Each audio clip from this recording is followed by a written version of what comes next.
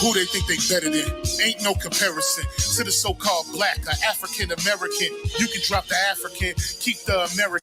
When we say Aborigine and make their world in, I'm going in the same dirt my ancestors buried in. I come from a god and a goddess, so what that make me? Not even Basquiat can trace me. Not even Van Gogh can paint me.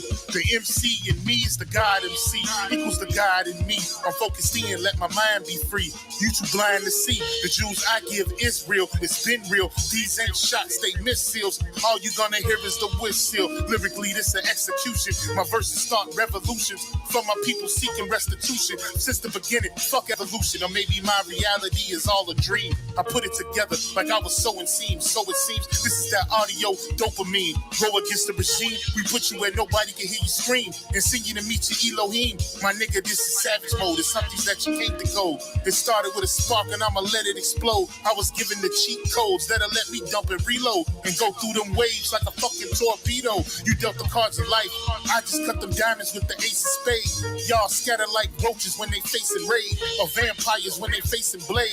I'm trying to get next to Shireen like I'm getting played. You still stuck as a mental slave. You still stuck in that mental cage. While I'm making easy money, pipping holes in style. This my coming to age. Crowd roaring when I'm coming on stage. And when I'm done, they gonna be cheering my name. Drake Cobbs, and nah, I ain't quit my day job. I spit bars. I really rap on my day off. That's real shit. Just give you some tools you can build with. Aim high even if you still miss. Just keep going. It's a climb to the top. And I'ma keep flowing. Down Lake Shore, I'm Chicagoan. Yeah.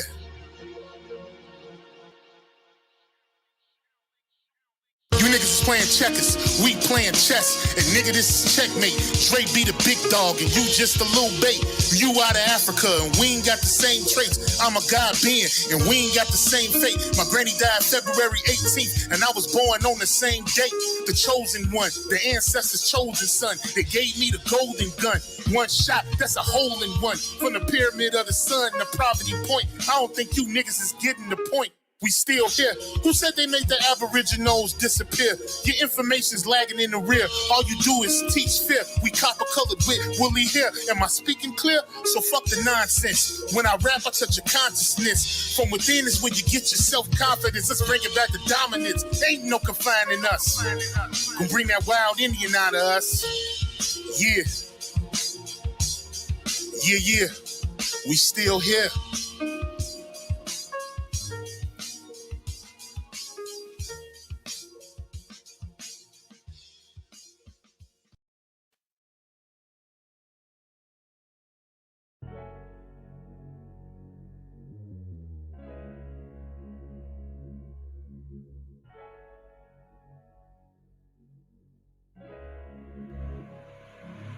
And oh yeah, put that Super 7 in the air. Tell me how you feel it when you feeling up there.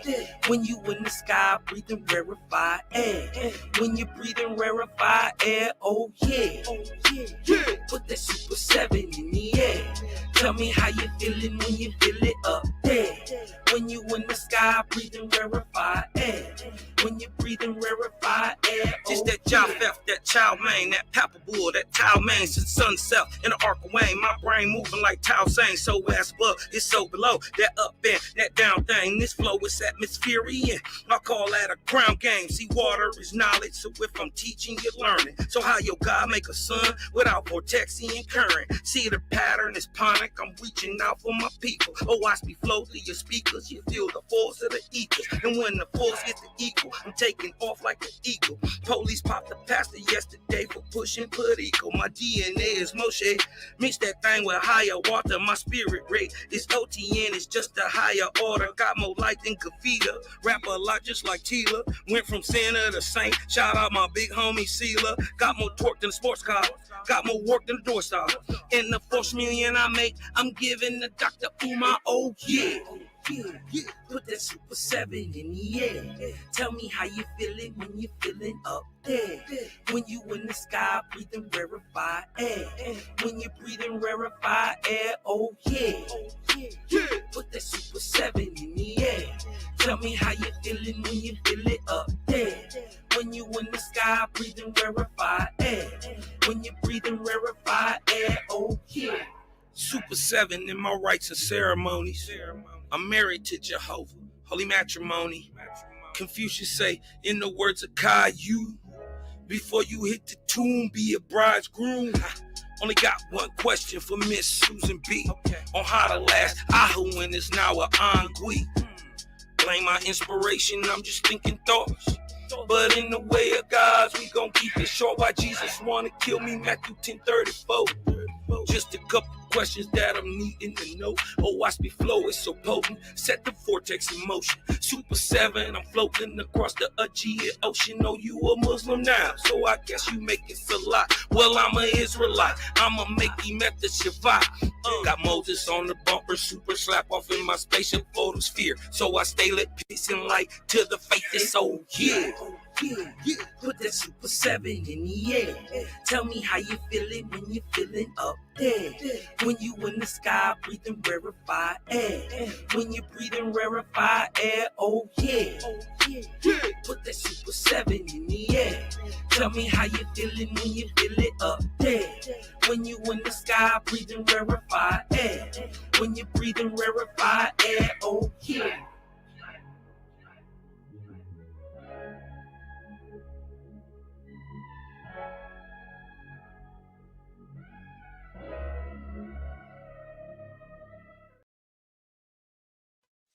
Yes. Hey, y'all. Peace and love to all the Aboriginals. Hold up. I forgot something. I got to get y'all my intro.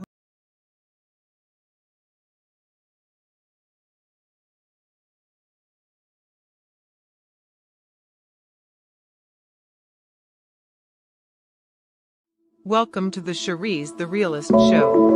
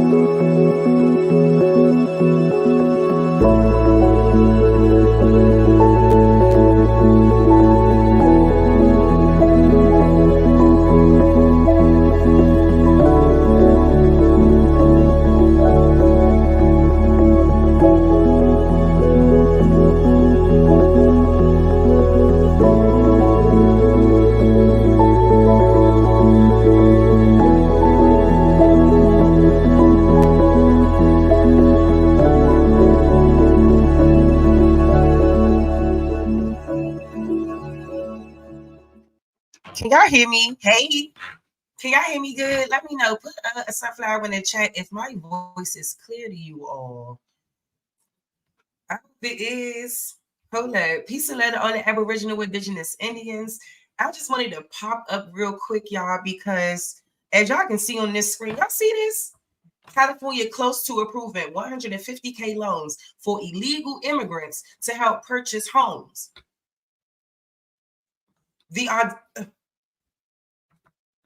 Hold up, y'all. So we gotta take a step back. So it just makes me wonder, how did we get here, right? How did this happen? How are they able to approve $150,000 in loans for illegal immigrants to help them purchase homes? And they barely want to do that on the home front for the people who actually live in this country and are from this country, especially the originals. Now let's see. I was gonna read the video. I didn't watch that video, so I'm not sure if that video is pertaining to the subject at hand. But let's go, because I'm gonna go through a few things. I also have a fact sheet up because I think we don't like to talk about the fact that, you know, we have this woman who's getting ready to run for president. We have a bunch of people around saying, hey, don't question this, don't question that. Meanwhile, they're able to push through things solely for their people. But when it's asked if they're going to do something solely for our people, there's always this big hoopla John around it. Like, all right. So I hope y'all doing good. You know, the migrant crisis really, really it bothers me so much because I really do feel like us as a people, we don't care about this issue. And it's an issue that's going to directly affect us. And y'all may not see it now, but they're approving home loans for these people in California. So it's going down. And we need to be ready. Yes, hold on. Let me shout out my chat. I know y'all coming in. I know Sister Bethy live too. Shout out to Sister Bethy. You know what I'm saying? But I had to get on here and speak my piece because, I'm tired of us being in this place where we're so stagnant. We're so content with everything that's going on. And we're not really being as proactive as we need to be. All right. Shout out to Brown Liquor No Ice. Hi, baby. Hey, Juice. Hey, Greedy. Salute, family. Hold up. Y'all coming on in. I see. Hold up. Let's keep it rocking. Yes, ex-St. Louis, my bro. Listen, I did screenshot your email. I would love to have you on and, we could just have a conversation like I tell everybody. Yes, Juice. Shout out to Juice. Kill a pain when I see a pain, period. My sister, Copper Goddess. Hi, baby. Let's go. 305 War Chief, how you? Yes, the beautiful Dulcinea. Hi, baby. Man, we were up here building this morning, putting our foot in some Pan-African tail, okay? Trust and believe. My brother, Niji Superior, where you been, fam? Yes. So shout out to everybody in the chat. Shout out to everyone coming in. Real quick, I want to go through this article, and then we're going to go through some little things. We're going to talk about some things. I was actually able to pull up a fact sheet from the White House, and that pretty much breaks down all. So as some of you may know, some of you may not know, that Kamala Harris gave the AA and the NHP, all of those Pacific Islanders, all of these folks. She gave them $26 billion in grants. And this is a direct smack in our face after she went on camera and told people that she wasn't going to do anything directly for Black people. But she's doing shit directly to help her people, y'all. We got to wake up. And I know people are like, I don't know. We need to get a different term other than wake up. Because to me, people don't give a shit. Y'all, I'm trying to see if y'all can see me good for real. Like the camera, like my good side, it's not showing my good. Anyway, y'all, forget it. I ain't gonna stop battling, but let's go. So let me read through this so we can figure out what in the world is California proposing in terms of giving migrants $150,000 in loans. I'm trying to understand how they need loans more than us.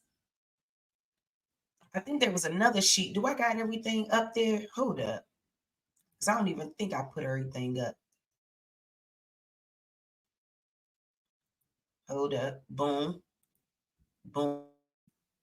It was something else. It was another form that should have been up here. I'm going to have to look for it while I'll look for it. Okay, so that's the fact sheet. There's another, y'all. I had another document that they were talking about why they're funding the immigrants, the illegal aliens. But I'm going to find it. But in the meantime, let me just go back to what I was doing. I hope y'all doing good. So it's a lot of things I'm going to go over. First, no, before I read what California is getting ready to do, before I read this, I just want to go back to this one thing that Donald Trump said when he spoke to the LBJ, because I think a lot of people really be missing the point here. Is to stop people from invading our country that are taking, frankly, a lot of problems with it. But one of the big problems, and a lot of the journalists in this room I know and I have great respect for, a lot of the journalists in this room are Black. I will tell you that coming from the border are millions and millions of people that happen to be taking Black jobs. You had the best. What exactly is a Black job, sir? A Black job is anybody that has a job. That's what it is. Anybody that has a job. And see, they wouldn't even let him finish his point because they so all up in awe about Black job. Shut up. Y'all are so immature. Because the fact that y'all will overlook the fact that millions and millions of people are being allowed to cross our borders and enter our country doesn't least a bit rowdy y'all, but y'all worried about a black job. Shut up. Y'all saying.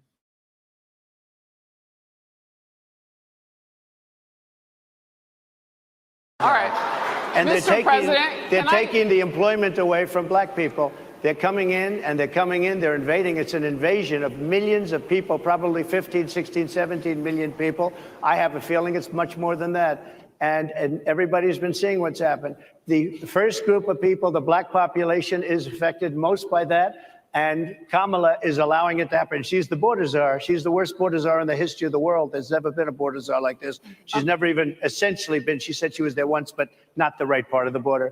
So she was a border czar. She's done a horrible job. These people are coming into our country, and they're taking black jobs and Hispanic jobs. And frankly, they're taking union jobs. Unions are being very badly affected by all of the millions of people that are pouring into our country. And one thing, as we discussed, many of these people are coming in from mental institutions, from prisons, from jails. They're gang members in other countries. Other countries are setting loose their prisoners. And that's what one of these documents said that I'm going to read. You know what I'm saying? Like, they are sending people who are literally criminals. This is what we got. What? Child, listen, taking all jobs is the issue, you know. But what I think what they're saying when they, I don't know, maybe he could have worded it better, but that's fine. I think that we need to let go of all of that and understand that this particular situation is going to directly impact Black Americans, so-called, okay? More than anything in this world right now. Like, yeah, I'm really, really, really worried about this, because when we talk about the experiences that we have had in this country, when it comes to the American dream, especially something as precious as being able to purchase your first home, and to know that they're just giving it to people. No, baby.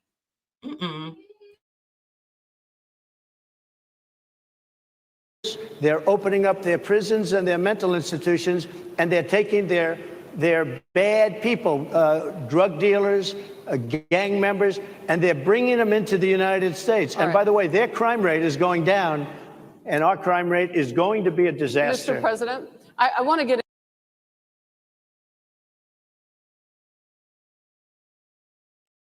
And to be honest, Trump is 100% correct in that regard.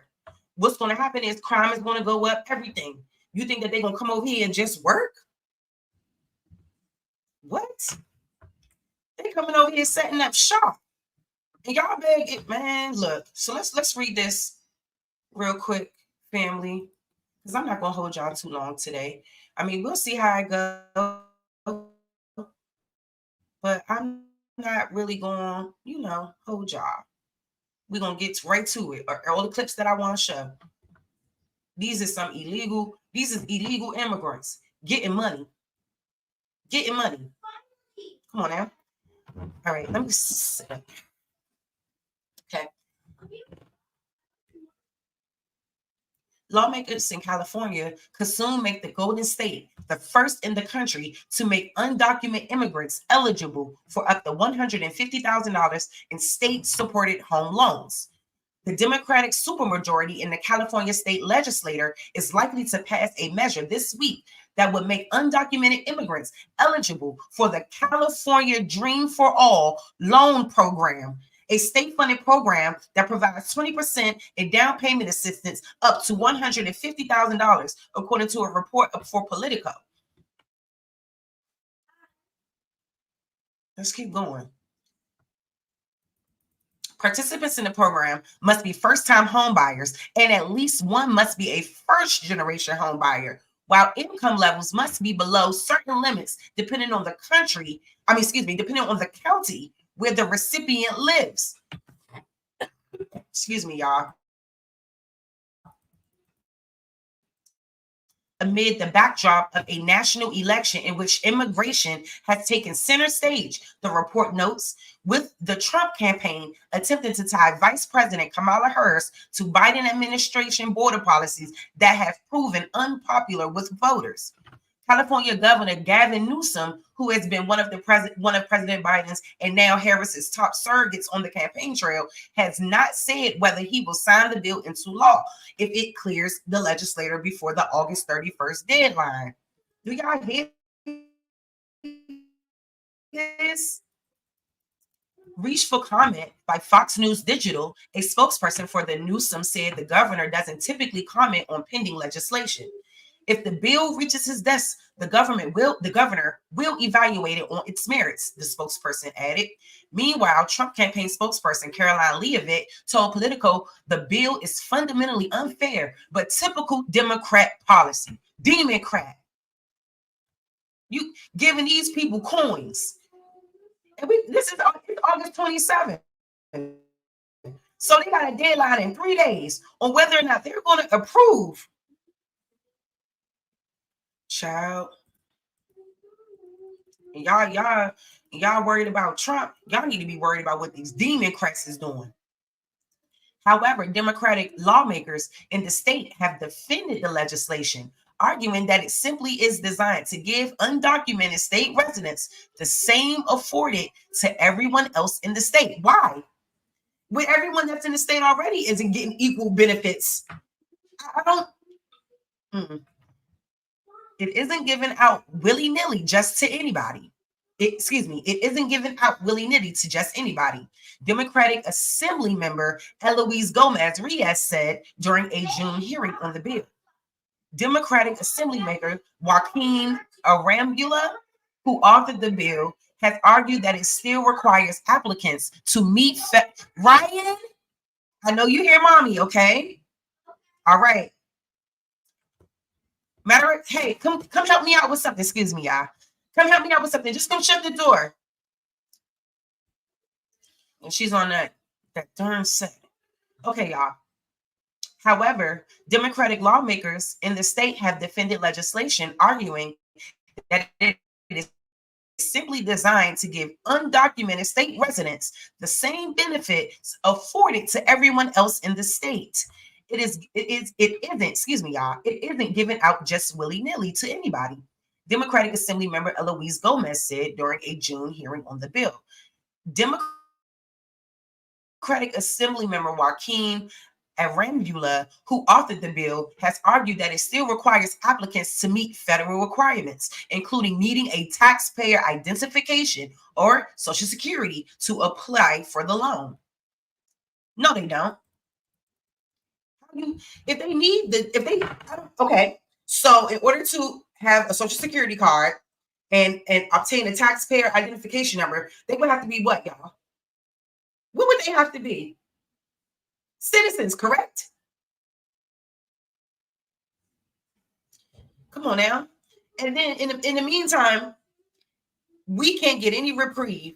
And we don't, and none of us cares enough to address this head on, because we got a bunch of sellouts like Plies, Steve Harvey, Ricky Smiley, who else? All these people trying to tell us that we should vote for someone that does not have our interests at heart as so-called Black Americans, and we have every right to address it. And the buck stops with all this. Oh, you gotta wait until they get in there. Stop doing this. Stop doing this. You don't ask it for the y'all people don't speak for us, because your lifestyle and our lifestyles, it don't compare, baby. Y'all in a different tax bracket. It don't compare. So stop trying to tell people who have been living this life for a long time and going through the things they've been going through for a long time to not ask any type of presidential candidate what they're going to do for your people. We have every right. Stop this shit. Our ancestors built this country, and I think y'all miss it. It's not only that our ancestors built this country, but we've been here since the beginning. No one can take that away. And now they're trying to take that away as well. They're trying to take away the fact that we've actually built this country. While meanwhile, we got migrants that can come in here, ancestors ain't built shit, ain't done nothing, ain't worked, but your taxpaying dollars are funding bills like this 150K program strictly for migrants. Let's keep reading. At issue, according to Aaron Beulah, is a federal law preventing undocumented immigrants from receiving state benefits without a specific law outlining their eligibility. So guess what's going to happen? They're going to create a law. They're going to put a law in place that says, hey, we can give undocuments a loan. And guess what? They're going to have a loan. So, y'all, we have to understand what's happening. And peace and love to everybody that's coming in slowly. Thank you for coming. Even if you didn't stay, I hope you like, share, and subscribe. Thank you. Okay. So let's keep going. Hi, Big Dog Philly OG. All right.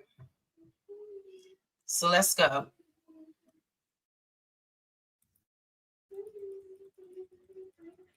We simply wanted to be as inclusive as possible within our policies so that all who are paying taxes here in our state were able to qualify. Aaron Beulah told Politico, without the international law that we are introducing, we felt that there were complexities and questions that many in the immigrant community would have. When asked by Fox Digital if the explanation changed the Trump campaign stance on legislation, Leavitt said no.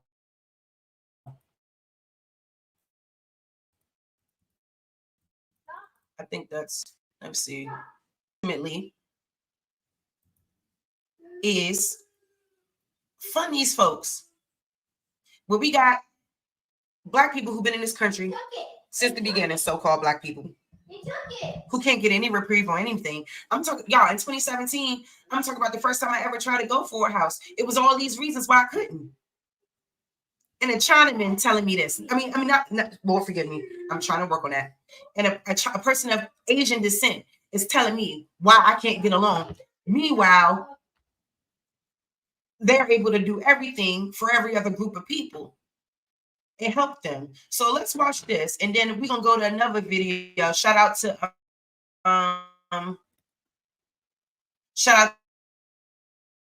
Black Site, because we're gonna talk about that $26 billion that she gave to her community while ignoring Black folks. Support reparations for Black. Do you support reparations for Black people? Well, listen. Again, we had over 200 years of slavery. We had Jim Crow for almost a century. We had legalized discrimination and segregation, and now we have segregation and discrimination that is not legal but still exists and is a barrier to progress. We have disparities around housing. We have disparities around education. We have disparities around income. And we have to recognize that everybody did not start out on an equal footing in this country. And in particular, Black people have not. And so we have got to recognize that and do something about that and give folks a lift up. That's why, for example, I'm proposing the Lift Act. Give people who are making $100,000. I hope it's not echoing, y'all. But what leg up did you give us? Did you ever propose the Lift Act? What? All these excuses. Let's keep going because I want to show the other video too. She gave out $26 billion. $1,000 or less as a family, a tax credit, which will benefit and uplift 60% of Black families who are in poverty. And she think all we need is a tax credit? Has this lady lost her mind?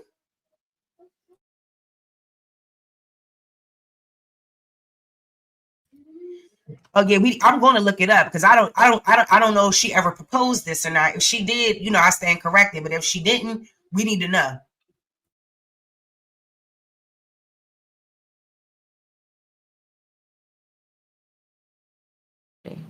So by default, it affects Black families, but there's not a particular policy for African Americans that you would explore. But no, if you look at is there a particular policy that you would explore strictly for so-called African American? No, no, no. And this is the woman. This is the woman that's allowing all of these migrants to come in here.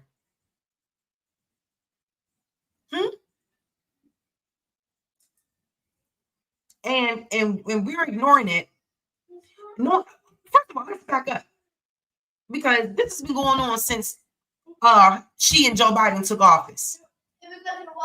We got to keep it real and keep it in perspective here. This is outrageous.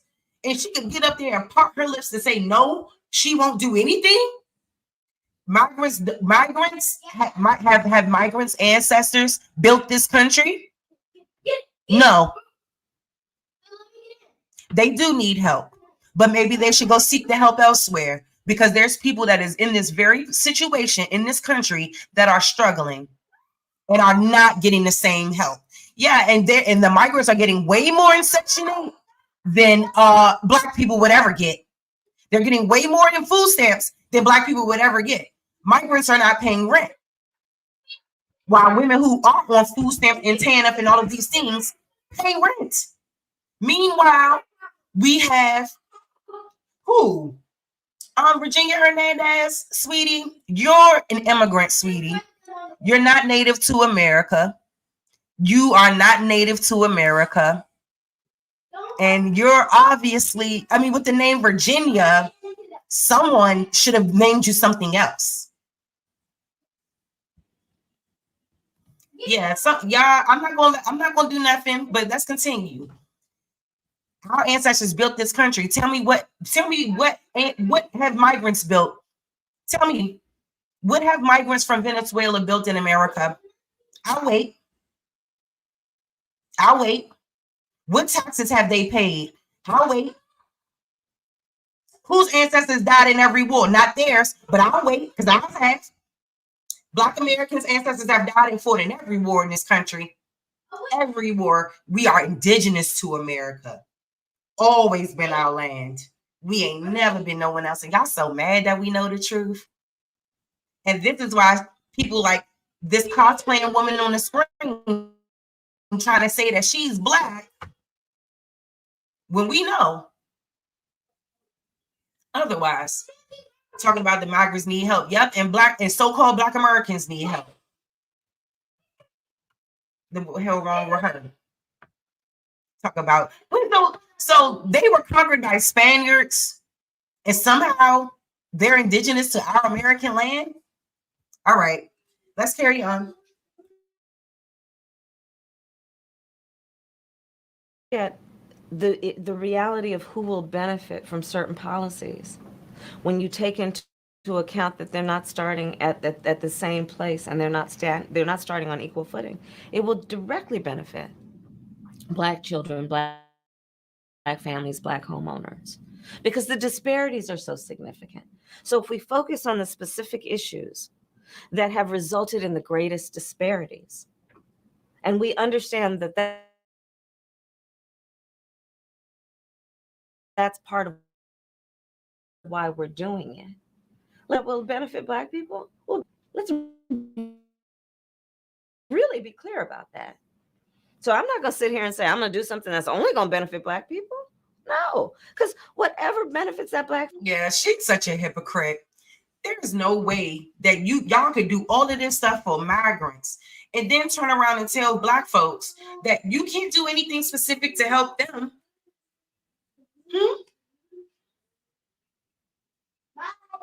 You can't do anything specific to help our folks whose ancestors died fighting for equality in this country, died fighting for our lives to be better, for this. And it's spit in our face to sit around and watch this happen, y'all.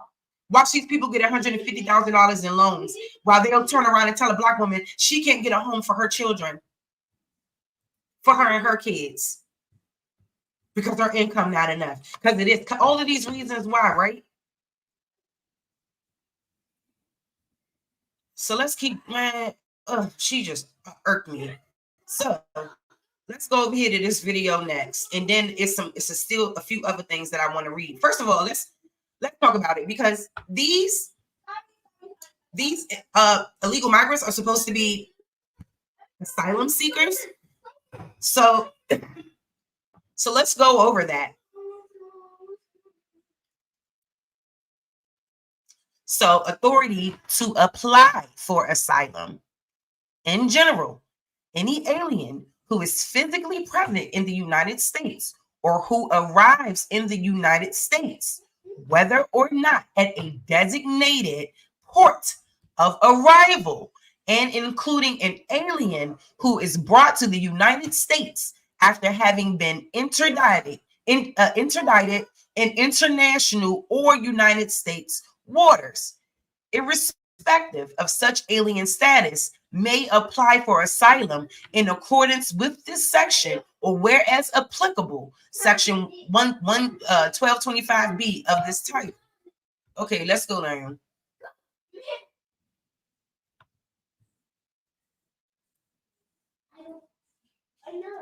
Okay, exceptions.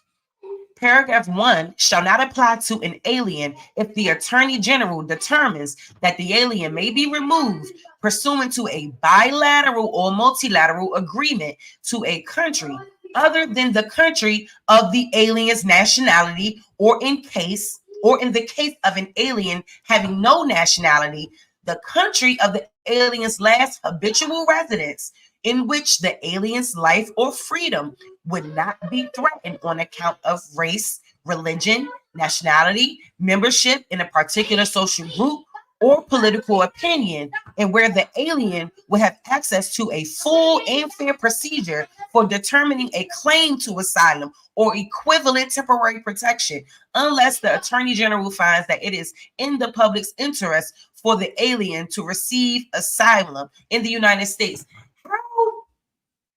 How is this benefiting people in the United States? They're not paying rent. How is that benefiting us? They're not paying rent. That's where I'm stuck at. Y'all not paying rent. And they ready to give y'all land. I mean, they ready to give y'all loans for homes. And we know people who lived in this country, most of us, some of us will never ascertain that dream. And to know that an illegal could come over here and it's going to happen for them just like that, no, that says a lot. That says what's wrong with this country. Okay. And okay, so time limit.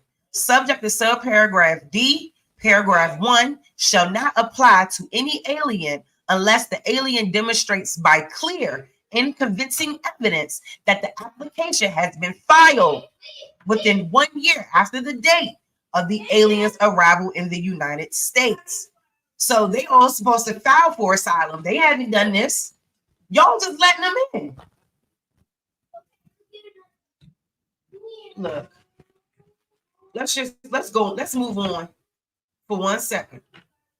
Because I'm telling y'all, this stuff right here really grinds my gears. It really does. So they're here illegally. They haven't gone through the proper procedure to seek asylum. Meanwhile, they're not even paying rent. Virginia, I hope you thought about what you had. I hope you went to go do some research. Not trying to be funny, but it had been so-called Spanish folks that been moving in it. Yeah. Oh, we're gonna talk about it. Nobody hating on her. We ain't gonna let you come in our chat and spew it. They not gonna, well, hey, I can't control them, and I shouldn't even be responding to you. So let me do this. So the chat will deal with you accordingly. They have every right to deal with you how they choose to do it. Okay, they got the wrenches, not me. So now Kamala Harris gives $26 billion to Asian community in grants. So let's talk about it. All right, because there's still something else I want to read from the Center of Immigration Studies as well, and talking about what the T is. Okay.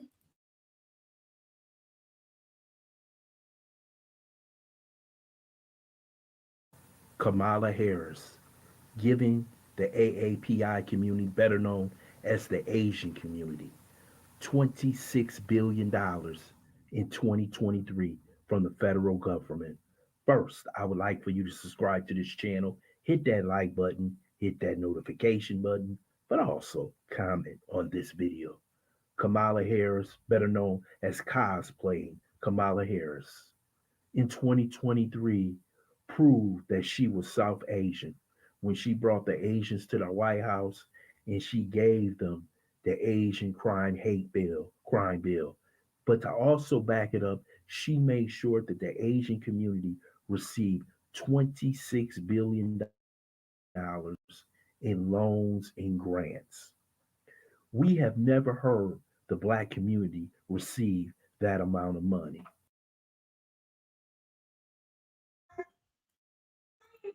$26 billion. Do y'all hear this? And no, they've never proposed anything like this for us. Ever.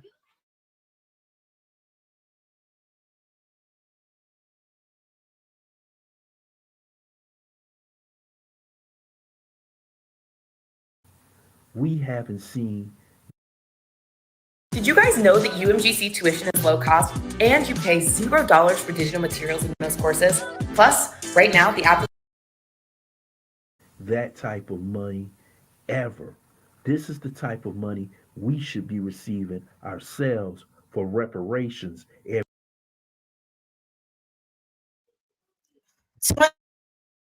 26 billion. And guess what? What they owe Black Americans, so-called Black Americans for slavery, it's way more than 26 billion. I'm trying to understand what they have done to deserve this money over our people. And we're supposed to support someone who is supporting every other group, including migrants, being able to come in this country and be ahead of Black people. That's the issue.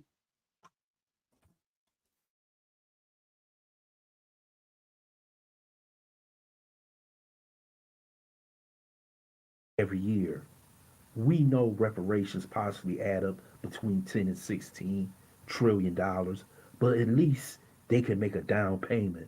But it seems like our money has been going to the Asian community, the migrant community, the Native American community, but nothing has been dropped at the foot store of ADOS. Now, hey, y'all already know we Aboriginal Indigenous Indians over here, baby. I can't believe these. Girl, that Virginia girl, you funny. You funny. And that's the issue. They got everybody thinking that they're indigenous to our lands.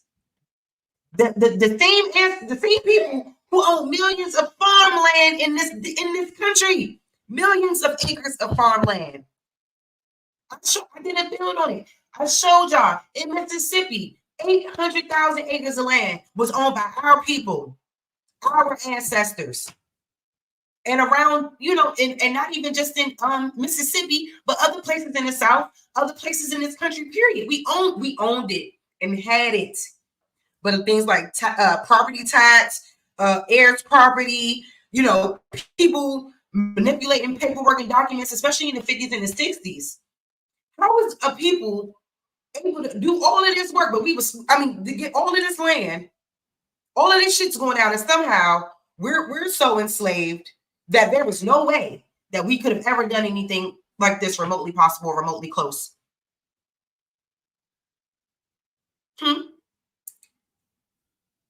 I think that this is it's very, very heartbreaking, yo.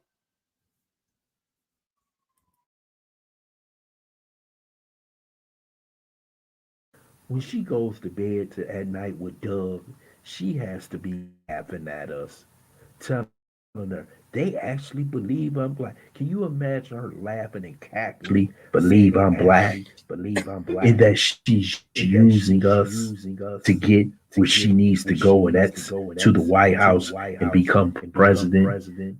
And it's soon she puts her hands up on that Black because they are. The Roland Martins, the Ricky Smileys, the Steve Harveys, those cats over there, the Lukes, You can keep going on and on for the people who supporting cosplay hairs or chameleon hairs, whatever you would like to call her. But she does not care about the black community. And the LA Times can write all the articles about black people are now trying to separate themselves.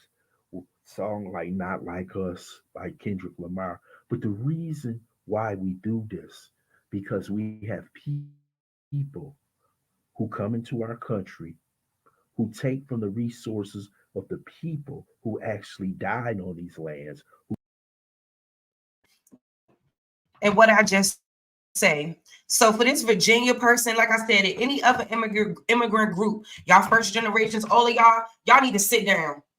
Y'all really need to sit down because you all have nothing to do with it. Your ancestors didn't fight and die for nothing. They didn't build shit. They didn't cultivate shit.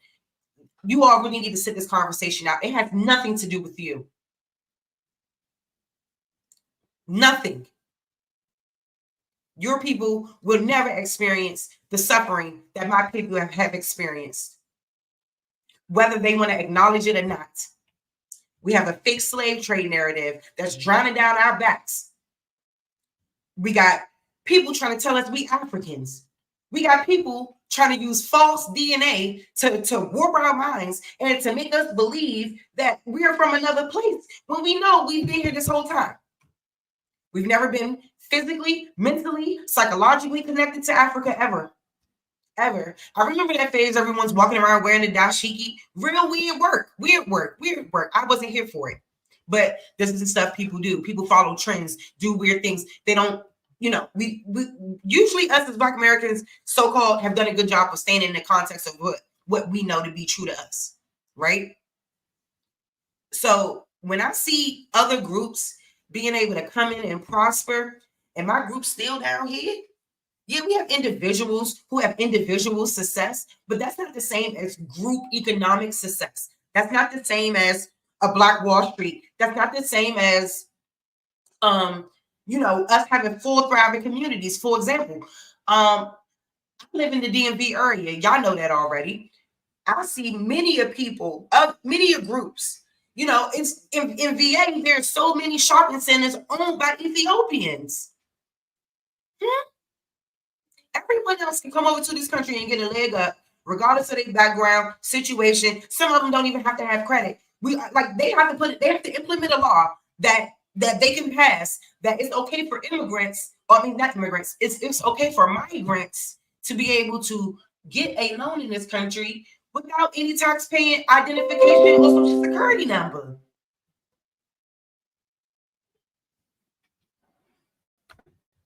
All right, let's keep listening to this brother Black Site Cook. Like I said, the ADOS and all of that, all of that stuff is just going to be a hard thing to prove, y'all.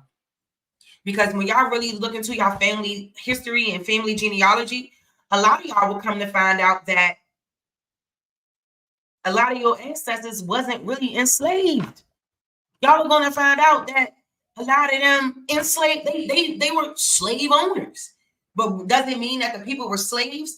No, not necessarily, because we know that a lot of Black people who owned slaves or whatever, a lot of them owned anomaly members of their family, nominal members of their family. So direct members of their family, cousins, sisters, aunties, whatever was going on, they bought them and that's what was going on. Okay? I think that this whole notion behind slavery is the confusion. And for her, that Virginia girl, to be able to type in my chat, Blacks are from Africa, that is history that you were taught in school. They have never proved that Black people come from Africa. The only thing that they are equating so-called Black people in America to Africa is our hue. Is this. Look, come on now.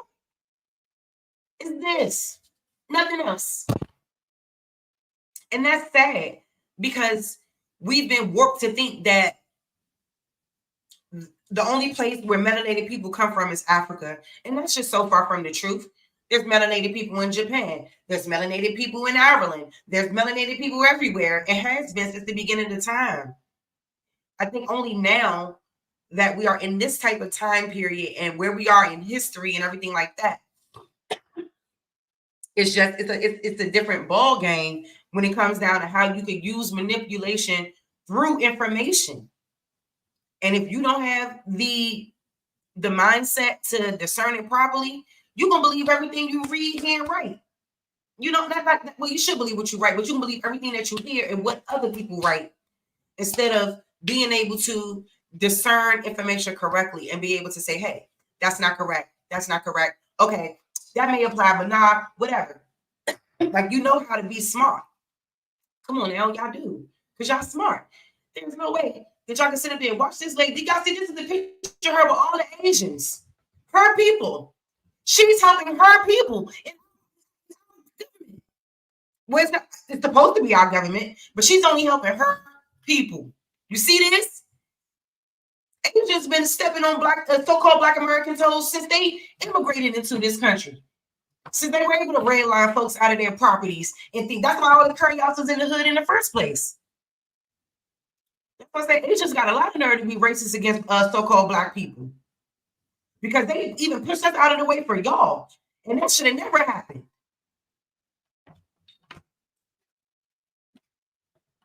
Meanwhile, they was beating Rodney King ass. They was beating people ass for no reason. And excuse me, y'all, enacting bullshit bills, crimes, laws. When we're talking about the crime bill, 1994, when we're talking about all the 3 strikes you're out, all this dumb stuff was strictly imposed on our people. Then we're talking about a woman who is bragging about the conviction rates that she got in California. Yeah, all the conviction rates you got is on the backs of the so-called Black men that you were getting locked up in California. Being truant. I mean, being pressed to truant single Black moms who may have issues getting their kids to school, or kids may not show up to school, or whatever's going on in that situation. But to directly try to penalize the parent, you know what I'm saying? It just goes to show that your effort is not to give any remedy to anything. It's not. And if we keep ignoring this migrant crisis, if we keep ignoring that these people are coming over this border, and soon enough you think that we gonna be in the hood? No. They gonna be in the hood. They gonna be that new lower class population, because I think this is all about voting and having certain votes. But like I said, y'all, I could go on and on and on about this. Hey, Engine Radio. Hey, Straight Smoke. Hey, Greedy.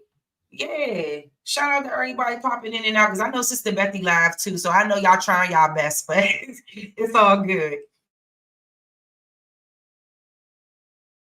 Who suffered for 400 years, who didn't receive 40 acres in a mule. And I mean, not Kamala said 20, she forgot it's 40. That tells you how much she actually knows about our community. And she doesn't care. But when she gets a chance to advocate, she advocated for her own people. She didn't advocate for Black people. You haven't seen her say anything for Black people. Not only have we never seen her do anything or speak on specific Black issues, it's been over a month. She's an embarrassment, because even if you felt like you were one of us, why didn't you show up to the Black journalist things? Trump showed up. Why you didn't show up? And it's been over a month and you still ain't made plans to get back with those ladies. I wonder why. Because she don't give a goddamn about Black people, Black journalists, Black intellectuals, so-called. She doesn't give a goddamn, because she care about helping her. Y'all see this? Y'all see these people? These Koreans, Japanese people, these Asians? That's who she's interested in helping. And if y'all vote that bitch in there, I swear to God, it's just going to keep happening. Lord, listen, I'm trying to work. I want to get my platform up there, and I keep calling the lady a B word. I'm trying not to do it. But we have to keep it real and stay within the context of the conversation and understand, like, her fight, all of these people trying to tell y'all which way to go, supporting this woman ain't gonna be the way, because she's gonna continue to let migrants in, and she's gonna continue to do exactly what she's doing to help every other group except for your Black ass.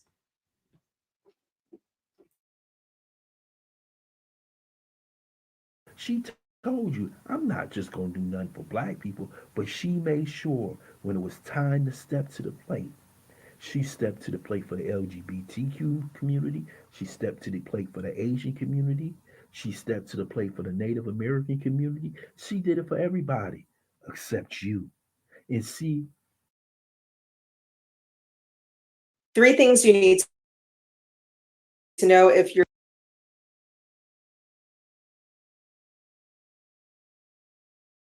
they know that all you care about is color, a party, and some booty shaking, and she knows that she's gonna get your vote.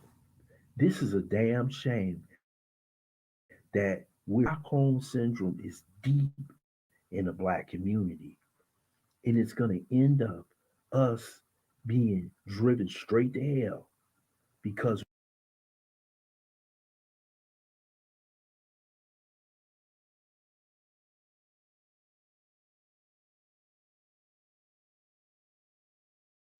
excuse me, y'all.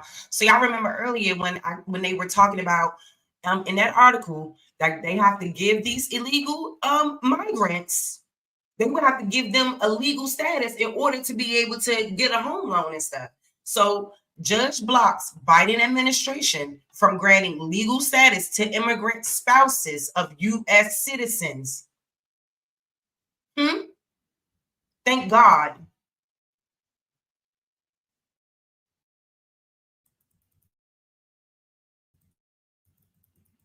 Now let's see one day temporarily blocked the Biden administration from granting legal status to unauthorized immigrants married to American citizens, granting a request from 16 Republican-led states who challenged the new policy. Shout out to them for challenging that shit. The order by District Court Judge J. Campbell Barker effectively brings to a halt a large immigration program that opened just last week to an estimated 500,000 immigrants living in the U.S. without legal status. While preliminary and temporary, the ruling is also an early blow to one of the major moves taken by President Biden in June on immigration, a top campaign issue in the 2024 race for president. Announced just weeks after another executive action that has been greatly curtailed access to asylum at the southern border, the program known as Keeping Families Together was announced as a measure to address the plight of some of the undocumented immigrants who have lived in the U.S. for years in legal limbo. The policy allows unauthorized immigrants to apply for temporary work permits and deportation protections under an immigration benefit known as parole. If they are married to a U.S. citizen, have lived in this country for at least 10 years, and passed background checks, the program is also open to the undocumented stepchildren of U.S. citizens. How the fuck? Those with felony convictions are ineligible for process. Most importantly, the program also unlocks a streamlined pathway to permanent residency and, after several years, U.S. citizenship for eligible immigrants. Immigrants, including those who live in the U.S. illegally, can get a green card if they marry an American citizen. But U.S. law generally requires those who enter the U.S. illegally to leave the country and re-enter legally to be eligible for a green card. Doing so, however, can trigger a 3 or 10-year ban from the U.S., prompting many mixed status families not to pursue that option. It's like, yeah, I mean, blocking this is important because blocking this is going to make, it's going to make, if they didn't block it, these illegals would get away with the same shit. While the Biden administration has argued its initiative promotes family unity in households that includes U.S. citizens, Texas and the other Republican-controlled states said in a lawsuit filed Friday that the policy rewards illegal immigration. The red states, which have challenged nearly every major Biden administration immigration move, said the policy misused the Immigration Parole Authority. On Monday, Barker, the federal judge in Texas appointed by former President Donald Trump, issued an administrative order prohibiting the Department of Homeland Security from granting parole to those applying for the Keeping Families Together policy. Barker made his order valid for 14 days, but he suggested he could extend it. While they can't approve them, federal officials can continue accepting applications under the program. Department of Homeland Security spokesperson Nareed Khatudat confirmed on Tuesday the agency has stopped approving cases under the process. Keeping Families Together enables U.S. citizens and their families to live without fear of separation, consistent with fundamental American values. The Department of Homeland Security will comply with the court's decision, including continuing to accept applications while we defend keeping families together in court. Former Trump White House immigration advisor Stephen Miller, whose group America First Legal joined the lawsuit filed by Texas and other GOP-led states, praised Monday's court order. This is a huge victory in our courtroom battle to block the Biden-Harris executive fiat, giving over 1 million illegal aliens a path to U.S. citizenship, Miller said in a statement, period. In a statement Tuesday, President Biden said that the ruling by a single district and court in Texas was quote unquote wrong. How was it wrong, Joe Biden? These families should not be needlessly separated. We don't give a goddamn. They should be able to stay together, and my administration will not stop fighting for them. Honey, y'all are about to be out the door. Now, let me tell you something. Why we gotta worry about keeping their families together? And that are the kids, but our children who remain in the fucking system. And y'all be quick to separate them from their mama because their mother might got a little issue here and there. Or y'all be ready. But y'all want to fight to keep their families together. They shouldn't be here illegally. And it's a smack in the face to all the people who do go through the process to become a legal citizen of the United States. It's a smack in the face, but especially to us. Like that boy said, no 40 acres and a mule, no reparations, no nothing. Oh, but the Asians got $26 billion. The migrants ain't paying no rent.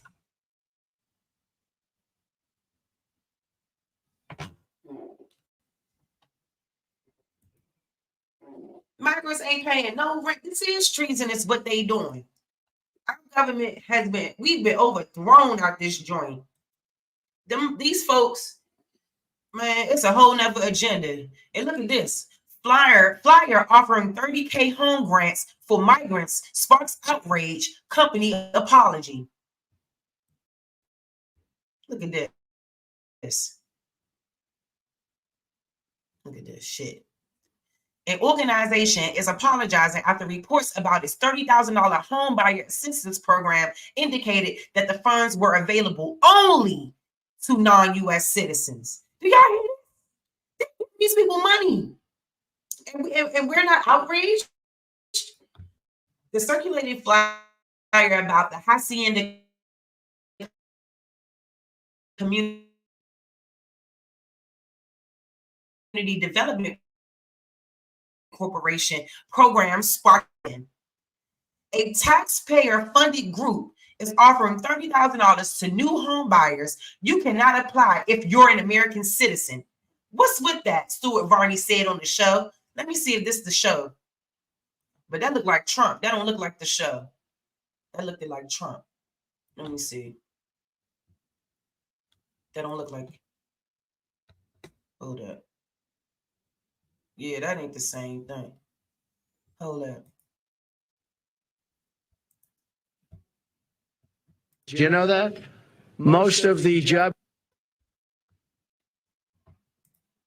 creation has gone to migrants. In fact, I've heard that substantially more than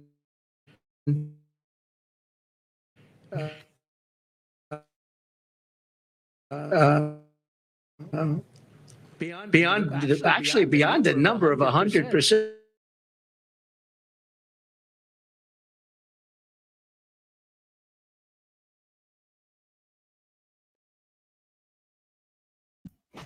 All right, so y'all heard what he said. If y'all hear, let's hear what he said again. And we're gonna keep reading this stuff because this is happening all over the country, y'all. This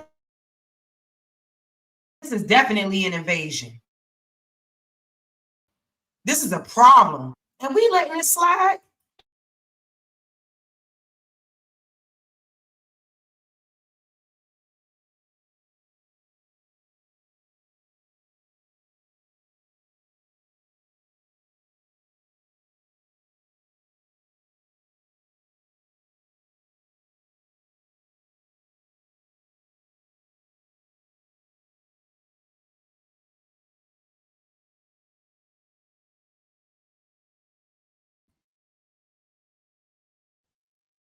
All right, my bad, y'all.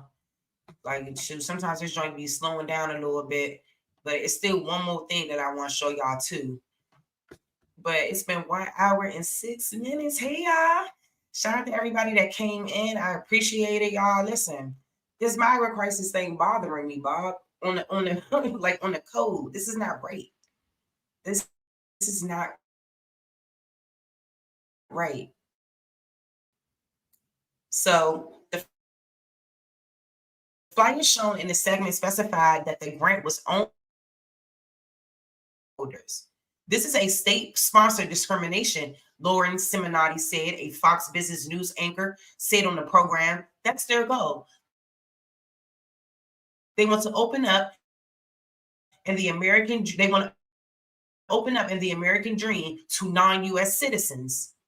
Barney's folks will vote and vote Democrat because they're the people that let them in. That's what this is about. So you have a lot of people on the back end who think that this shit is strictly about the Democrats having more control in terms of voting. A HCDC issued a clarification and apology after the backlash it received online. A graphic circulated on social media mistakenly specifies the program is only for people who are not American citizens. Now it's a mistake. Child, please. This was an error made by social media consultant, and it is not true. It should have been caught before being released. The EEI program is for every Oregonian, and Hacienda apologizes for any confusion that this may have caused. The Latino-led organization based in Oregon receives funds for mortgage down payment assistance from Oregon SB 1579, the Economic Equity Investment Act, to build economic stability, self-sufficiency, wealth building opportunities, and economic equality among disadvantaged individuals, families, businesses, and communities in the state, Forenza said. The nonprofit said that down payment money was available to 21 home buyers through a pilot program funded through the Oregon Department of Economic Development. The only reason why they switched up is because people start going off. Otherwise, y'all wouldn't have switched up. Participants had to be Oregon taxpayers with a mortgage pre-approved by a bank or credit union and meet 2 out of 5 risk factors outlined by the program, according to Fonseca. The risk factors include experiencing discrimination because of race or ethnicity, English language proficiency, citizenship status, socioeconomic status, and residence in a rural location.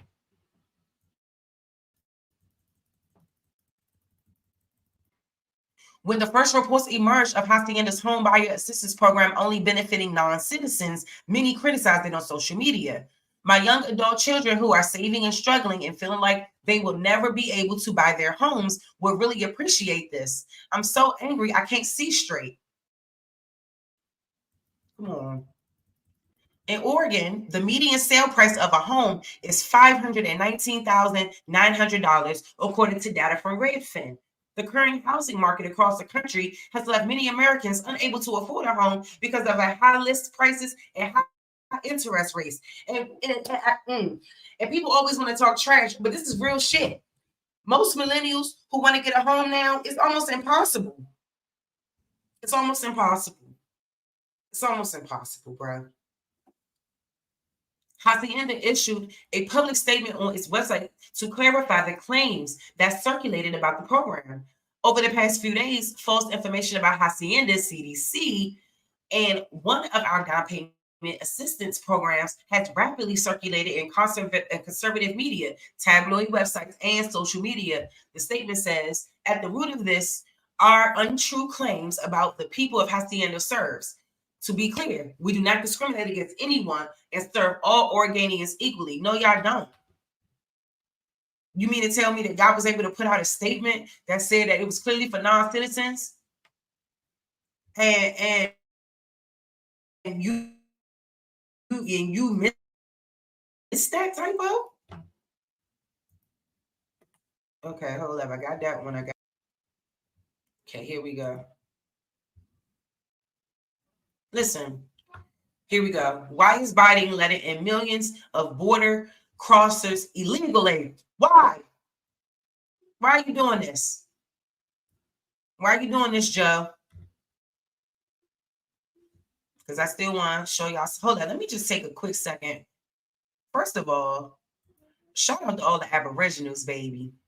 Listen, this is real shit that we dealing with, right? Y'all know that.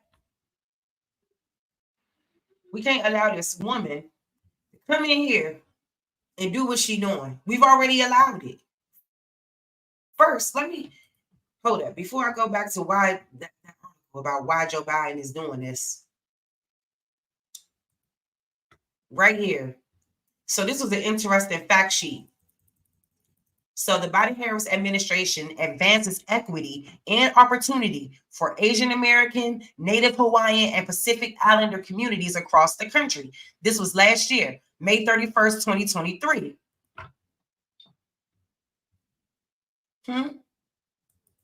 Since day one of this administration, President Joe Biden and Vice President Kamala Harris have prioritized the advancement of opportunity, equity, and safety for Asian Americans, Native Hawaiians, and Pacific Islanders, AA and NHPI communities to realize the full promise of our nation.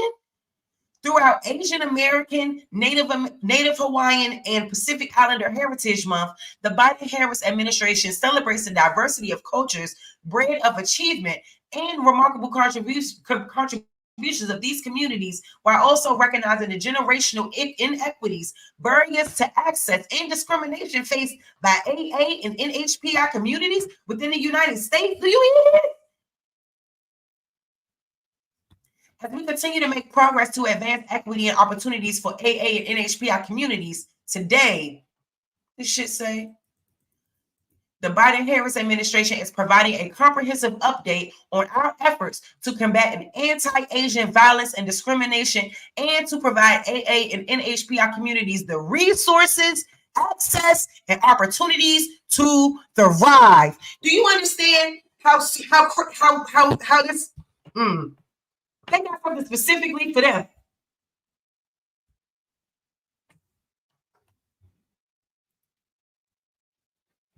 Play Rock the Boat by Wise Intelligent on the way out. I sure the hell will. Yeah, did all that crap over there in was that Hawaii Carpet Goddess, or was that what's the other place? It wasn't Hawaii. Was that Hawaii? That damn. So anyway, let's go. Because this shit long as hell. Y'all see how long? Y'all see it's a long ass bar right there. Because I don't think a lot of y'all really understand when we say that she's doing shit for other people, but not your people. I don't think y'all feeling me when I'm telling y'all that this woman is going to be a detriment to us, bruh. This is not it. This is not it. See, first they wanted to combat Asian hate, combating anti-Asian hate, and promoting belonging and inclusion of AA and NHPI communities. AA and NHPI communities continue to face anti-Asian hate and persistent racism, xenophobia, religious discrimination, and violence that began long before the COVID-19 pandemic in May of 2021. And how long have our people been suffering in America? For over, what they say, 400 years? They love to say that. What has the Asians done for Americans? For America? Every other group that has came over here, they've only done anything and everything to only benefit themselves. Wow, we don't get no 40 acres and a mule, no reparations, no nothing. And the migrants ain't paying rent. They not paying rent. I'm gonna keep saying it. The migrants ain't paying rent. And it's not cute. Okay? Y'all okay with them living rent free? Child, look. Listen. Let me tell y'all something. These single mothers paying rent. Even with their benefits, government assistance, they still got to pay rent out of that. Meanwhile, they're housing these people. But then in the same breath, will tell so-called black woman, oh, you need to go to a job training program. You need to do this. They're not going to what job training program are they going to? To keep their benefits. What slavery did they go through?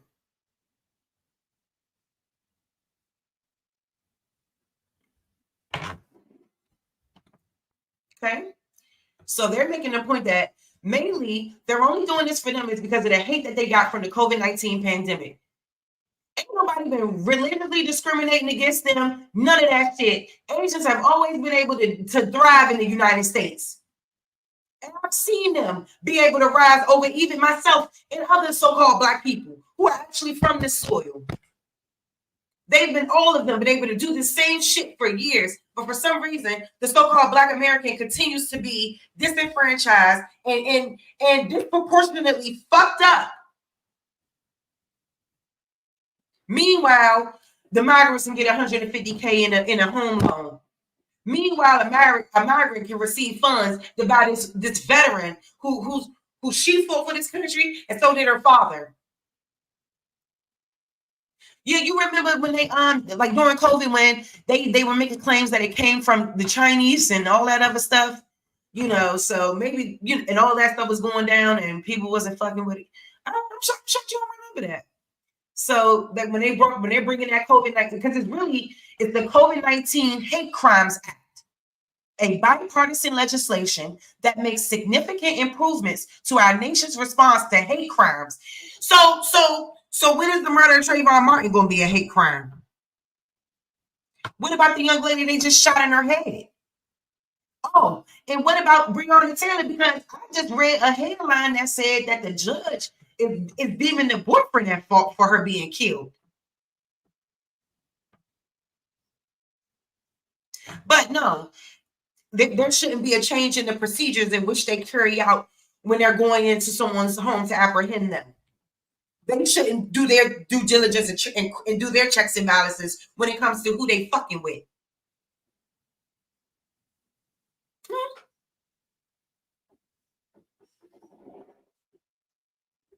So anyway, the bill addresses two challenges: the lack of resources and training for state and local law enforcement to accurately identify and report hate crimes to the FBI, and the language and cultural barriers that many AA and NHPI communities and communities of color face in reporting hate crimes to law enforcement. Y'all, that hate crime, yeah.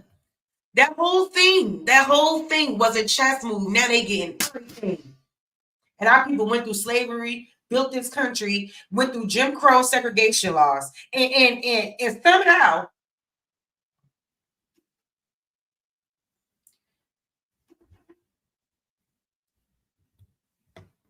they never lacked in resources. Shit.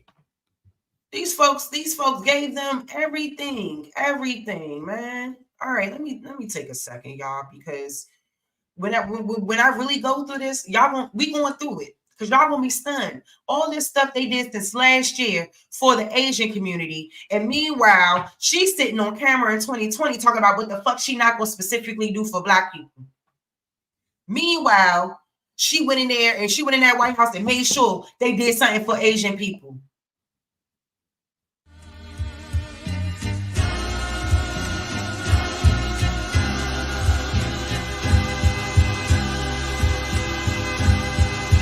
Shout out to the mama chief. Shout out to the mama chief. You be quiet when Big Mama speak. You be quiet when Big Mama speak. Part of me. It flows through my arteries. Part of me. Even on that journey, that love grows out of garden. Journey, that love grows out of garden. When we sick, the first to heal us. When we mama's boy, yeah, you know, her pride and joy. Yeah, you know, her pride. Yeah, you know, I'm an enjoy. Calm you down, just by the sound of a voice. There isn't another feeling inside. When they cheer you on, that you gain. And you feeling the pride. When you and your siblings fight, she gon' make you put the feelings you and your siblings. She can't lead you down the road, but she can give you the guide. Where you think I get that blissful look in my eyes? I need a side of ice cream with lemons after my eyes. You know for sure for Mama Chief, you know I'm a ride. You know we all need a Mama Chief, you know I'm a ride. Yeah, we all love a Mama Chiefs. The greatness, we all love a Mama Chief. The foundation, the knowledge passed down so many generations. Our motivation, I just want to thank you for my creation. Cause we all love a Mama Chiefs. Yeah, we all. Let's do that again. My bad. Y'all always forget to take off the what you call. So I don't know why this thing on my face looking like that.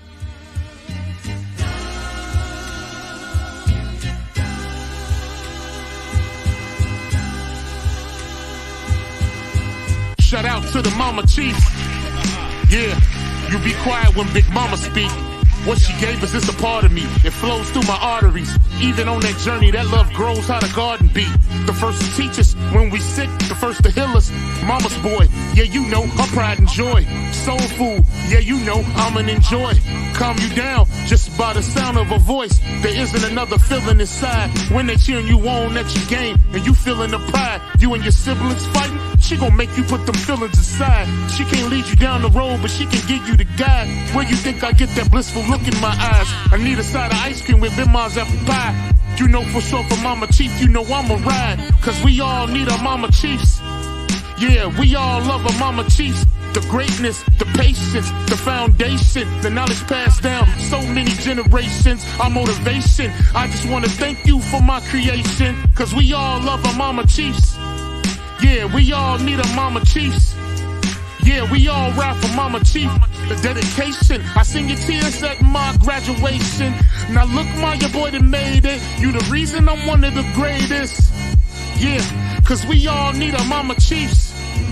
Yeah, we all love our Mama Chiefs. Yeah, we all ride for Mama Chief. Now be quiet, let Big Mama speak.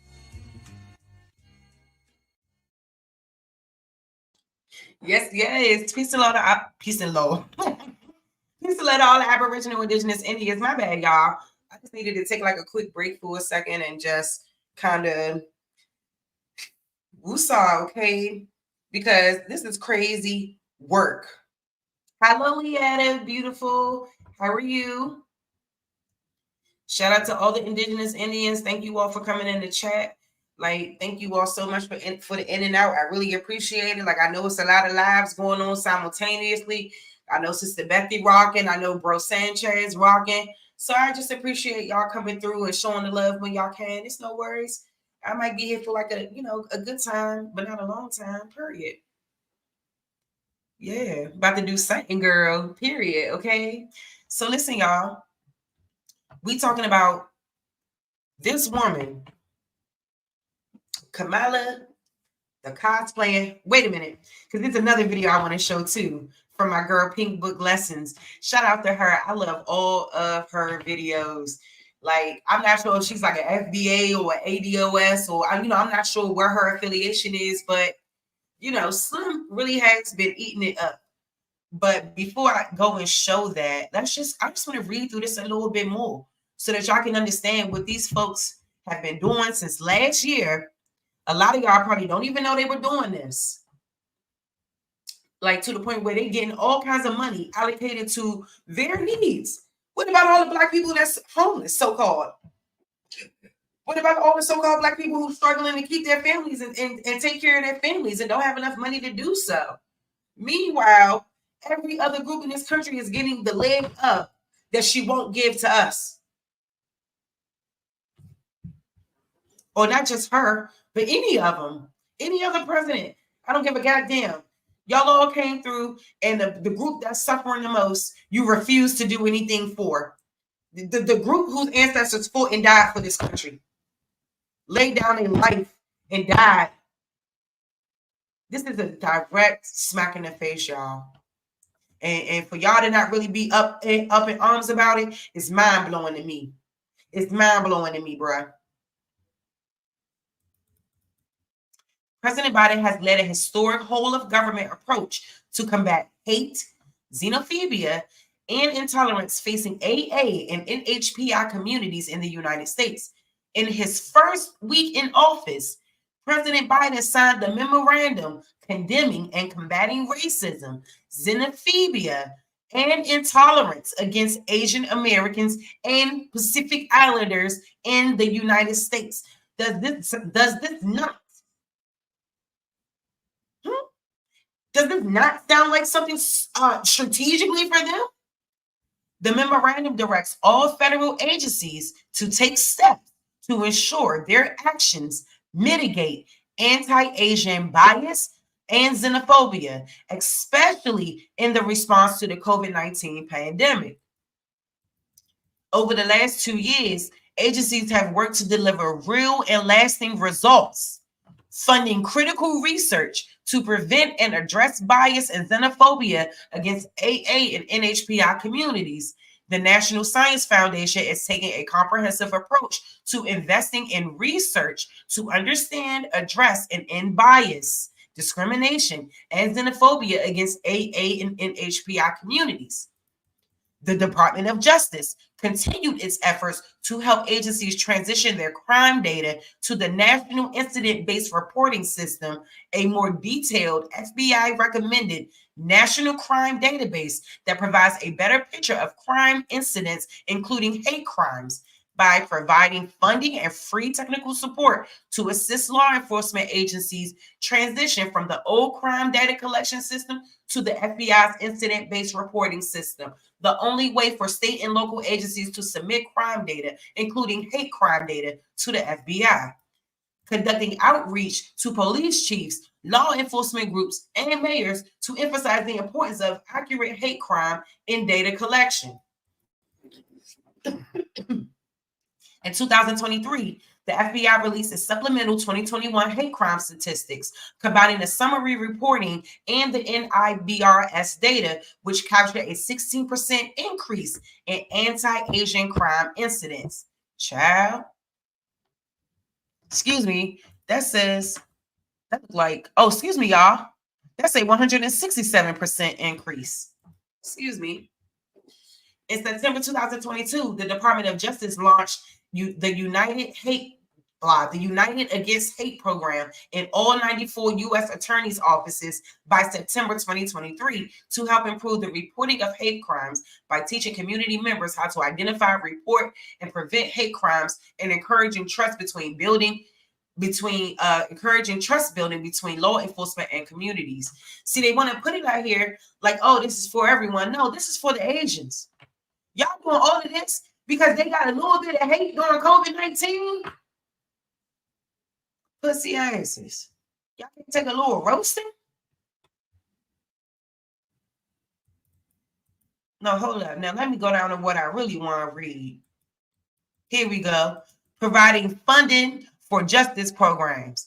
The Department of Justice awarded over $32 million in grant funding to law enforcement and prosecution agencies, community-based organizations, and civil rights groups to support outreach, investigations, prosecution, community awareness and preparedness, reporting, hotlines, and victim services, as well as supporting research and program evaluation studies. So these are all the people these are all the places that they're supposed to put the money in for the studies. The Matthew Shepard and James Beard Junior Hate Crime Program, the Community-Based Approaches to Prevent and Address Hate Crimes Program, the Jabbar Hare No Hate Program, the Emmett Till Program, which supports law enforcement and prosecutors and their partners in their efforts to investigate and resolve cold case homicides that involve civil. Okay. Anyway, so let's keep going. revitalizing the Justice Department's Community Relations Service. The Justice Department is strategically revitalizing the Community Relations Services, an office which provides facilitated dialogue, mediation, training, and consultation for communities facing bias-related conflict, including AA and NHPI communities. You see how each and every time they talk about this, they specify the community in which they are talking about. Talking about these motherfuckers, man. Don't nobody hate them. Come on now. They've been getting away with what they've been getting away with in this country for years, too. They just mad that people, it ain't our fault they put it out there that the damn shit came from one of them Asian. That's not our fault. Hold up, because I want to keep going down. So hold up. So when they passed this on May 27th, 2021, following the review's completion and the passage of the COVID-19 Hate Crimes Act and Jabbar Hair No Hate, the Attorney General issued a memorandum announcing immediate steps to deter hate crimes and bias-related incidents, address them when they occur, support victims, and reduce pernicious effects these incidents have on our society.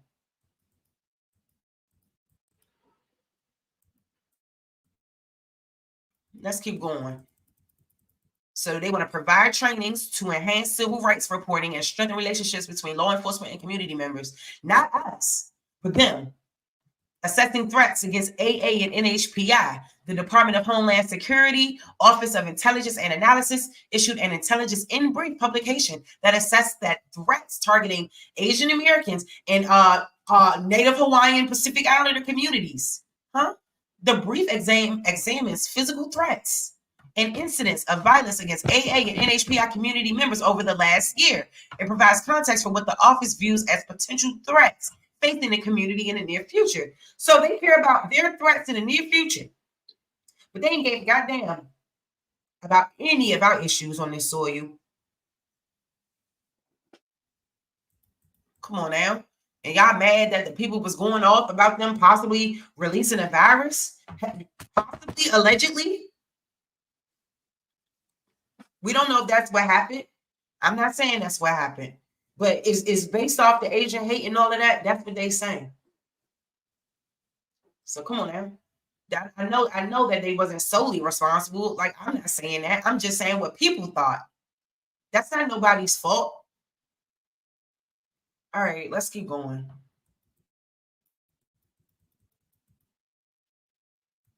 Let's talk about this. The Department of Health and Human Services, Health Resources and Service Administrations posted in Federal Register the proposed expansion of demographic characteristics reporting in a uniform data system beginning with the 2023 reporting period to better align with HHS race and ethnicities data standards in accordance with Section 4302 of the Affordable Care Act. UDS will be updated to include subpopulation categories for AA and NHPI and a broader selection for Hispanic ethnicity. These options will more accurately reflect the diversity of patients served by health centers, as well as continue to align the OMB's minimum category for race and ethnicity data collections. High quality, accessible data is critical to strategically meeting the needs of patients and identifying opportunities for clinical process improvement. So I'm talking about when I say they're putting money, look at this in every last department, just based off this act alone. They've given money and resources to every freaking department to make sure that these folks get what they need.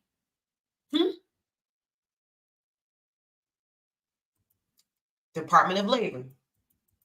The Department of Labor, Bureau of Labor Statistics, published for the first time monthly labor force estimates for NHPIs regarding the unemployment rate, the employment population ratio, the labor force participation rate, and other key metrics with the release of the Employment Situation Report on September 2nd, 2022. Monthly data for NHPIs are available going back to January 2003.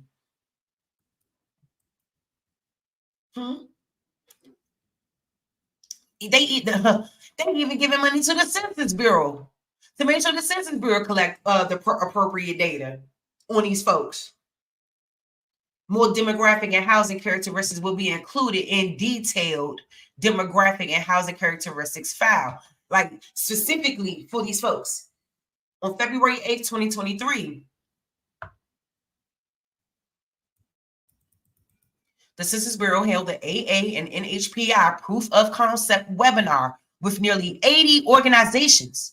The Census Bureau offered targeted and tailored outreach in advance to AA and NHPI data users and key stakeholders to discuss the proof of concept, which included proposed content and disclosure avoidance settings and was based on 2010 census data that represents the tables planned for publication in the 2020 Census Detailed Demographic and Housing Characteristics File A, which will provide the population counts and sex and age statistics for approximately 370 detailed racial and ethnic groups and 1,200 American Indian and Alaskan Native tribes and villages, and is scheduled for release in September 2023. So we're gonna look at that goddamn webinar. Hell, they talking about. Y'all think y'all just saying anything to us? Look at this. The Consumer Financial Protection Bureau, the Federal Housing Finance Agency, now receives disaggregated AA and NHPI data for single-family automated underwriting system mortgage applications. FHFA will use these data to monitor fair lending impacts to subgroups and to inform future policy decisions that support equal treatment of all future homeowners. The Department of Education. This is every group, every fucking agency in this. Wow. I would love to see them put that same energy into so-called Black Americans. I'd love to see it. Okay. The Department of Education will collect highly disaggregated race and ethnicity data on its free application for federal student aid FAFSA form, which is filled out by all federal student aid applicants. This data feeds into a variety of student outcome measures reported for post-secondary institutions and programs, will allow for more robust disaggregated reporting on college access and success. At the request of the U.S. Trade Representative Ambassador Catherine Tai, the U.S. International Trade Commission, an independent U.S. agency, released a report in November 2022 that cataloged information on the distributional effects of trade and trade policy on an underrepresented and underserved communities. The report summarizes the literature and confirms clear gaps in trade data focusing on tribal nations, indigenous and Asian AA and NHPI workers with disabilities, and workers based on their race, ethnicity, gender, and sexual orientation. Ambassador Tai also requested that the USITC update the distributional effects report every 3 years. Look at this. These niggas did a laugh for them. Lowering healthcare costs and improving healthcare outcomes for AA and NHPI communities. The COVID-19 pandemic laid bare the systemic inequities in our community and healthcare system. The Biden-Harris administration has used every lever and tool to ensure access to safe, free, and convenient vaccines and invest in a more equitable public health infrastructure to better serve communities across America, including AA and NHPI communities. Look at this. They want to lower healthcare costs for them. Who ever heard of that? The American expanding access to healthcare. The American Rescue Plan has lowered or eliminated health insurance premiums for millions of lower and middle income families enrolled in health insurance marketplaces. The administration's effort to expand access to coverage has driven the uninsured rates to low, has driven the uninsured rate to historic lows, with more than 3.6 million people gaining coverage during the last year's record-breaking 16.3 million ACA enrollment period. The Inflation Reduction Act locks in lower monthly premiums. About 197,000 uninsured AA and NHPI Americans will continue to save money on health care coverage, including a $50,000 AA and NHPI people that could find a plan for $0 premium plan in 2021.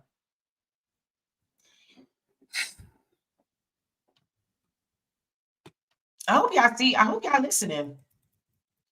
By continuing the improvements made through the American Rescue Plan, the Inflation Reduction Act keeps free or low-cost health insurance available. About 120,000 more AA and NHPI Americans will have health insurance coverage in 2023 compared to without the Inflation Reduction Act. Child, this is messy. Ensuring healthcare resources are readily available for AA and NHPI communities. The Department of Health and Human Services Center for Medicare and Medicaid Services expanded culturally appropriate and understandable healthcare information for the AA and NHPI community, including releasing the Medicare and You handbook in Chinese, Korean, and Vietnamese. CMS also conducted targeted outreach to AA and NHPI communities for the 2022 Affordable Care Act open enrollment session, including specific social media and television advertisements and hosting an AA and NHPI week of action during December 2022. HHSS has also launched an Equity Technical Assistance Center to provide training, tools, and TA for HHS employees to make sure that policies, programs, research, and analysis more equitable, including TA on strategies for reducing disparities in access to and use of grants and other HHS policy levers. Supporting the mental health needs of AA and NHPI communities. In October 2022, the Department of Health and Human Services, Substance Abuse and Mental Services Administration, SAMHSA, awarded a grant to the Hawaii State Department of Health and Behavioral Health Administration to establish the Asian American, Native Hawaiian, and Pacific Islander Behavioral Health Center of Excellence. The purpose of this Center of Excellence is to advance the behavioral health equity of Asian Americans, Native Hawaiians, and Pacific Islander communities. The AANHPICOE will develop and disseminate culturally informed, evidence-based behavioral health information and provide technical assistance and training on issues related to addressing behavioral health disparities in AA and NHPI communities. Y'all hear this? The AANHPICOE serves as a resource to behavioral health care providers, community-based and faith-based organizations, research institutions, and federal entities. This woman is sellout. Joe Biden and Kamala Harris, they really did their big one for everybody except for us.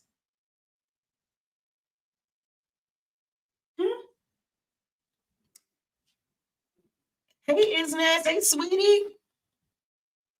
Promoting economic opportunity for AA and NHPI communities. Promoting economic opportunity by signing into law the historic American Rescue Plan, Bipartisan Infrastructure Law, Inflation Reduction Act, and CHIPS and Science Act, implementing robust regulatory reform. The Biden-Harris administration has led the most equitable economic recovery on record, creating more than 12 million jobs since coming to office and creating new economic opportunities for all Americans. No, y'all haven't, including AA and NHPI workers, small businesses, and entrepreneurs. Y'all have not. What? Child, listen, I'm not playing. Black Americans, so-called, y'all better get on board. Y'all ignoring this migrant crisis. Y'all ignoring everything that's going on. And this woman, since last year, they've been doing all this work. That's why they can't never address anything with the so-called black community, because they so busy doing it for the Asians.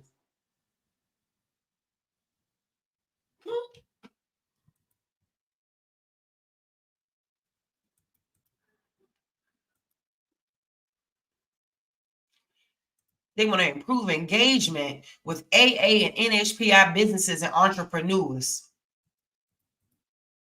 The Small Business Administration established a community navigators pilot program via the American Rescue Plan. In the program's first year, CNPP provided business counseling to more than 17,000 unique clients and general training to another 200,000 plus attendees, resulting in over 170 million in approved funding.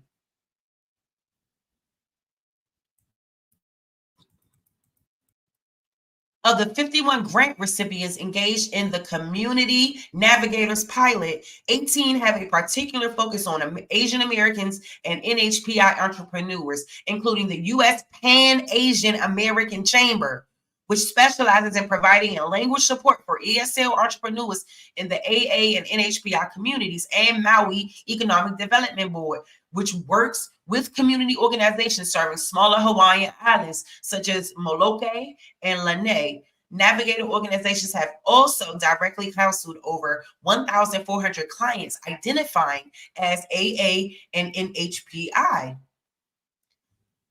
Y'all, with that 26 billion is outlined right here, and we're gonna go through it because this bitch said this. Where that shit at? Oh man, I wanted to go back to that shit to fact check that bullshit. Yeah, because she up there saying that shit she's saying. All right, let's carry on.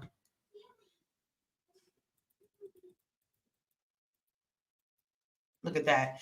The Small Business Administration directed loans to AA and NHPI business owners and entrepreneurs. The SBA distributed 1,084 loans totaling $1.5 billion through its 504 program, which provides long-term fixed rates financing for major fixed assets that promote business growth and job creation.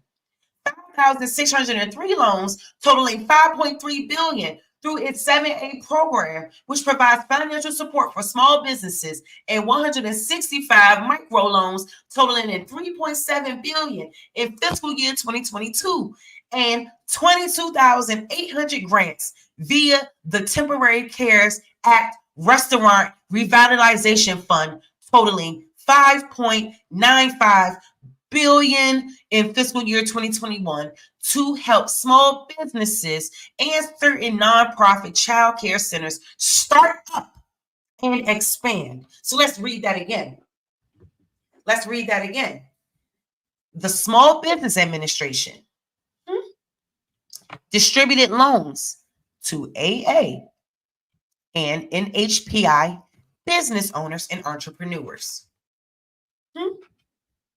The SBA distributed 1,084 loans totaling $1.5 billion through its 504 program, which provides long-term fixed rate financing for major fixed assets that promote business growth and job creation. 5,603 loans totaling $5.3 billion through its 7A program, which provides financial support for small businesses, and 165 microloans totaling $3.7 billion in fiscal year 2022, and 22,800 grants via the Temporary CARES Act Restaurant Revitalization Fund totaling $5.95 billion in fiscal year 2021 to help small businesses and certain nonprofit child care centers start up and expand. So I'm talking about funding these people up and down, funding them, helping them. Good Jobs Challenge to support a Good Jobs Challenge to support AA and NHPI businesses. The Department of Commerce announced grant awards to 32 industry-led workforce training partnerships in 31 states and Puerto Rico as a part of a $500 million Good Jobs Challenge funded by ARP.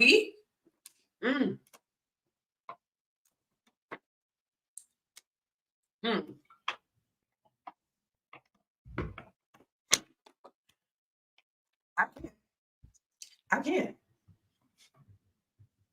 Listen, y'all.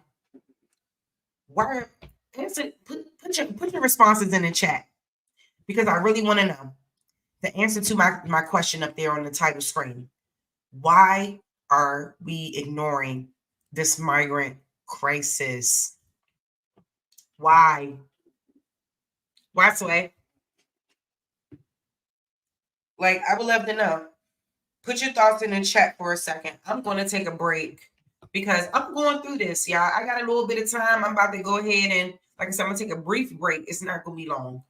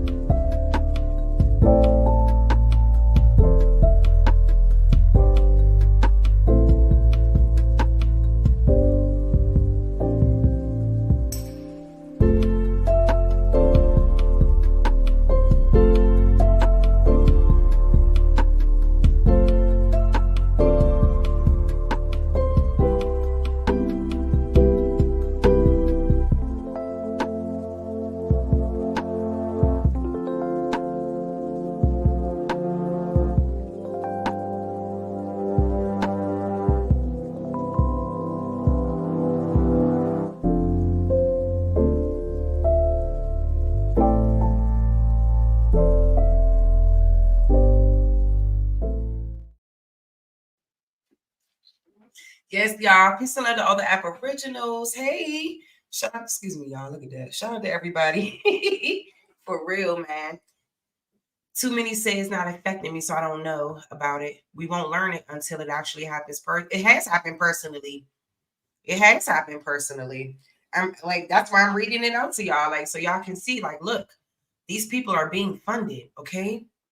Not just migrants, but also her specific group of people. See, I need to redo my lipstick too. And that's where the issue comes in at, okay? And I hate that people think that this doesn't directly affect them, but I would love to hear, your guys' comments in the chat. Like, what's the tea? Okay? All right, let me go back to sharing my screen because I don't know what happened. Because I'm probably about to come off camera for a little bit. But, I don't mind being on the camera either. So, like, the cost of illegal immigration to taxpayers. Prepared testimony of Stephen A. Camarota, Director of Research, Center for Immigration Studies. So, this is for immigration integrity, security, and enforcement of an enforcement subcommittee of the committee, of the House Judiciary Committee, hearing entitled "The Impact of Illegal Immigration on Social Services." So that's like people really have been doing their best to get them to see how this is going to really impact us and how much of an impact, how much of the implications will really be severe, to say the least. So yes, OCO, everyone, thank you all for coming in and out. I appreciate it. I see y'all coming in and out. I wish y'all would stay. Maybe y'all not interested in the migrant crisis, you know what I'm saying? But what y'all need to understand is that it will directly impact you. It will directly impact you. So, I mean, I just realized it too. That was your answer, Aboriginal truth seeker. That was your answer to my question. Okay, let me put that up there on the screen.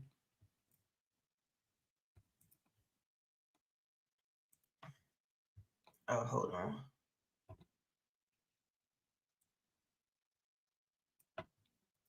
It's crazy that they don't want to pay us. But y'all hear, I know y'all listening to me read out these increments of money that they're giving to all the Asians to build their restaurants, businesses, to be prosperous in this country. And meanwhile, they haven't done the same for us. I just read the thing. They want to approve to give migrants $150K in home loans.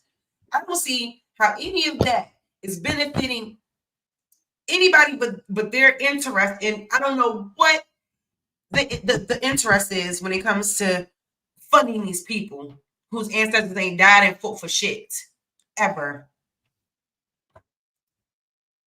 All because they don't want to pay us what's due. That could be true.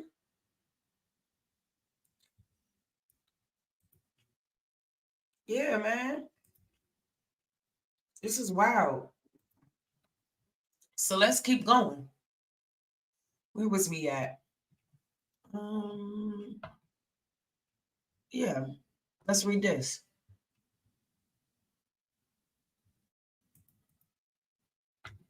Improving engagement with AA and NHPI businesses and entrepreneurs.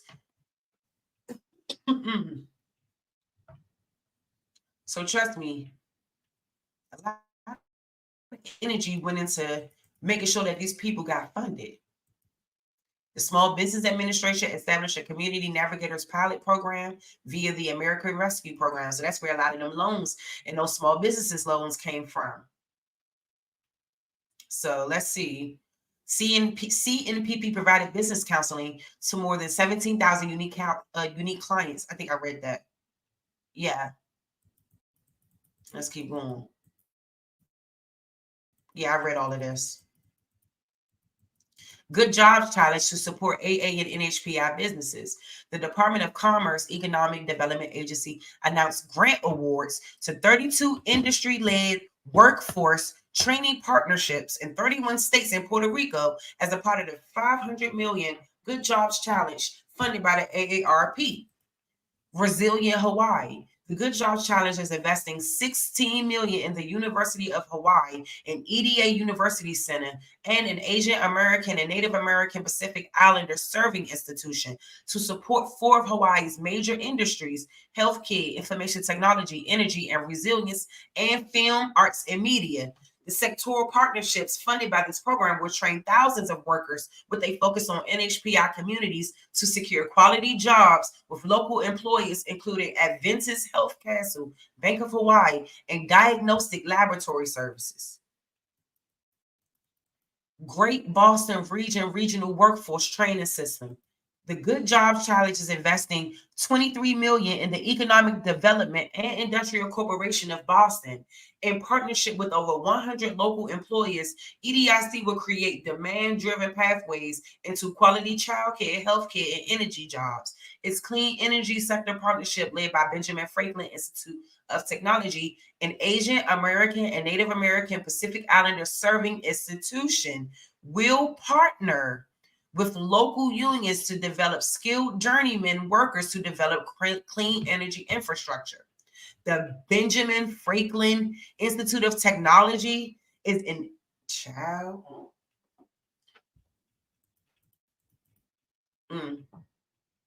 strengthening export capacity. The Department of Commerce's International Trade Administration is leading the U.S. Commercial Services Global Diversity Export Initiative. It's committed to helping underserved communities in the United States, including AA and NHPI businesses, among others, to increase their exports. Through Strategic Partnership Program, ITA continues its partnership with the Asian American Chamber of Commerce and the U.S. Pan-Asian American Chamber of Commerce. What the fuck is a Pan-Asian?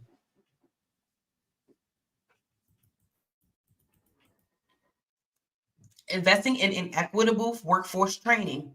The president is committed to creating pathways to the middle class, especially people from underserved communities, by expanding skill-based hiring and increased access to registered apprenticeship and workforce training. States, localities, community colleges, and community-based organizations have leveraged $40 billion in ARP funds to deliver training, expand career paths, encourage more registered apprenticeships, provide retention and hiring bonuses in critical industries, and power efforts to help underserved Americans and those who face barriers to employment secure good jobs. In 2022, the Department of Labor awarded $121 million in grants to expand, diversify, and improve access to registered apprenticeships for underserved communities, including AA and NHPIs. They gave them $121 million to fund all of this stuff for them. The agency is also awarding $95 million to help people in marginalized and underrepresented populations overcome barriers to career and technical education programs they need to connect with quality jobs. They're not doing that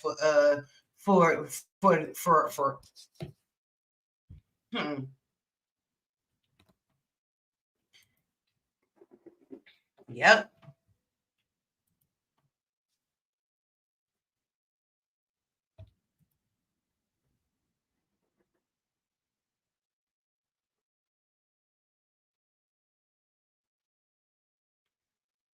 Yep.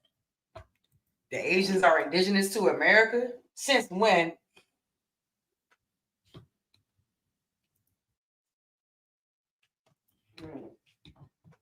All right.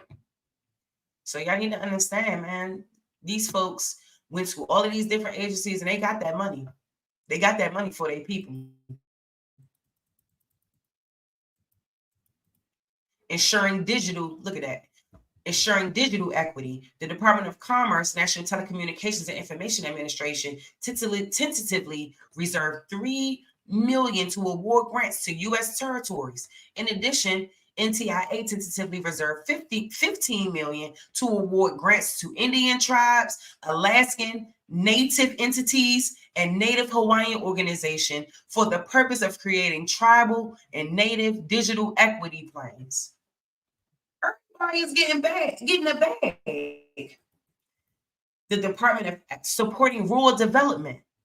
The Department of Agriculture's Rural Development Mission area has so far invested $467 million in Hawaii, American Samoa, the Commonwealth of Northern Mariana Islands, Guam, the Federated States of Micronesia, the Republic of Marshall Islands, and the Republic of Palau in grants, loans, and investments in infrastructure.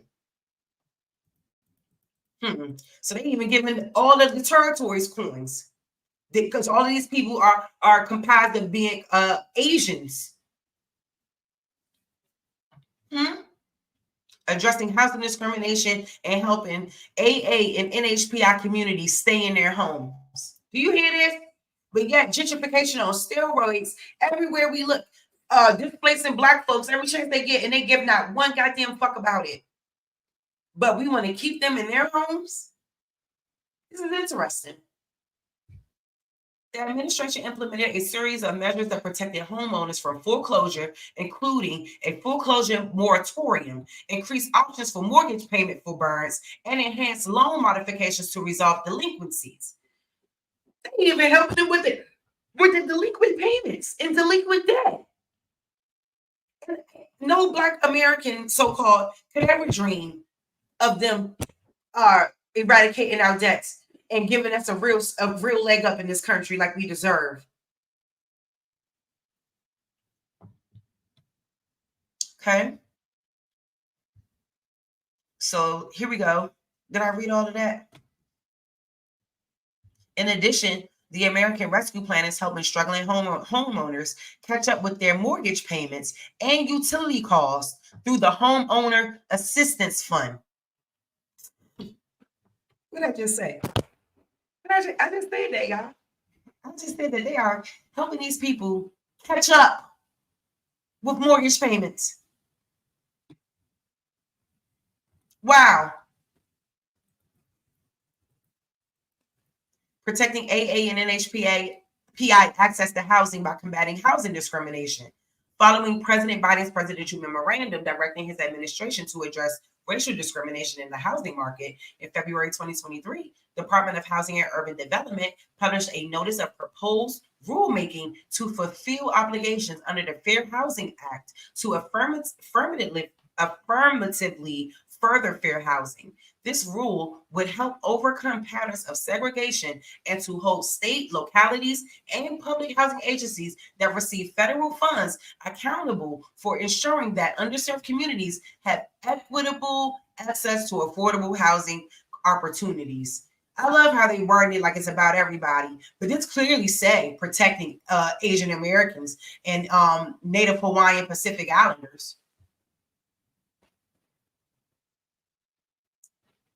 So look, they even got protection when they rent.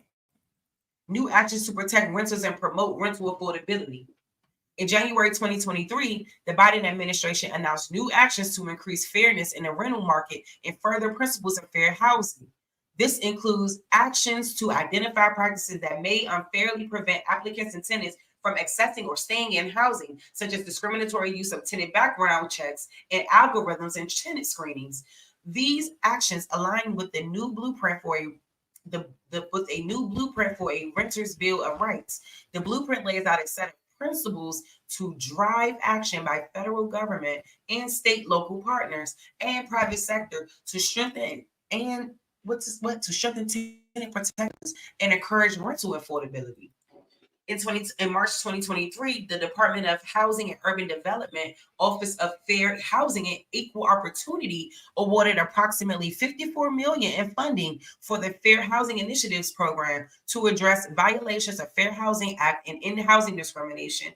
Included within these awards were 7 FHIP grants that serve the AA and NHPI community.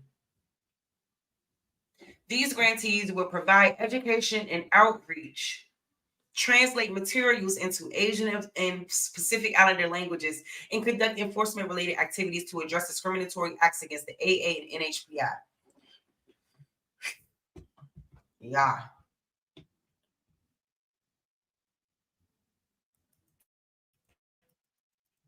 Mm. Mm-mm-mm. Mm. Mm-mm-mm-mm. Mm. HUD's FHEO and its Fair Assistance and its Fair Housing Assistance Programs partners have reached conciliation agreements in 54 housing discrimination cases. And whereas an AA and NHPI individual filed a complaint based on race or national origin. For example, in May 2021, HUD reached a settlement with housing providers in California who had allegedly failed to provide language access services to Vietnamese residents. The settlement resulted in financial compensation to affected residents, and with the housing providers agreeing to make available free oral interpretation services and translated documents when required by law.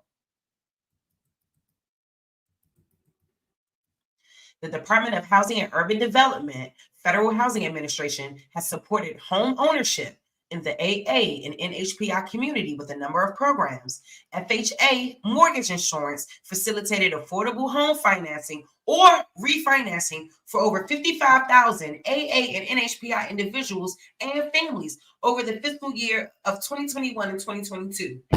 More than 1,700 seniors homeowners use FHA home equity conversion mortgage programs to age in place in their homes over the fiscal year of 2021 and 2022. Through expanded COVID forbearance options, more than 52,000 AAs and NHPI homeowners with FHA insured mortgages obtained a mortgage payment forbearance over, you hear this? They gave them a forbearance.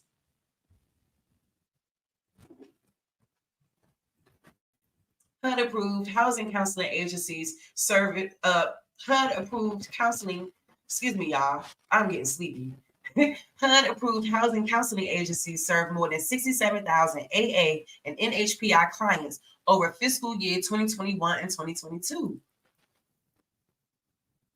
Look at this. Provide stable housing for Native Hawaiian families.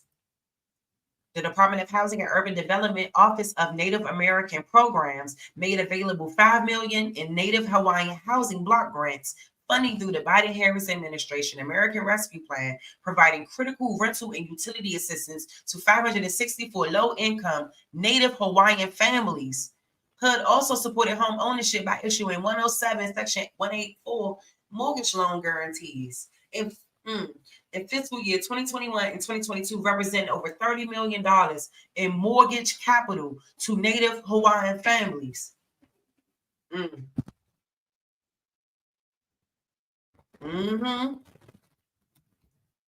Yo.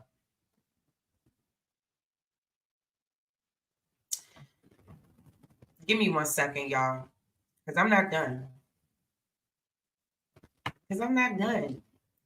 I'm going to keep reading that fact sheet because I don't think people really understand the magnitude of what she said and why it's not right. But real quick, let me support my community.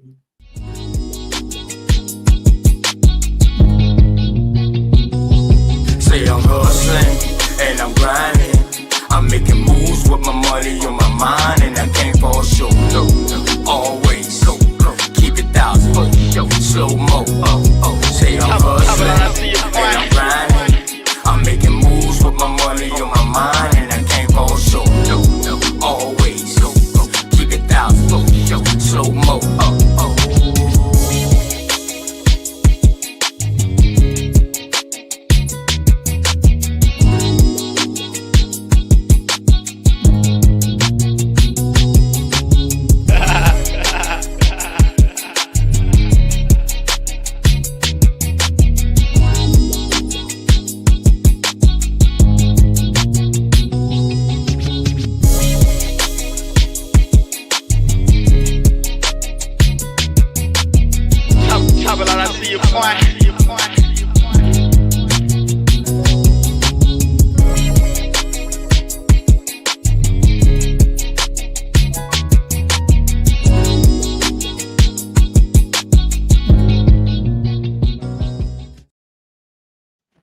Yes, peace and love to all the Aboriginal Indigenous Indians, period. Okay.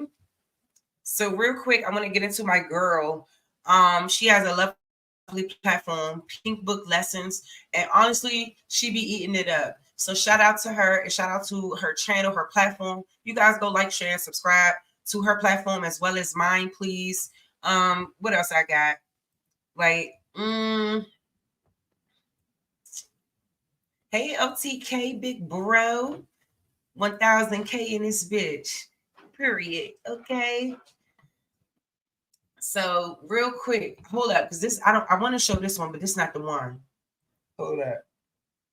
Let me go to the other one first, because she's been covering all this stuff, like the stuff that I talk about. She talks about some of the same things, and it's important, young, because we really need to understand, like, despite what your ideology is or whatever you believe, just know that this shit is going to have a direct impact on you and me and our future, our kids. All right, so hold on. First, I want to show. Where is that? Because I saw it. This one was a little lengthy, but we gonna watch it. Yes, y'all on here don't care out this thing. These daggone locks is prospering, y'all. Real good too. I think I did my locks in 2021. So this is around the pandemic and all that. All right. Yep. So no OTK. I was just going through this fact sheet from the White House. Hold up. Let me pull it back up for 1 second.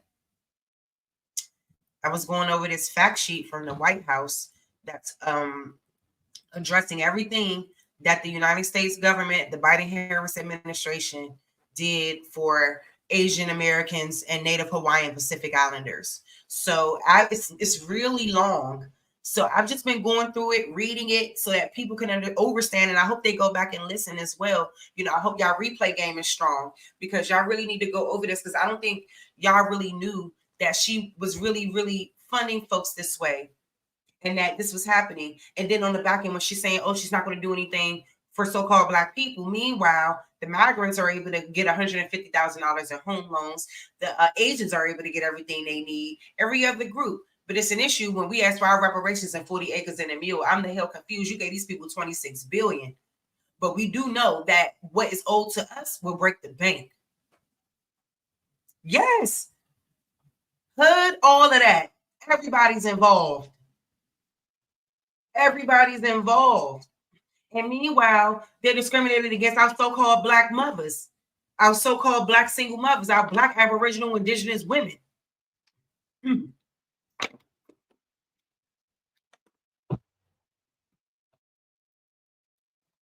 Yeah, I normally don't like to ask people to support the channel, but I'm going to ask to support the channel. Please support the channel. Like, share, and subscribe. Even if you can't support the channel, please like, share, and subscribe, because at the end of the day, every little bit helps.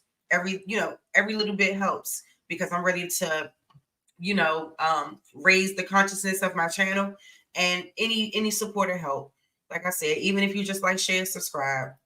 So real quick, let me go to her video right here about this migrant crisis real quick, because I'm staying on this shit for a minute, because I'm not feeling what happened. I'm not feeling how they carrying us, and I'm not feeling it.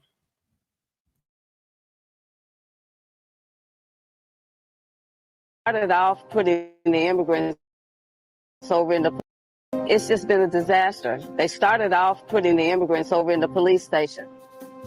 And as they started to move them out of the police station, they stealthily started to put them in our neighborhoods. Well, the neighborhood didn't want them. The residents, the citizens, we pushed back, but the deal was already done. And so they were bringing in a lot of military-aged men into the community. I mean, we're not blind, we're not stupid, we're not obtuse. We know what's going on. But unfortunately, the people who run this city, they don't care what the people think. So they started putting them into quiet residential neighborhoods like Washington Park, middle-class Black neighborhoods.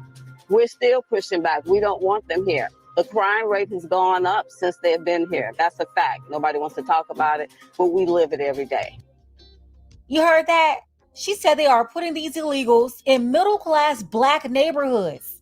See, a lot of Black people like to ignore this. They think it's only impacting poor Black folks. No, they are now placing illegals all over the place. Not just poor Black neighborhoods, but middle-class Black neighborhoods too. And it's not just Black people. We all know about the migrant situation. And it's not just Black people, so-called. Y'all got to excuse her language. But we got to understand what the hell is happening here. We got to understand what's happening here, man. This is not anything that we should be taking lightly at all.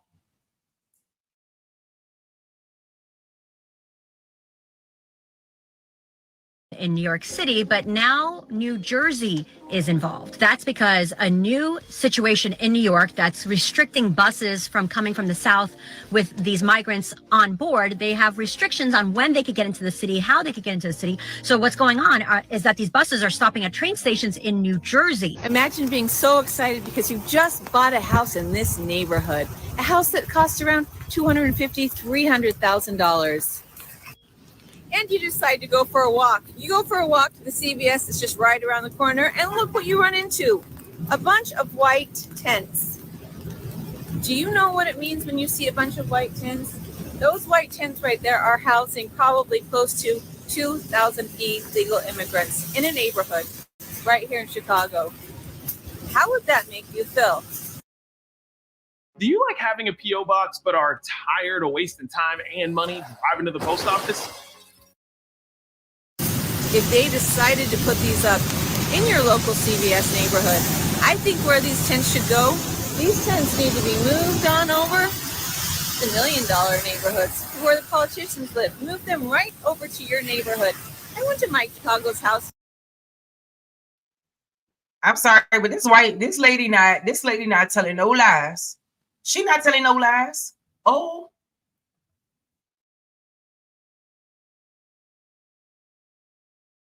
Yesterday, Brandon Johnson, I went to his house. There were no tents around his neighborhood. There was a policeman sitting outside of his house, and there were orange cones in front of his house protecting his house. It's spilling over, impacting everybody, from legal Hispanics to other legal immigrants, Black people and white people. Shout out to Numbers USA. They spoke to Black folks in Chicago to hear what they had to say about the migrant crisis and how it's destroying the Black community. We're going to get into it, but first, take a second to make sure. Yeah, I was looking around for the Numbers USA interview myself, so I didn't have to show her video in particular. But like I said, she does a good job of commentating as well as explaining it. But I'm going to also commentate over her as well because I'm going to give my opinion. But I wanted to find that interview specifically so that I could just show the interview by itself. But her I don't know why I can't find it. So I mean, I don't know. Maybe I'm not looking in the right places, but you know, it's neither here nor there. So y'all, like I said, y'all like and share, subscribe to her channel, man. Like she has some great talking points. Subscribe to the channel and click the notification bell for all updates. Won't waste any time. Let's go ahead and get into it. What policies would you like to see in place that would limit the amount of people that are there? Well, listen, there are policies on the book in Congress already. They need to enforce the laws that are already on the books. These people are here illegally. Again, they're not seeking asylum. If they were seeking asylum, they would have gone to the first country that would have granted them asylum, which would have been Mexico. What I would like to see them do, if they're here illegally, they need to go back to their country of origin, and that's immediately. We have no illegal. And where this sister lying at? Where's she lying at? Where's she lying at? They need to go back immediately, expeditiously. Why are they here instead of Mexico?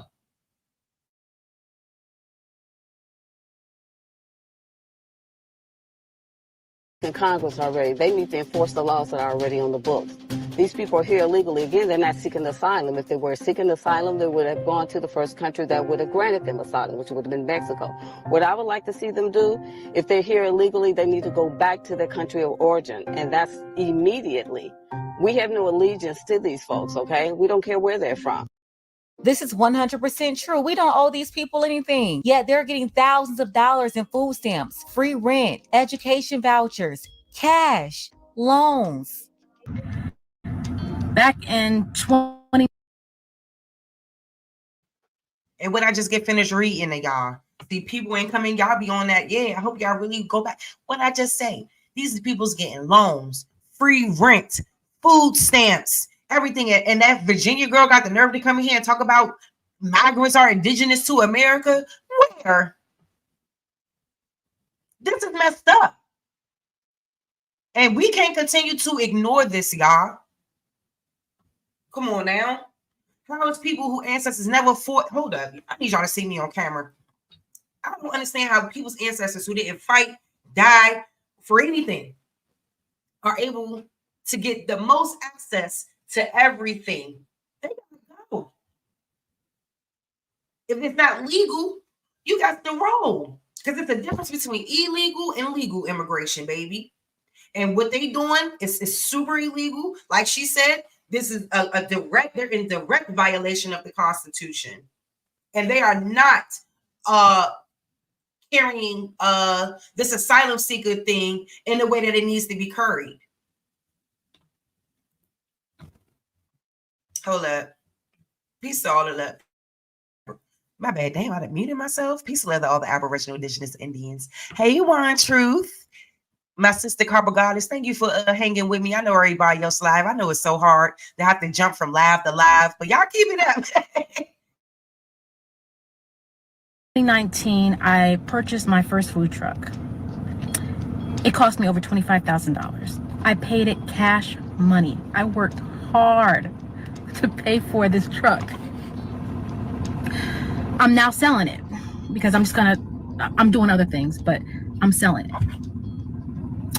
I had a guy come to look at purchasing my vehicle or my food truck. And he explained to me he's an illegal immigrant. He has no credit. He has no money in the bank. No credit, no money in the bank. But this is the same stuff they tell so-called Black Americans. You need money in the bank. You need a steady income. You need X, Y, and Z good credit score to obtain any type of loan from these people. And even if you got all of that, they still don't want to give you a loan. Meanwhile, the Asian community is getting whatever. The fucking migrants are getting whatever. And meanwhile, even other groups Even all the other immigrant groups that make it into this country have a better fucking foothold than us. And I'm not feeling it. I'm not feeling it. And like I said, like I appreciate like my white folks who step up and they know the truth and they don't got no problem rocking and knowing the truth. You know what I'm saying? But like we need more of that because it's going to impact them too. That's what they don't realize, that the government, that the whole Senate, Congress, all of these folks are overrun with first and second generation immigrants and illegal people that ain't even supposed to be up there taking office. Even Kamala Harris. Because what did Judge Joe Brown say? Because she went to Thousand Oaks Elementary School and then you abruptly left and went to Canada? No. Bitch, you always went to school in Canada. You was never born in Oakland, California. They can go and concoct a bullshit birth certificate, a bullshit social security. They can easily do that. They did it with Barack Obama. They can easily falsify that this woman is some type of American. But she ain't one of us. And she shouldn't even be there. Even having an audacity to caucasity to walk around and saying you a black woman, while knowing that you said 3 and 4 years ago that, hey, oh, I'm not going to do anything specifically for black people. No. Lady, the jig is up. Because I'm on your ass and I'm letting my subscribers know, the people who come in here know that they are doing everything for them and not for you. And we have every right to ask. We have every right to say, what the fuck are you going to do for our people? Because every last organization in the United States has helped the Asian community out.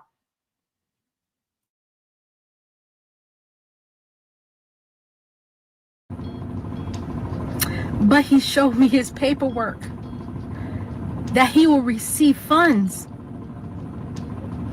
to purchase my food truck. DMV, did you know that UMGC tuition is low cost and you pay $0 for digital materials and I'm thankful that he's buying it, but I'm hurt that I work so hard to pay cash for my food truck. I have good credit, can't even get a business loan because of the color of my skin. I have veterans in my family. I'm a veteran. I've been self-employed for so long. But somebody, please tell me, how do I work so hard to have somebody who comes to this country, not long, no credit, and he shows me paperwork where they'll be funding him money. Does the Democratic platform... See, and this is the type of stuff that we gotta, watch our sister cry on camera and express her hurt and her disdain for a country that she fought and put her life out there on the line for, to come home and still be discriminated against racially, economically. It's unfair. And all we keep doing is sitting back taking crumbs.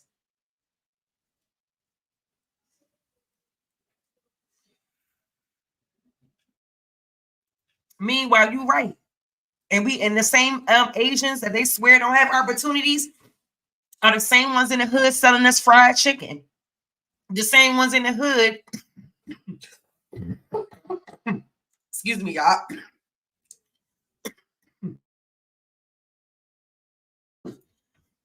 The same ones in the hood to be able to make our specialty signature dishes and cuisines and serve it and sell it to us. And can't even cook it better than us. Can't even cook it better than grandma on Sunday morning.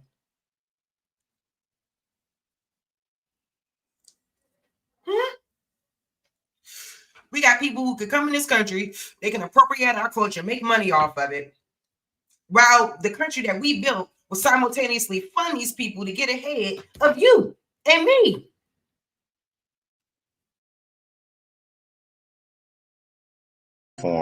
Seem to satisfy your needs as far as what you'd like to see with our immigration policy. So what platform is that? They don't seem to have a platform. They seem to have open borders. Everybody can come here. Listen, people live in their homes. You have a home or you have an apartment. Do you have a front door on your home? Yes, I do. Do you have a back door? Yes, I do. Are they locked? They're locked Are all the you time. locking because you're racist? No, You're locking because I'm protecting my 4 you're children that I protecting. have at home. Exactly. Same thing with our borders, okay? It has nothing to do with racism. We have to protect our sovereignty. Yeah. We have to protect the citizens here. We have to protect our homeland. And so we have to close those borders. Absolutely. By any means necessary. Building a wall is an excellent idea. Look at the DNC convention. They built all kinds of walls of security. They have all kinds of police. They wanted to defund the police. They didn't want police protection. But listen, when it comes to them, it's always hypocrisy. You know. This sister made a good point. If everybody's okay with open borders, how about you unlock your doors in your house, leave them wide open, put a note there for all the intruders, maybe some cookies, so next time they don't have to bust open the door or slide through your window. They can have easy access to you, your family, and everything you have. Even better, when they run up in your house, already have the money packed up too on the table for them, in a nice briefcase. Put your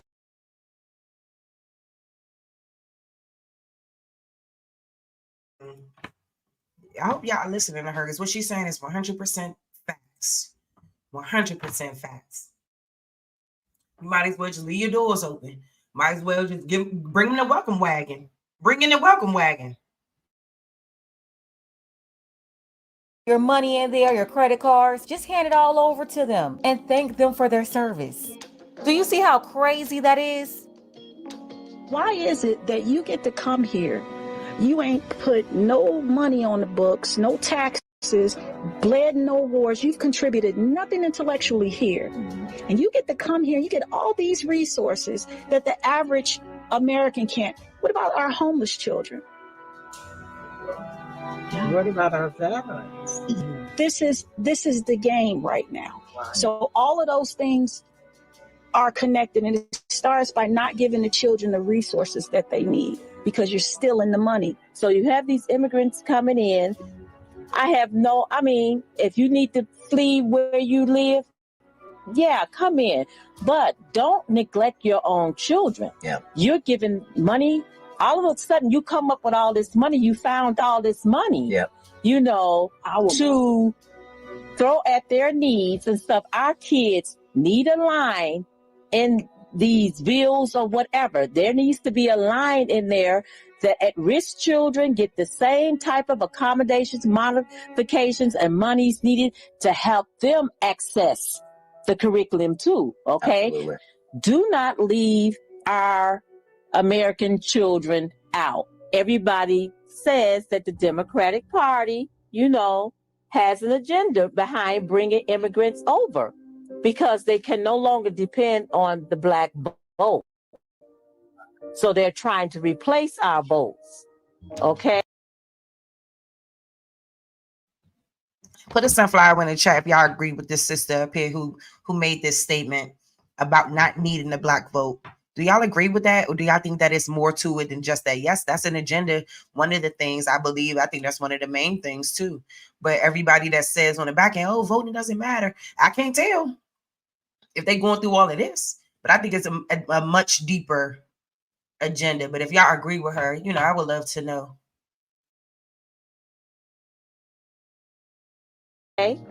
Yes, they're yelling, cursing, screaming at us right now to support them, while supporting them is supporting our own demise. A lot of black people are waking up and onto their game. They're trying to replace us with illegal immigrants and give them access to all the laws and money that was supposed to be for us. Why America has all of these provisions like affirmative action and set-asides and civil rights laws. And y'all already know I showed this on my channel, this interview with her. I think she's a very respectable woman in terms of her opinion and stating the facts. So shout out to Ann Coulter. Respond to my messages, sister girl. I need you on my platform. It is because of the shame and guilt about slavery and Jim Crow, both little democratic enterprises, by the way. So it all has to be spent on Black Americans, not on any loser with a grievance from around the world. And that's what it's become. The learners in the professional development program are, as a rule, self-starters. I think immigration, period, is a problem and has always harmed the freedmen. Illegal immigration is crushing the whole country. Stop saying, I'm okay with the immigration. Exactly. They've brainwashed a lot of Black. And I agree. Stop saying y'all okay with this shit when y'all know it's wrong.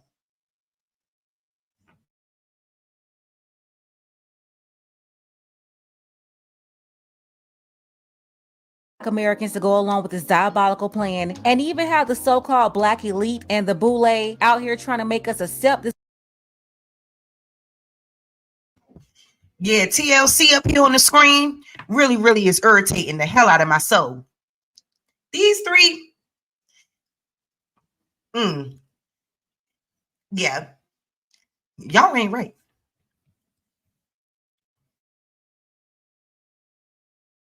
This foolishness too. When you think about what's going on in the United States of America right now and in Chicago with mass immigration, what are 3 words that come to mind that for you? Very, very angry. Tell me more about that. I'm going to put this at the feet of the Democratic Party, the Biden administration, because we've never seen a surge in immigration like we have seen under this administration. And for all of y'all who think that Joe Biden and them not responsible for this, this is directly under their goddamn administration that they've allowed this to happen without stopping it. And I feel bad, man, because this shit not right. This shit not right. And we need to do something about it for real. It's all by design. It's deliberate.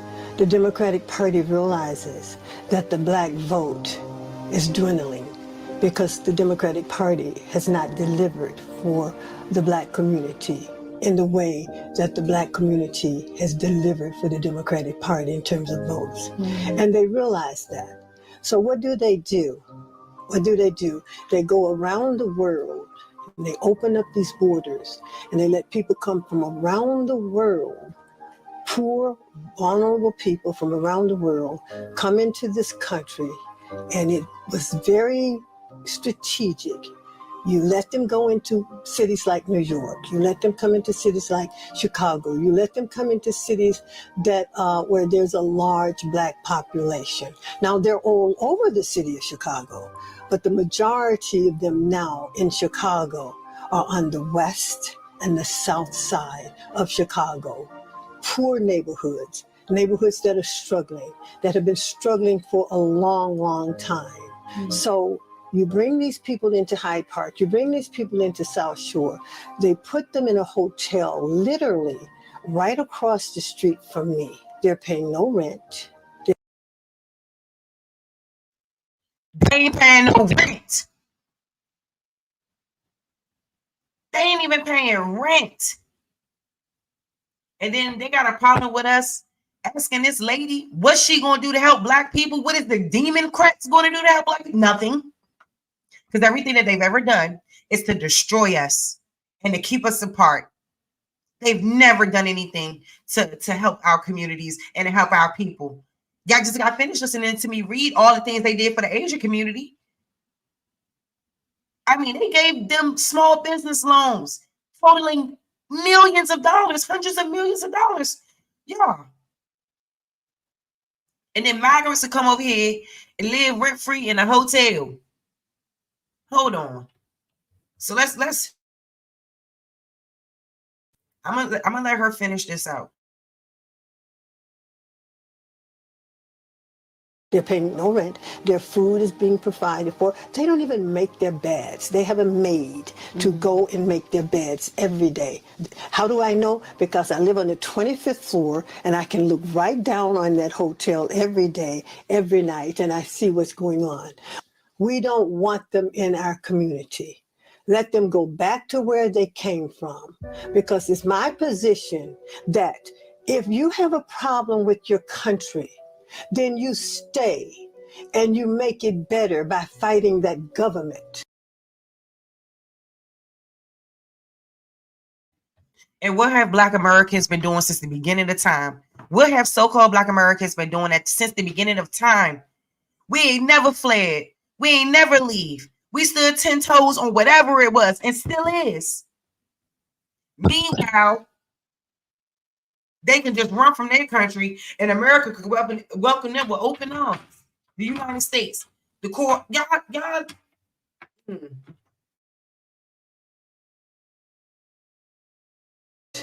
Making your government do what it needs to do by its people, because that's what we do in this country. That's what I've been doing all of my life. I don't have any place to run to. America is my home. It's my country. America is my home. It's my country.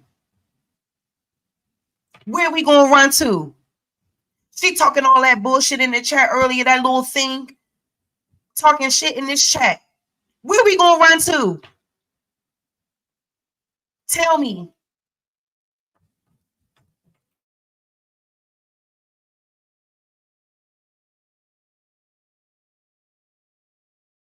Do what it needs to do by its people, because that's what we do in this country. That's what I've been doing all of my life. I don't have any place to run to.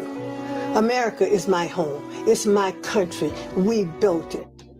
Yeah, Black Americans built this country. And another lie they've been running around spreading for a while now is that immigrants built this country. They're trying to change history, but no. If Black people weren't here in America going through everything they went through, then there wouldn't be a country for everybody else to immigrate to. Bingo. And they keep forgetting that. If it wasn't for us, you wouldn't even be able to be here right now. And you got the nerve to part your lips and be disrespectful. Everything out, and we didn't die so you guys could be able to come over here and do what the fuck you're doing. No, they died so that we can have it. And like Ann Coulter said,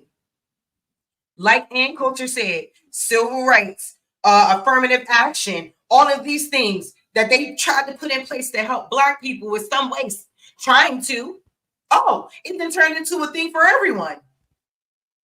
How we go for something just for us to something for everybody to be able to benefit off?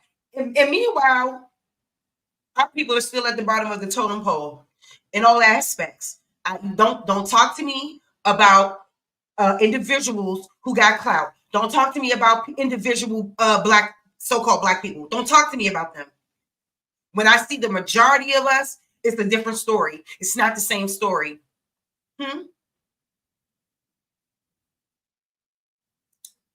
She's right.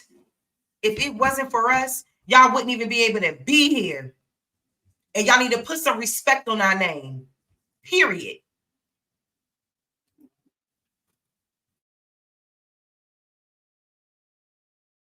We got to stop allowing folks, especially newcomers, to write Black people out of history. You know, earlier this week, I touched on this with both Grant Cardone and Ann Coulter, surprisingly speaking some truth that slid under the radar. All of that was to make up for the legacy of and it didn't slide under the radar because before she put this video out, I had already did that bill when I saw this interview. So I had already did that bill. So some of us caught it. Some of us caught what she said, for sure.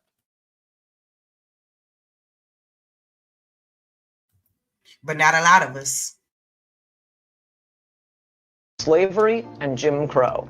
So unless these benefits are going to, roughly defined, foundational Black Americans, the descendants of American slaves, you've taken away the whole purpose of this. And that is exactly what's happened once we got this huge load of immigrants. The American Rescue Plan and the Inflation Reduction Act that delivered nothing to this country. It was $3.2 trillion. That could have built 8 million homes, or it could have provided 48 million Black households with $300,000 in cash. But that didn't happen either. If you missed those videos, the links are Yeah, I might have to pull up her covering those other ones too. But this is real shit. Did you guys hear what he said?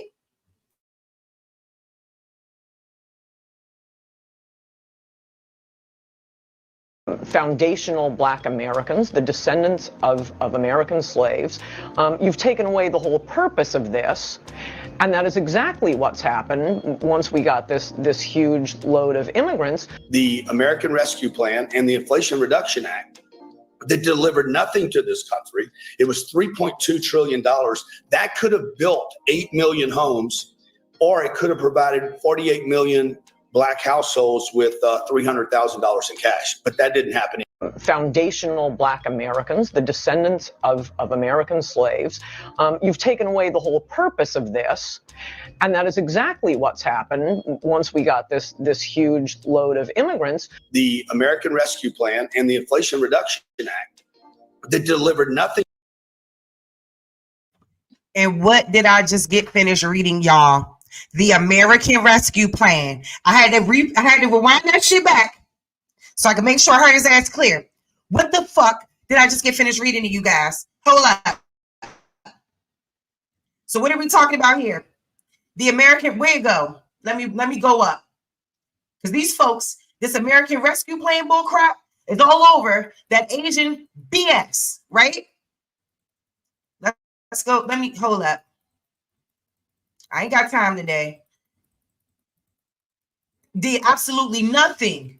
Did you hear what he said? But they put this American Rescue Plan in to help them. Where is that? Hold up. Let me go back up. I'm going to find it, y'all. Hold up. It's on this page because I read through it.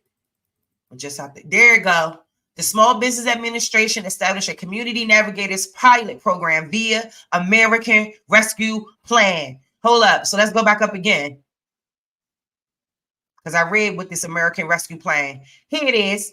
By signing into law, the historic American Rescue Plan, bipartisan infrastructure law, Inflation Reduction Act, like he said, and CHIPS and Science Act, implementing robust regulatory reform. The Biden-Harris administration has led more equitable recovery lives, creating more than 12 million jobs. When you just say it ain't doing nothing for people, it ain't did nothing for people. Not us. Not us. But these opportunities for the Asian Americans and the Native Hawaiians and the Pacific Islanders, yes. Yes. So please know, trust these folks. Don't trust them. Y'all got to look up the information yourself.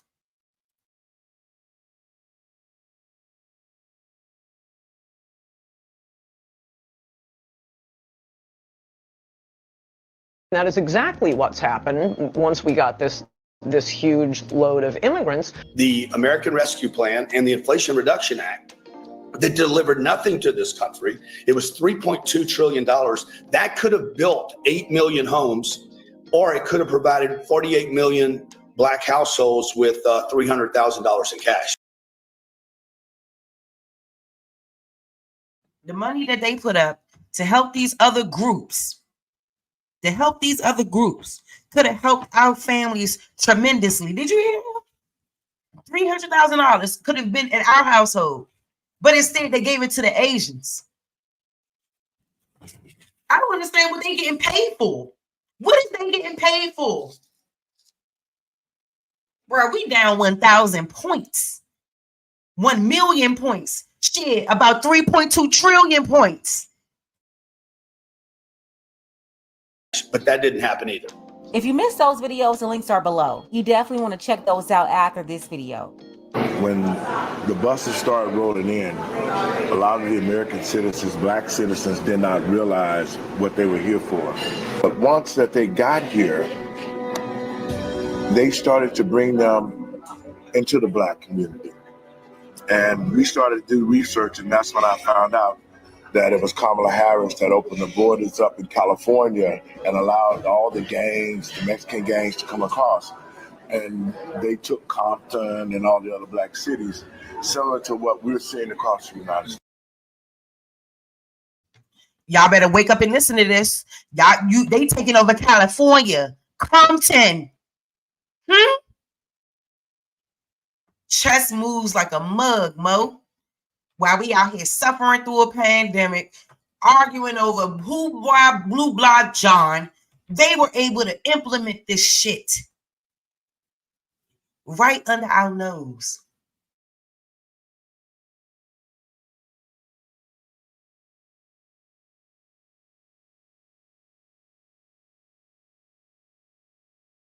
If you missed those videos, the links are below. You definitely want to check those out after this video.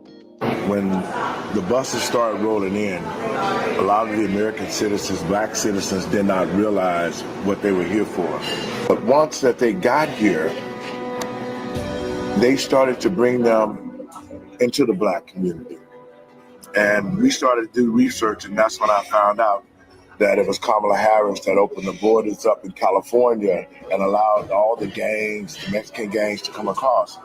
And they took Compton and all the other black cities, similar to what we're seeing across the United States today. Yeah, they've been doing this to us. Look how they destroyed California, taking over black communities, pushing blacks to other states, mostly cities in Texas, but they're also moving to cities like Vegas, in Atlanta.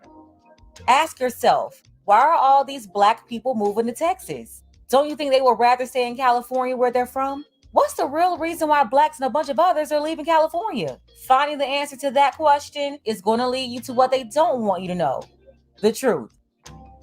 Let's go ahead and get the conversation started. Why are black people ignoring the migrant crisis, even though they see other black people impacted by this?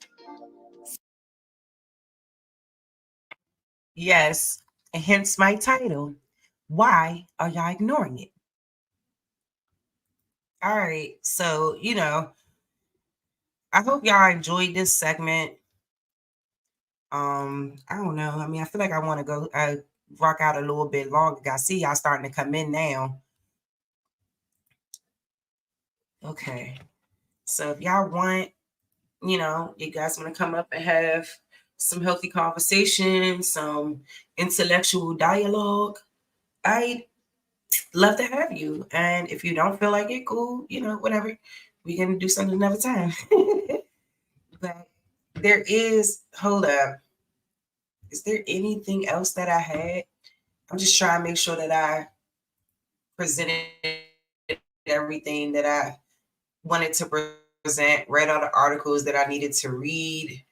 I know we didn't quite finish. Oh yeah. So I know we didn't finish the other video, but I'm not gonna really worry about that too much. But hold up, let me just double check. I know there was a couple other things that I had as well, but give me one moment. But the link is in the chat. If you guys want to hit it, go ahead. I would love to converse and hear your thoughts and hear why you guys why are we ignoring this migrant crisis, and why have we not been proactive in terms of why haven't we just been proactive in changing this and making this a better situation for us as so-called Black Americans? Because this ain't right. These folks taking over. I ain't never heard they taking over Compton. Come on now. Shit going way too far.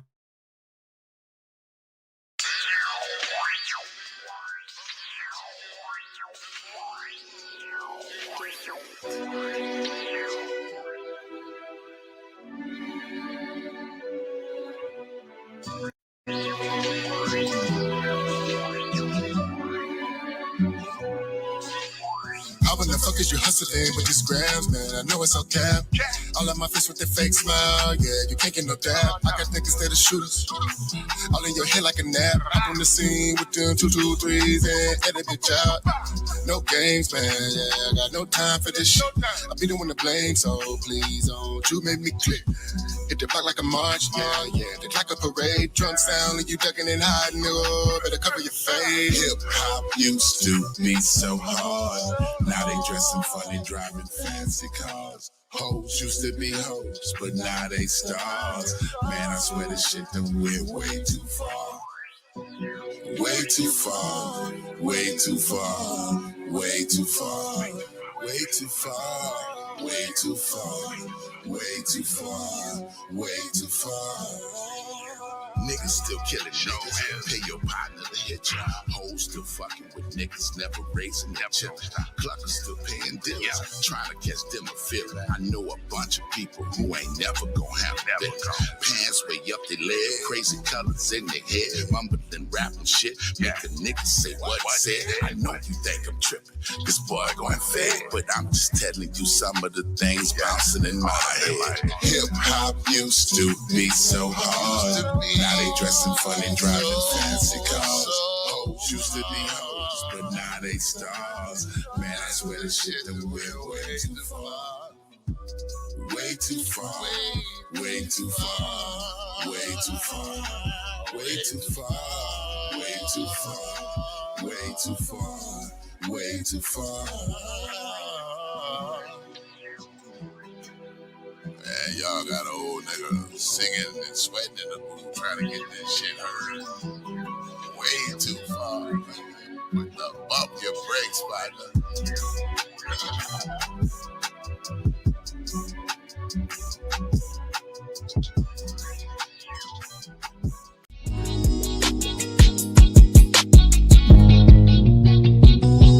Say I'm hustling and I'm grinding. I'm making moves with my money on my mind, and I can't fall short. Always keep it thousand, slow mo. Say I'm hustling and I'm grinding. I'm making moves with my money on my mind, and I can't fall short. Always keep it thousand, slow mo.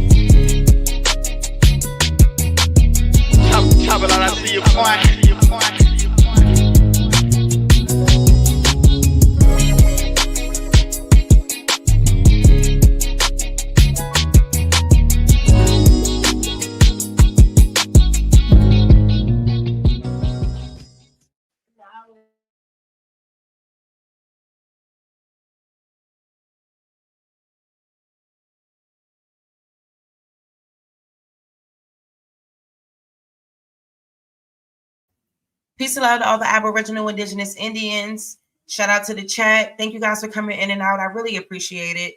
Thank you guys for your love and support continuously. Like, share, and subscribe. Share it to your platforms, your community. Let them know the kid is rocking. Shit, I'm going on 3 hours, y'all. I guess it always is like that when you're having a good time. You know what I'm saying? You'll just keep rocking. So if y'all with me, I'm with y'all. And that's what it is. Oh, I don't know. It say voodoo. Is that Cuddy? It sounds like Cuddy, don't it?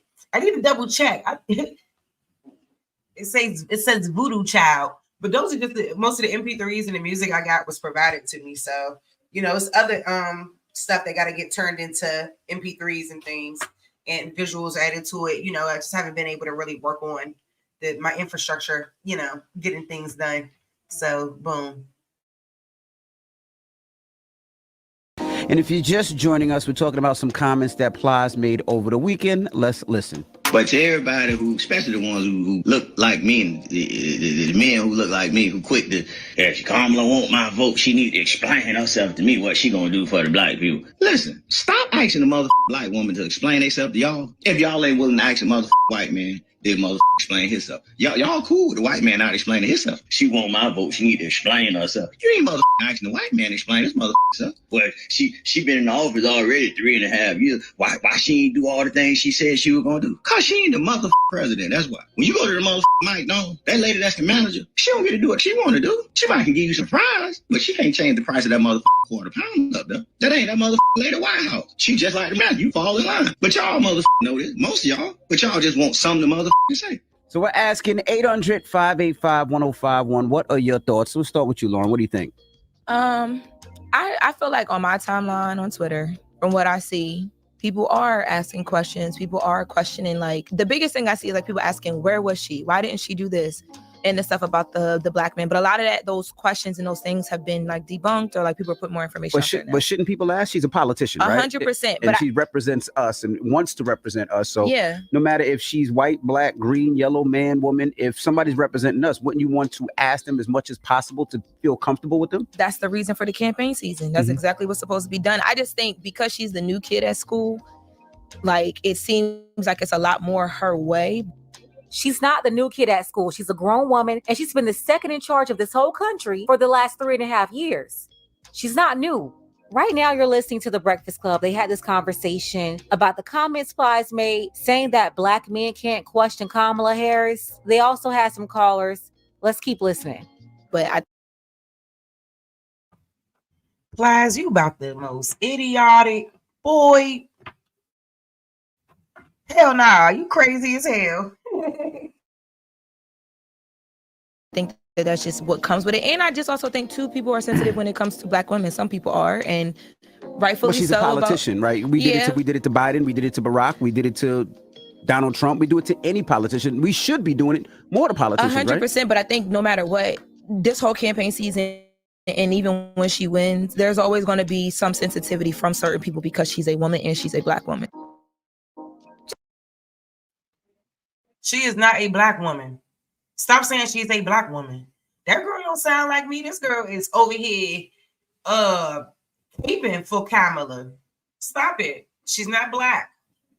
She's not black. Your child needs these 3 key factors to get into an Ivy League or top 25 university. And just stop it. This Indian lady is not black. And if no one can ask her any questions, then why is she running for president? She's been the only person ever to be allowed to get away with what she's been getting away with. No interviews, no press conferences. She's trying to change rules to the debates. Why is this lady getting all this special treatment? That's how I know she's not black. But go ahead, y'all keep playing this game. So I think that's where Plies is leaning in, like he's jumping in on that state, but you're supposed to ask questions of people. It just feels like it's all coming down on her once because she's the new kid at school. Plies is absolutely positively wrong. If people are asking questions, that's great. I don't even know why Plies is making this a black woman versus black man thing. This isn't about black men and black women. It's about elected officials and potential voters. The whole point of campaign season is for candidates to go out there and explain to the American people why they should be the one in charge of this country. Votes are earned, not given. And they are earned through you going out there and explaining yourself. Vice President Kamala Harris has to go out there and explain her agenda and why she's the person for the job. Former President Donald Trump has to go out there and explain his agenda and why he should be the person to get his job again, or get the job again. I don't understand Plies or any black person for that matter telling black people to just settle. Just accept whatever the candidate is giving you. Don't ask any questions. Yeah, but just vote. They don't have to explain anything to us. They've been doing it for a long time. Even with Biden, when we ask questions to Biden, well, it's the best of 2 evils. You know what I mean? You got to pick one. But no, if you have questions, people should be able to ask. That's the point of a politician, right? They're supposed to represent us, represent our district, represent our country. Shouldn't we ask? And by the way, they should be explaining without us asking. Mm-hmm. That's the whole point of them doing these press conferences and the meetings. Yeah. What they should be doing and what they is doing is 2 different things. The same way these politicians have meetings for their donors and they have rallies and press conferences explaining themselves and their agendas to certain groups, they should have to explain themselves to black people the same way. Plies is 1,000,000,000% wrong. Wow, Charlamagne and DJ Envy, they're right on this one. Do you know it's been over a month? You can go to this lady's website and her agenda, her policies, is still nothing there. Absolutely nothing. I've never seen a presidential candidate that's been able to get away with the stuff that this woman is getting away with. She can dodge the media. She can ignore voters. She don't even have to have an agenda. No, y'all keep calling her a black woman. There's no way that will fly. If this was a black woman and not Rachel Dolezal Jr., she would have to work twice as hard. Motherfucking Rachel Dolezal Jr. is diabolical.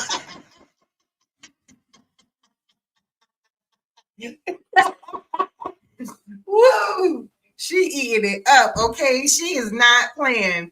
And I couldn't have put it better myself, okay?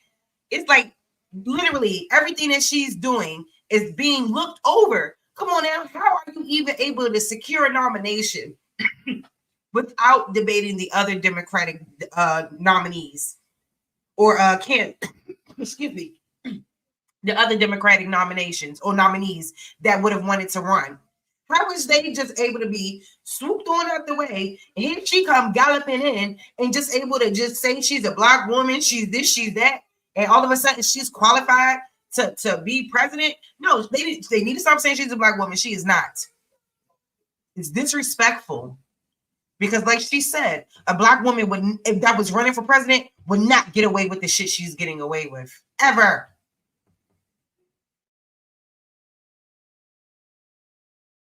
Not be able to skate through like this woman she's been skating through her whole life. Well, let's go to the phone lines. Hello, who's this? Jefferson. Jefferson, good morning. Where you calling from? I'm calling from 914 Westchester, Yonkers, White Plains, Greenburgh, New York. All right. Did you go to the Locks concert this weekend? The Locks was performing in New York. They brought out LL. I see them brought out Ghostface. One thing you're going to do is go on the concert. I actually didn't go, but I heard about it. I wish I did go. All right. Shout out the Locks, though. Absolutely. Jefferson, so what's your thoughts? What's your opinion? All right, so I'm a professional New Yorker, right? I don't know what Plies was really saying. I wish he could really communicate. He's a grown man. He's over 40. He should communicate better. But everyone thinking Kamala doesn't have to answer. We're not, even if I'm not voting for her or I'm voting for her, you still got to explain yourself on this type of level of job. That's right. I know we want to support off of the complexion, but like we need to know that you're a good representation. Look, we had Obama. He was a good representation for us, a good entryway, a good marker. Kamala do the same. I don't agree with nothing with this guy saying, but carry on. I mean, I agree with the first statement, but all that Obama was a good representation did. A lot of us, not just melanated people, but a lot of humans are just looking at her for just like a direction. Just show us that you know what you're doing so we could really pump you how you want us to pump you out here in public. I just don't know how we're expected to pump up somebody who basically said F us. She wasn't going to do nothing for us, but went on to get billions for her people. $26 billion in 1 year for the AAPI community, not the black community, for her people. In the last 2. And what I just get finished reading to y'all. This fact sheet full of everything that she done did for the Asian community. Look at this shit. Look at it. Oh yeah. Look at that. All of that. Look at that. Every last department. Department of Commerce, HUD, any organization in this government you could think of, American fake ass rescue plan, Homeland Security, Social Security Administration. These people getting funded from all of this. Implementing language access at HUD. They're gonna make it as easy and as quick as it could be for these folks to be able to do anything they want to do by readjusting and accommodating their needs. Look at this mess. Sign the Respect for Marriage Act. Launching a national strategy to advance equity and justice and opportunities for the AA and NHPI communities. Look at this. Department of Interior, the Federal Trade Commission. The Department of Interior's Office of Insular Affairs provided $55 million through the CARES Act grants for assistance for facilities and medicine, food, supplies to Pacific Islanders. Do y'all see this? Come on now. When we gonna talk about the facts? Look at this. Nothing but bread, money. They got money for small business loans. Hold up. Because that's the kicker right there. They're going to make it possible so that they could be entrepreneurs in this country without any hassle. Paying their mortgage rates back. Paying their delinquent loans. All for them. Come on now.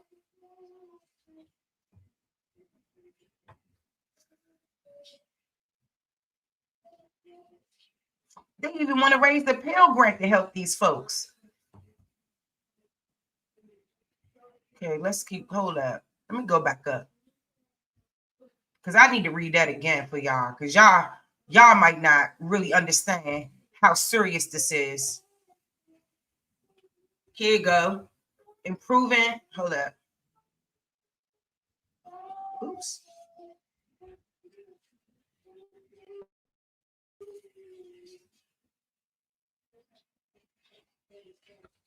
Okay. There it is.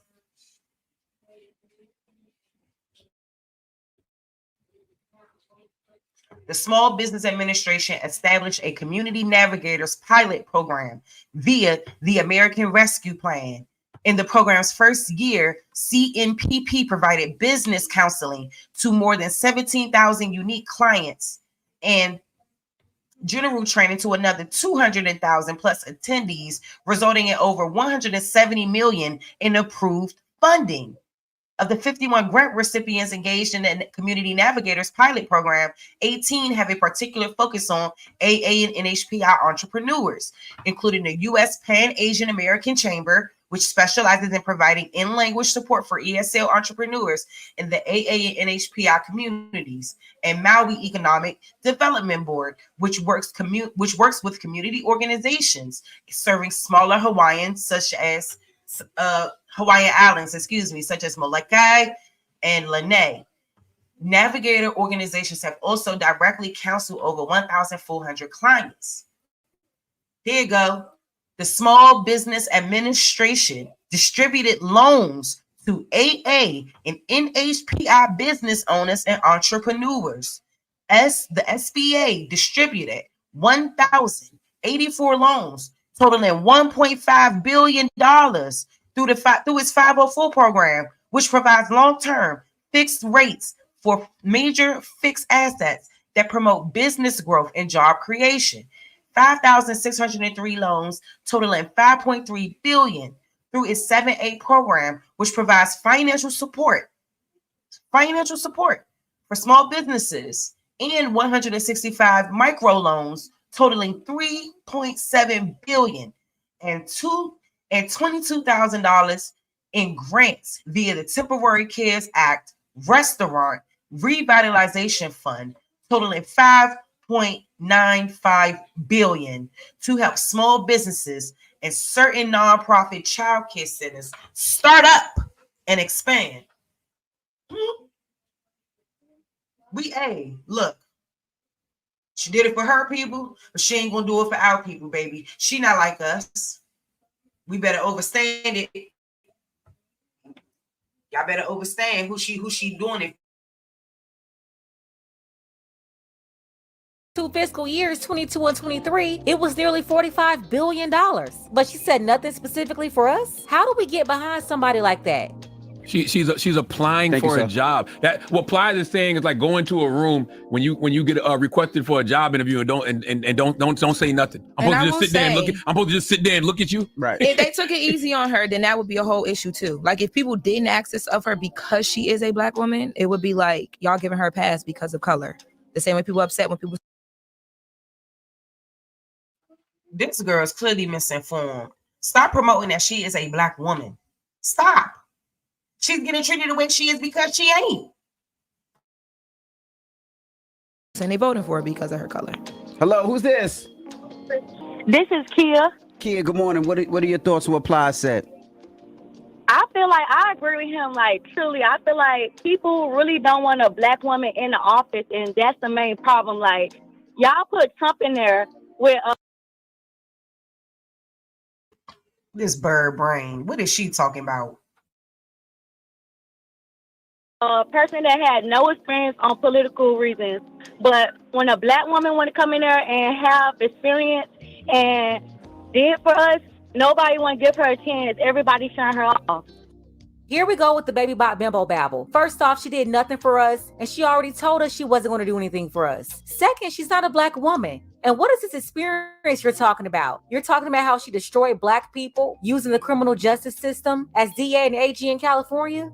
Or are you talking about her experience as VP? She's supposed to be over the border, and she let millions and millions of these people come in, and now they've been dumped into black neighborhoods. And this woman was over the border, bruh. And this was going on. And y'all want to vote her in there? Y'all are crazy. Y'all crazy.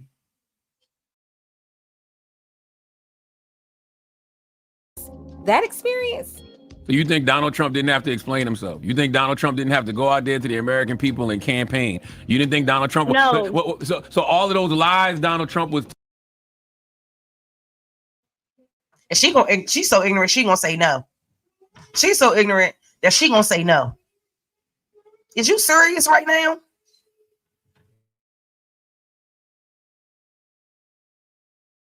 Telling folks and all of these things he was saying he was going to do. You don't think that wasn't explaining himself? No, Donald Trump, I feel like Y'all was are an crazy. act, and an act that everybody loved at the time. And an act for what? I don't know, but it was an act. And it's like, it was an act, but he was still explaining himself. That is what campaigning is. When you see these people on TV and they're having these rallies and these press conferences and these interviews. Huh? If you're acting for something, if you're acting, I'm being a character. I'm not myself. So how I'm going to give a person a true explanation on what I'm doing if I don't really know what I'm doing? It's an act. It's not the truth. It's not what I'm truly trying to give. Once again, what have Trump did? This woman, her elevator don't go all the way up, especially if she can't see that Kamala the cosplaying chameleon is a character herself. She's a pretending chameleon. She's pretending to be a black woman. She won't put anything on paper because we've already caught her flip-flopping over and over on issues. She's the one literally reading a script, reading the teleprompter, won't do interviews, won't answer any questions, and everything is pre-rehearsed. Like, really? Again. To provide a straightforward understanding of herbal immune support, we will classify herbs into two categories. Again, you see people having these rallies, these elected officials having these rallies, these press conferences, these interviews. They are explaining themselves to the American people. Vice President Kamala Harris and Tim Walz are doing an interview with NBC News this week. She should have done 10, 20 interviews by now. She's been in this race for over a month. And you mean to tell me there's been no interviews, no press conferences, no magazines, no newspapers, no local radio, no syndicated radio, no local television, no cable news, nothing? And then she can't do the interview alone. She got to have that guy with her. No, we want to talk to Kamala. She want to be president. She want to be the head honcho. How you going to talk to Putin and you can't talk to us? And that's on fucking period. And that's on period. And that's on period. Okay? Stop. Stop. We don't want to hear this. We don't want to keep hearing all these reasons why she can't talk to us. Come on now. Come on.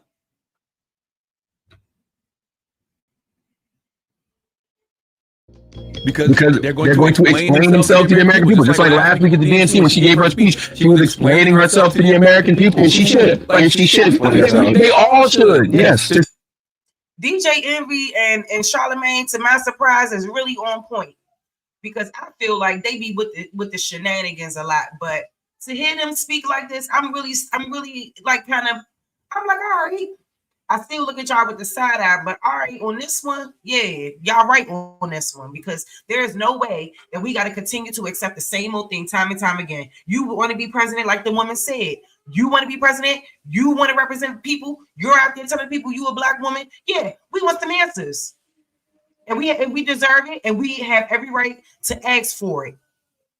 You're over the border, and you're letting all these people in. We want to know why. Why is your people being funded $26 billion, and meanwhile Black Americans ain't got nothing for reparations yet? We ain't hurt Asians. We haven't hurt these people. Why is their needs being put on a different priority level?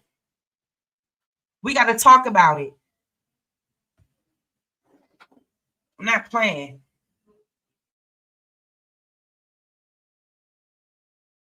To say an elected official shouldn't have to explain himself is insane to me. It sounds crazy. I look at it like is we're hiring them for a job, and you have to make me want to hire you. You have to make me want to vote. You have to tell me your policies. You got to tell me what your plans are. And if I don't like it, I don't have to hire you. I'm not hiring you because of anything exactly. but what's my best interest. And you got to explain that. It'll calm down though now because she's starting to address more things. Like people will just really have questions.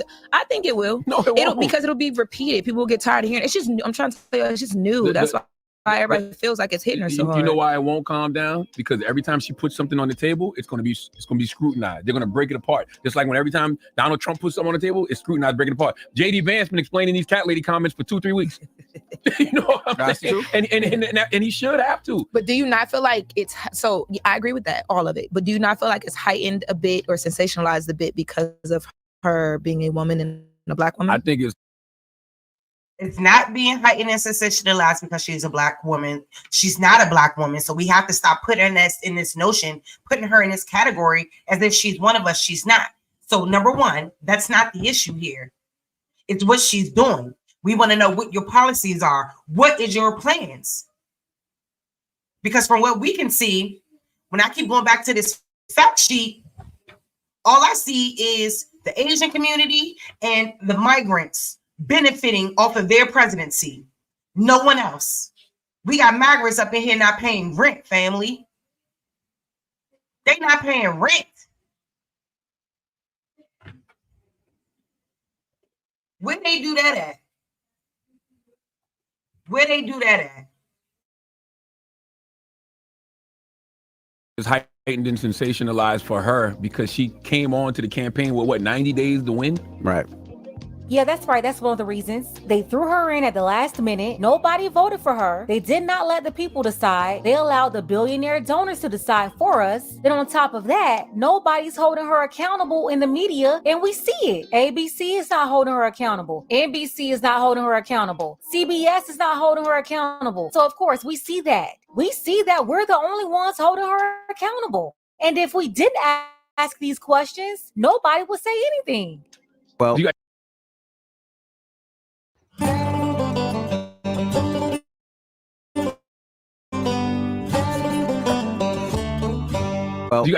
people got 90 days to make a decision. So, after the debate ended, and then, a week later, or however it was, she became the nominee, or not officially the nominee, but everybody said she was going to be at the top of the ticket. Mm-hmm. She didn't give an interview for 3 weeks. You know why everybody made that such a big deal? Because she only had 90 plus days to win. Now she got 70 plus days to win. Because of the nature of her campaign and how she became the nominee, that's why she's going to get even more scrutiny. Well, 800-58. And she should get it, because there's no way that she should have been able to run for president, not debate the other Democratic nominees or candidates, and just be able to slide on through and rule the free world. Hell no. Because I want receipts about her elementary school. I want receipts about all of this stuff. She over the border, and she's left our borders open, bruh, so that migrants can come in and inflate our neighborhoods and take over. Bottom line, every other group is getting ahead in this country, and I can't, for the life of me, I could not fathom what the fuck. What are we doing that is so wrong that we deserve this? Unless we are the true original people.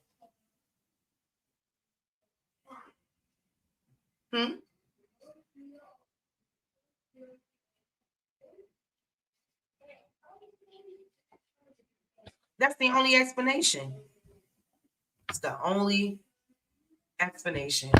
And I hope y'all out there understand, man, because this is detrimental to us in so many ways. Like, I work hard too. You know what I'm saying? Like, I worked hard to get my college degree, and now I'm working even harder to get another degree. You know what I'm saying? So I could better my life and better my daughter's life. You know what I'm saying? And if we got people, like, as bad as I want to buy a home, the American dream, something that everybody wants, you know what I'm saying? And they make it almost disproportionately impossible for us to do it. You know, but then, you know, you turn around and you see things like people, like lawmakers in California trying to push through such a bill so that people who just come into this country all willy-nilly, ain't never worked for nothing, like those folks said, ain't never put nothing in no type of pot. Ancestors ain't died, nothing.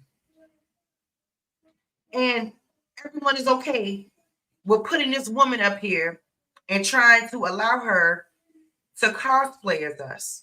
And she didn't do anything she did everything for the Asian community.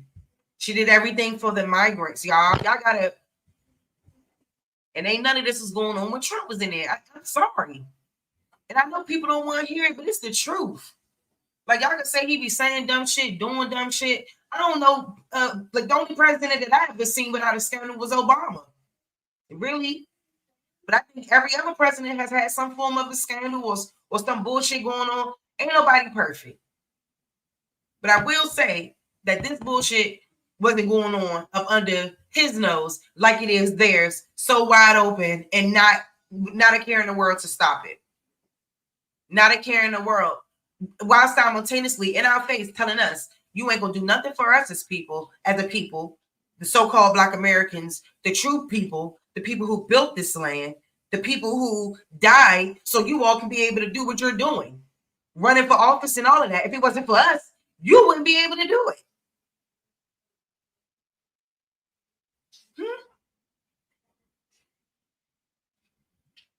But we always being told we gotta accept crumbs. We gotta. I don't understand.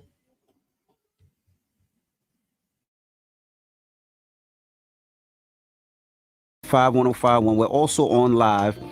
Glam Millionaire 6 says, y'all saying we didn't question the white man. I'm 41, around Pla's age. A lot of y'all don't worry about politics until it's a popularity issue like this one. We should question everybody. Everybody. I don't know who didn't question the white man. That's all I did. Y'all was on my head for questioning Biden too much.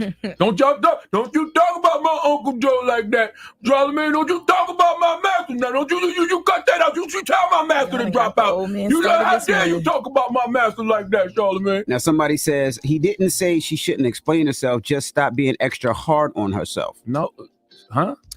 I guess talk about what Plies was saying about just Kamala remove Harris. Herself. That basically.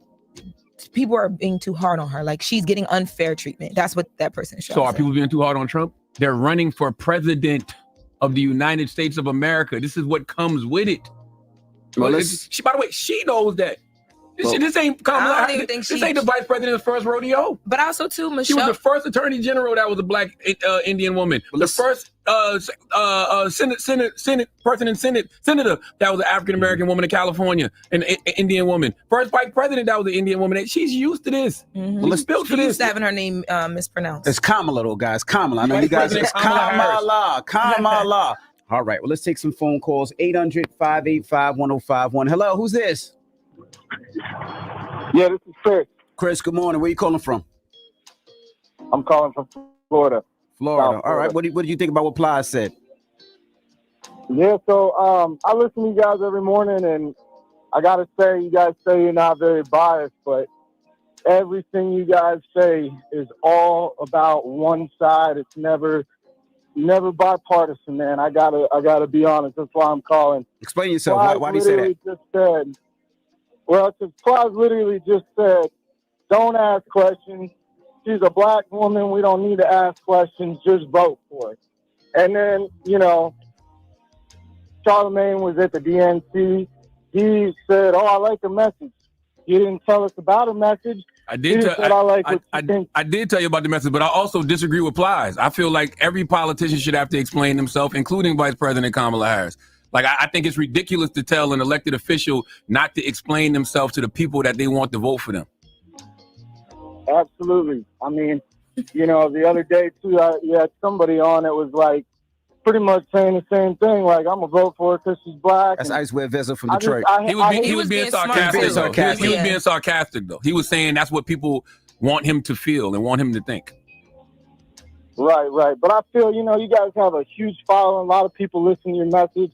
I think it's awesome that you guys come on and spread the side so that we can get, the right people in. But I just feel I listen every morning. I'm like, man, it's a little too one-sided. I don't see how. We've had everybody from one side. We have people from the other side. We're independents. Let me tell you why I love doing what I do. I love doing what we do here on the Breakfast Club. Because earlier this year, y'all said we was MAGA. Definitely said we were MAGA. Now we back being liberal shills. Y'all got to pick. Y'all, which one is it? Like, which one is it? Hello, who's this? KP. Hey, KP. Good morning. What's your thoughts? So I want Black people to understand that, yes, transparency is key when you're running a campaign. However, there is a process once you're running through policies. It has to go through Senate, it has to go through Congress. The president does not also have the ultimate power as we assume. So y'all just keep up, read the book, and y'all learn a little bit more. You know what people like her don't know, but they're always telling other people to go read? The interesting part about Kamala Harris's position as VP, not only is she a part of the executive branch, but because she has that position, she is also the president of the Senate. During the last 3 years, she broke the tie on some key legislation, but they never bring that up. What that got to do with what? I hope y'all enjoying the live stream. Like, share, and subscribe. Thank you all for coming in and out. I really appreciate it. I'm going to end really soon, so I'm going to finish this out. And I'm going to go ahead and close out. I hope y'all just watch it back, replay it, and enjoy it. But I'm still cooking right now. So don't leave yet. Shout out to all of y'all. Y'all been in and out today. I really do appreciate it. Fly said, though. Fly said that she the president. She don't have to tell us what's going on, but that's not true. Oh, I agree. That's right. That's exactly right. That was the question, man. I don't know why you tried to call up here and, shame us for not knowing civics. Hello, who's this? Shatara. Hey, good morning. What's your thoughts? Good morning. I feel like as Black men, they need to ask themselves, what have they done for the community as a Black man? What have they done for our younger Black boys? Instead of why they're so upset with Kamala and she needs to explain herself. No, explain why you haven't done what you need to do in your community before you sit and ask her what has she done. Here we go with that strong deflection. When somebody's running for the president of the United States, we have the right to question them. Asking Tyrone, Pookie, Ray, or Marcus what he's done for the community, that's got nothing to do with this woman running for president. Star Cooler done called up, and in her mind, she's making so much sense with this baby bot bimbo babble. I agree. I agree with all they have done was, I agree with what you're saying as far as, before you point the finger at somebody else, you should ask yourself what you're doing. But these are elected officials that are asking us for our votes to put them in these positions of power. So I don't think there's anything wrong with asking an elected official to explain himself. Yeah, I'm glad Charlamagne and them, correcting these dummies who keep calling up there saying this wild stuff. Is y'all serious? So we supposed to let somebody come in office, not ask for anything, not get an understanding of who they are, so we can feel like that they're a representation of not just so-called Black Americans, but the entire country. Because it ain't just about us, it's about all of us when it's all said and done. But we have a government who curry it like it's about everybody except us. And that's where the problems come in at. They currying it like we don't got a right to feel the way that we feeling when we built the country. And meanwhile, y'all giving everybody else a goddamn Tempur-Pedic mattress. Shit.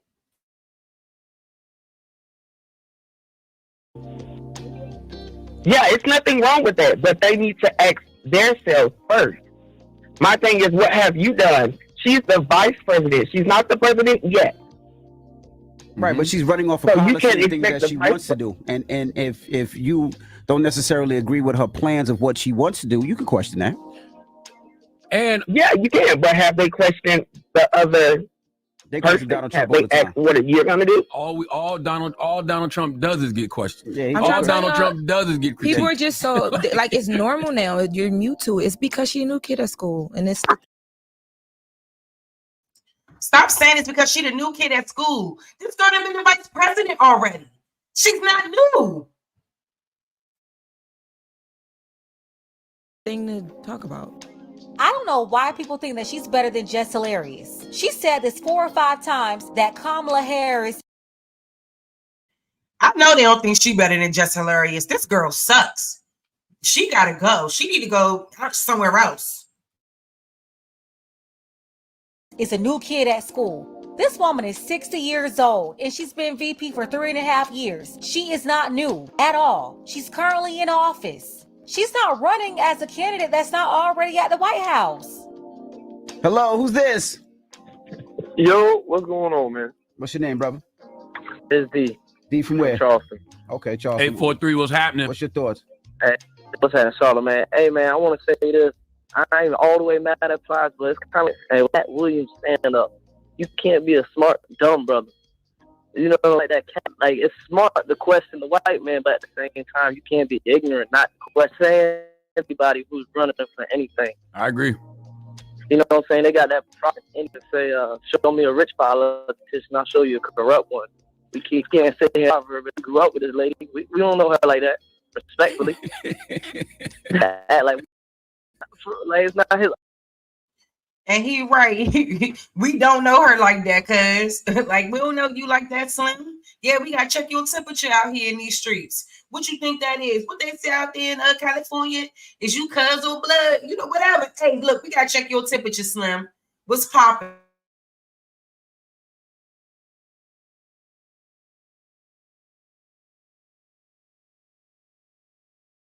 Aunt, he's speaking like his aunt or something. And listen, that's because a lot of people feel like that about her, though. And by the way, not respectfully, I get it, but she ain't. Hey, I'm saying this as a supporter of the vice president, okay? Yes, question her. Yes, ask her to explain herself. And I don't know why we do this with every Democratic candidate, black people. Don't question Joe Biden. Don't question Kamala Harris. Cut it out. Black people, don't settle. Ask questions. Make these presidential candidates explain themselves, especially if you are undecided with your vote. Yeah, comical _007. I think he put it right. He said, this sounds silly. Y'all are supposed to question the people who are representing you. You just don't want somebody that you don't know what they are focused on or what their policies are. You are supposed to question the people that represent us. It just. Before Contrabe, I had tried a bunch of.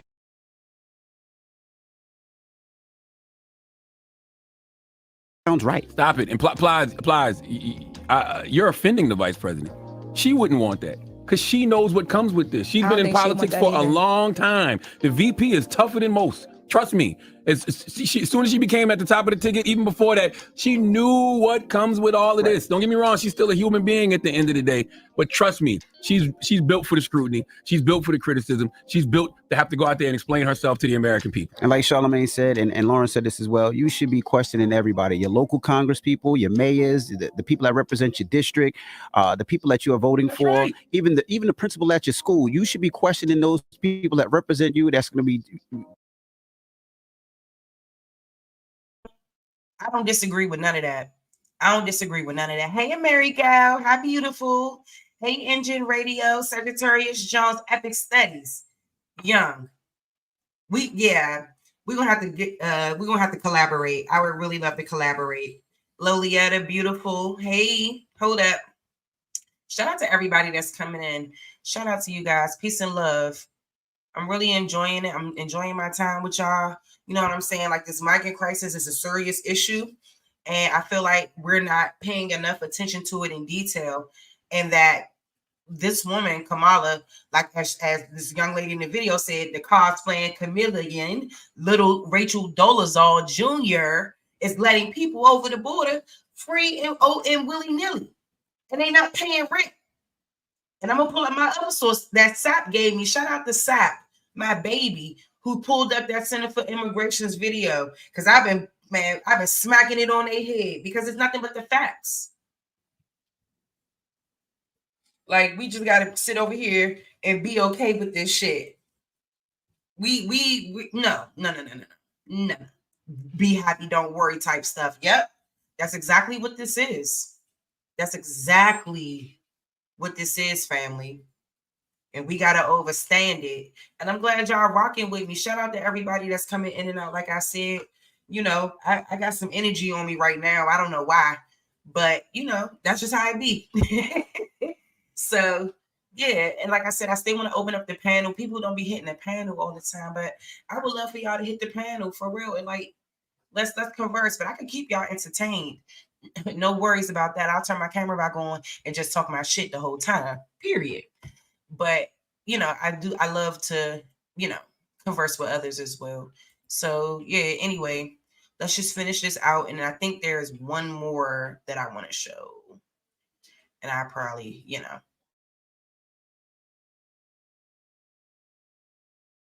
Pushing policies that's supposed to be affecting you, you're supposed to be questioning all these people. I've been supporting Kamala Harris since she was in the Senate in 2018 when we first brought her up here on the Breakfast Club, and I sat here and looked at her and told her I think she's going to be president of the United States of America one day.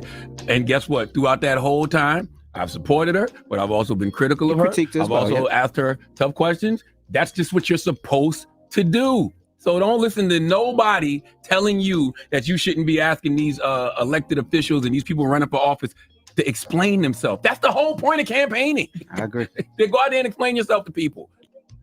Listen, it's been almost a month and a half since Biden dropped out and endorsed Kamala, the cosplaying chameleon. She's been able to go over 5-6 weeks without a press conference, without interviews. She stubbed over 1,000 Black reporters, and they're all still stumping for her, by the way. She even stubbed everybody in the mainstream media. And guess what? They're still stumping for her too. This lady is only treating the voters like this because they are allowing her to do it. The media is helping her. Everybody is allowing her to get away with this, and that's how I know they all know that she's really not Black. This Indian lady is getting away with stuff that Black people could never get away with, or any of the white candidates before her. Everybody will be calling them out. That's how I know something is really going on. But I digress. Let's go ahead.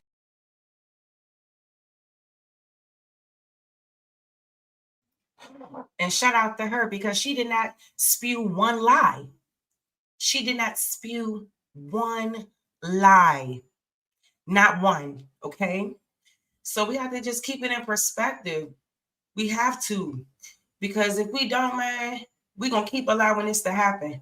And we can't keep allowing it. Like, man, I hope y'all enjoying the live stream so far. I feel like I want to hang out with y'all a little bit longer. Let's see what we can do.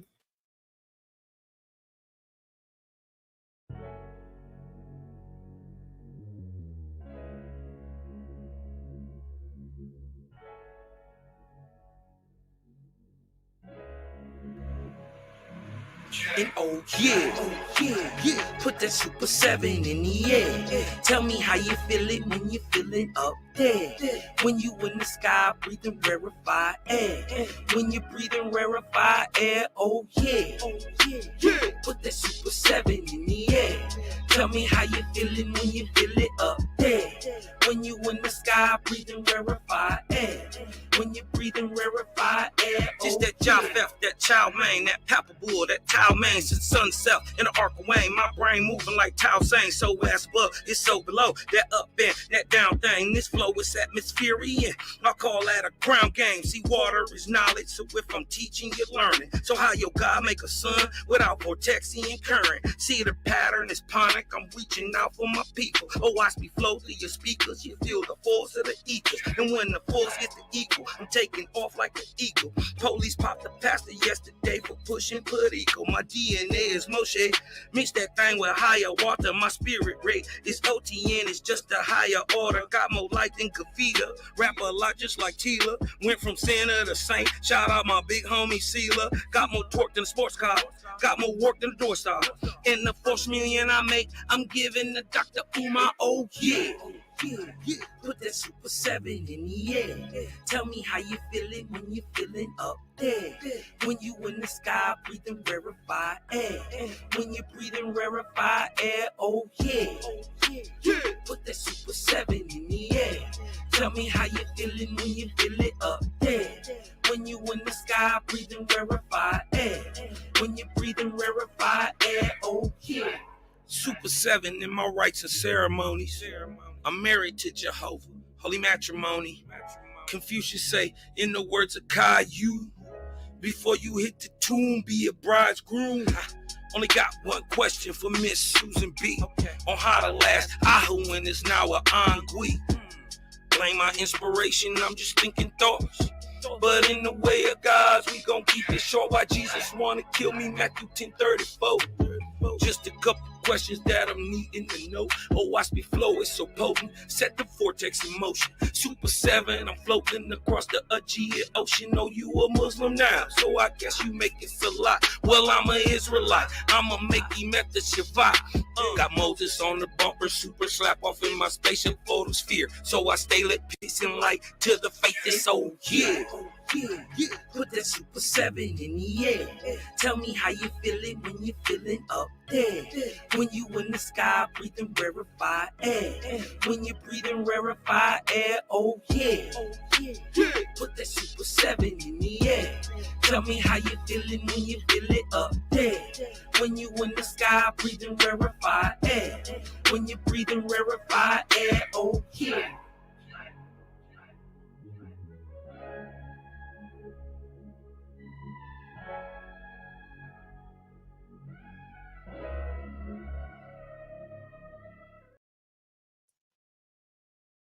Yes, peace and love, you guys. Peace and love.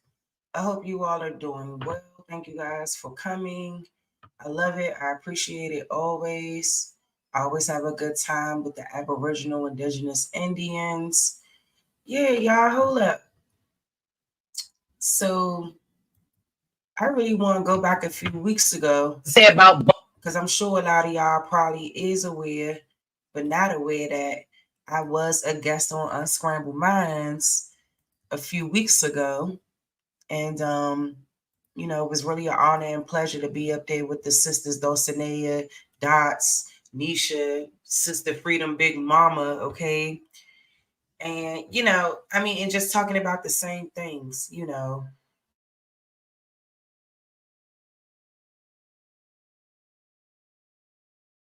I mean, I don't care if you was the president or not. On and introduce yourself. Okay, tell us a little bit about you. You know what I'm saying? So we can get into the move and the groove and get into the build.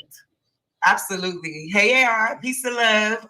My name is Sharice, known on YouTube as Sharice the Realist. I'm a young woman. I'm a mom. I'm a recent college graduate as of May 2024 with a Bachelor of Social Work. Congratulations. And right now I'm in the process of applying to Howard University for a master's program. So wish me luck because the process is pretty brutal. So, but I'm excited and I'm ready to take on the next chapter of my education. And I'm just happy to be here. So thank you so much, ladies, for having me. Yes. And y'all get my accent. I'm from DC, born and raised. Okay. Okay. All right. So we're going to get into it tonight because we were probably going to talk about other things, but tonight we have got to. First of all, y'all, my hair was cute. Okay, period.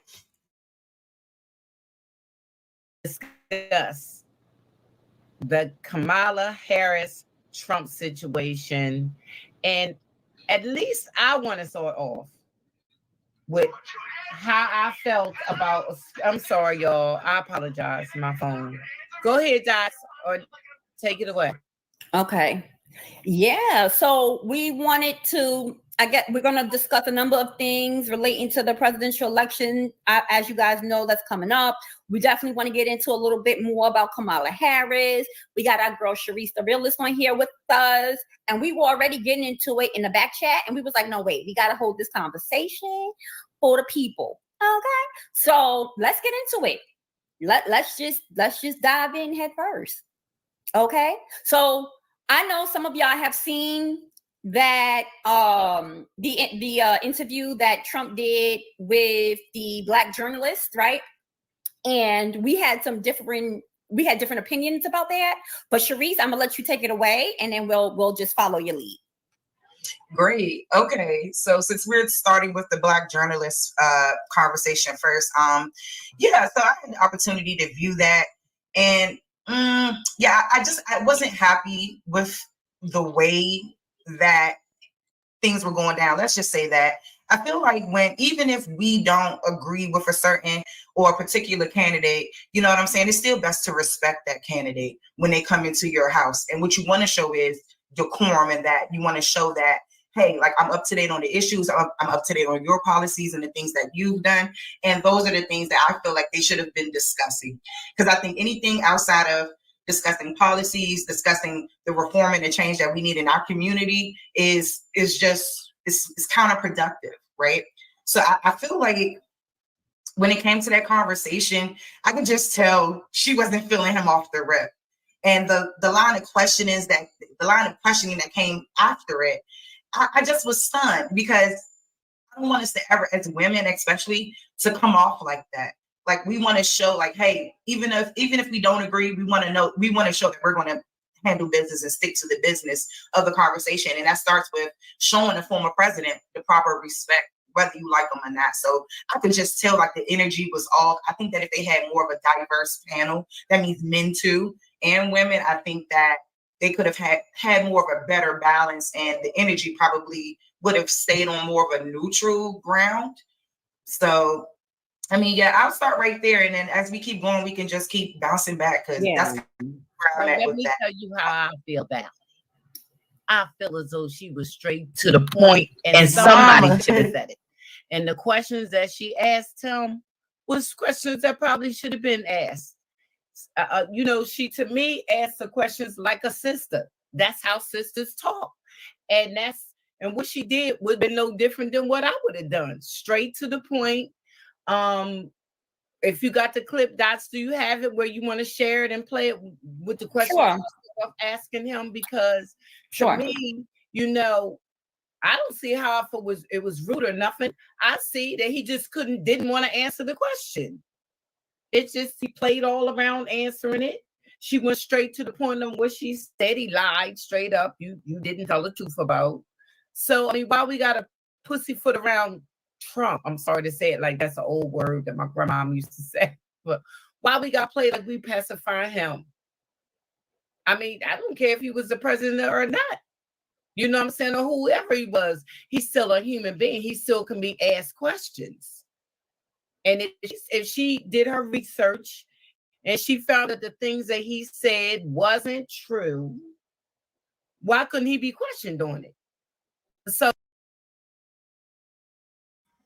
and I love me some Big Mama, okay? Shout out to Sister Freedom. But I didn't agree with a lot of things she said on this particular one, you know, but you know, her opinion is respected for sure. But a lot of this I ain't agree on. But that's my girl though, and I love her, and I got a lot of respect for her. So just because she asked a question and he couldn't answer, it was rude? No, I don't think so. I mean, you know, just keep it in 100. You can play the clip. You want to send it to me, sis? No, I'm gonna let everybody else go. I'm gonna share it now. I'm gonna share it to you, and then you play. One second. Yeah. Hold on. Sorry, I'm Sharice. Go ahead. No, I just think it's not even about Sister Freedom, because you know I love you, baby. So you know, it's not even about whether she can question him. You can ask him any question you want. I just tell off I can feel the energy, and I can just tell, like, I can just tell that she wasn't here for it. And I could tell that it wasn't, you know, it just wasn't from a neutral place, if you will. It's like when you're a journalist, you have to come from a more neutral standpoint. It's like you can, but you shouldn't come from a biased place. Even though you have your personal feelings, you have to know how to put that to the side and stay on what's what. Because what I find is that they question him a lot about, oh, you said this in the past, or you said that in the past. And I think that what we need to stay on is the agenda. And what you if that's what he's trying to do. You don't think the same thing if it was Kamala? Freedom, it's in the back. Do you see it? But I just didn't want to do it while she was talking, Dots. My thing is, I think she would have did the same thing to Kamala. I do. I think she's just a straight up person. She probably a Taurus, a Dots. Hey, Sister Freedom funny, because her tone would not have been like that with Kamala the way it was with Donald Trump at all. Like, that's I don't see it.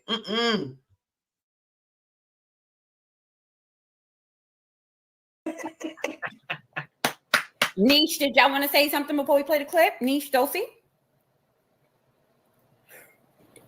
I guess not. No, you can play the clip. I haven't seen this. Okay. So this is just a small segment of the, I guess, conversation he was having with some of these Black journalists, right? And they were asking questions. So this is the piece that I clipped, is the piece where he's addressing her identifying now as a Black woman, right? So because that's like, I thought you was gonna go to the front part when he said she was rude. Can you put that on first? I'll have to pull that clip up. But this is, to me, you'll get a sense of her tone, even when she's engaging with him around this question. You can pick up on, in my opinion, you can still pick up on her tone. But here we go. Including Republicans on Capitol Hill, have labeled Vice President Kamala Harris, who is the first Black and Asian American woman to serve as vice president and be on a major party ticket, as a DEI hire. Is that acceptable language to you? And will you tell those Republicans and those supporters to stop it? How do you define DEI? Go ahead. How do you define diversity, equity, inclusion? Okay, yeah, go ahead. Is that what your definition? That is give me a literally definition the words. then. Would you give me a definition DEI. of that? Give me a definition. Sir, I'm asking you a question, a you very have to direct define question. it. Define it for me, if you I would. just defined it, sir. Do you believe that Vice President Kamala Harris is only on the ticket because she is a Black woman? Well, I can say no. I think it's maybe a little bit different. So I've known her a long time indirectly, not directly very much, and she was always of Indian heritage, and she was only promoting Indian heritage. I didn't know she was Black until a number of years ago when she happened to turn Black, and that. Donald Trump, you having me dying, Mo, for real. She wants to be known as Black. So I don't know, is she Indian or is she Black? She is always But you know identified what? as a Black woman. I She went to a respect historically either Black one. college. I respect either one, but she obviously doesn't, because she was Indian all the way, and then all of a sudden she made a turn and she became a Black person. Just to be clear, sir, do And you I believe think, that I think she is somebody should look into that too when you ask continue in a very hostile, nasty tone. It's a direct question, sir. Do you believe that Vice President Kamala Harris is a DEI hire, as some I Republicans really have don't said? know. I mean, I really don't know. Could be. Okay. So hold on. Now it's time. Okay. Let me pause that. I don't think that she was nasty. I think she was just a straightforward asking questions. And to me, he was rude by saying what he said about Kamala Harris. He never answered any of her questions. He just made statements derogatory and negative concerning Kamala Harris. Simple as that. I mean, her question, and if you go backwards, it was hard. Even he would just babble on and on. So she's trying to get her questions in. I don't see where her demeanor, her body structure, her head wasn't moving. She wasn't doing a ghetto move or nothing. She was just straightforward asking him a question. She was all hunched over. Her voice, like everything about that, the way she questioned him was so off. It was off-putting as all hell.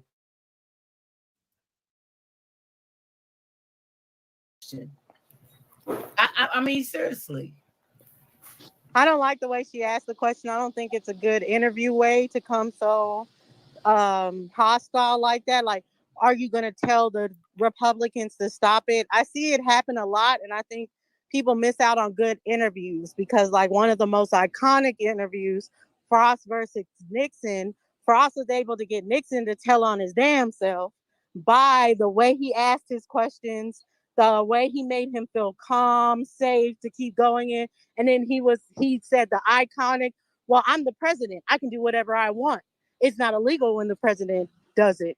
He would have never said that and had to resign had it already been like he was already up front, like, oh no, I can't put my guard down on here. So I think a good interviewer knows how to get the person to put their guard down so you can get the truth out of them. That's to me what she did. No, I have. I'm sorry. No, I have to. Y'all are the first people I heard say that she was rude. No, because regardless of what, you also got to think about the 48 laws of power. And if you are interviewing the president, or, you know, well, he was, so people still address him as President Trump, regardless of what. it's a way to do things. And how she came off was her tone. We already know who she voting for. It says it in how she presented her question. I mean, she didn't even have to, she came with the smoke, you know, and he felt that. I mean, regardless of if she liked him or not, it's still a way to do things. And me, I have to learn that too about myself and how I come off sometimes. So, she could have did better. She really could have did better. Well, I beg to differ. I'm just gonna go ahead and say it. Somebody did say they felt as though she was unprofessional. Personally, I think that she was straight to the point, and I feel as though I applaud her for being straight to the point. I can't see me doing it no different. It seemed like it was something that was held on people's tongues that they've been wanting to say or they've been wanting to ask him. And she said, well, you know what? I got the opportunity to do it, and I'm going to do it. Just like I feel as though if Kamala Harris came on, she would say, well, it's been rumors concerning you sending men to jail on some trumped up charges that you made up about marijuana, and you actually smoked and it's been said that you smoked marijuana your own self. I think she just one of them type of people that is a straight up person, and that's just how she is, period. But I'm saying we can agree to disagree. Okay, now here's the thing though. Okay, so peace, y'all. Copagatas, American Isness, DJ Kadik, 10AC, welcome y'all. We appreciate y'all. If y'all thought she was rude, or if you thought that her tone was a little bit off-putting, can y'all just put 1 in the chat? If y'all thought that she was fine, it was to the point, put 2. Okay, so 1, if you think that she was rude enough or her tone was off. 2, if you thought it was good. I think, you know what? Here's the thing. Okay, I want to think, for me, I was like, all right, I understand their bias, and I do understand where the tone comes from, right? I get it. But for me, I want to talk about the meat on the bone, right?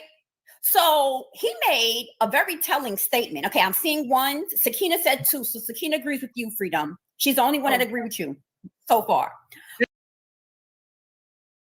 That was so funny.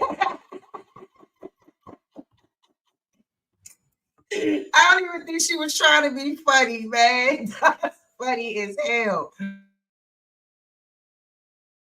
But so when he made the statement about, I never knew she was black, right? She always identified as Indian. Now all of a sudden she was black. And the reporter kind of took that kind of offensively, right? Because she was like, no, she's a black woman, graduated from Howard, and da-da-da-da-da-da. But he said something that was fact. That he said, and that's the thing with Trump. A lot of people can't take it, right? It's like, and I don't know if it's because he's from New York, I got to throw that shit in, right? Because we do, we say what we mean and mean what we say, period, right? But that was a fact. Right? It's like, so now you are playing on the black card, right? Now you're playing on the black card. Now I'm going to go and I'm going to be ski-wearing all over the place with the AKAs. I'm going to be in my pink and green. I'm going to be wearing a dress like it looked like the Jamaica flag. And it's like, since when? Since when?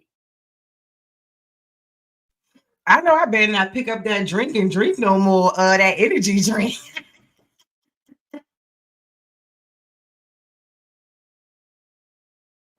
And so what do y'all think of that, right? What do you think of his statement? Do you think that he was wrong for saying that? Do you think that that was a little bit disrespectful? What do you guys think? What do you I think that he was disrespectful, but here's the thing.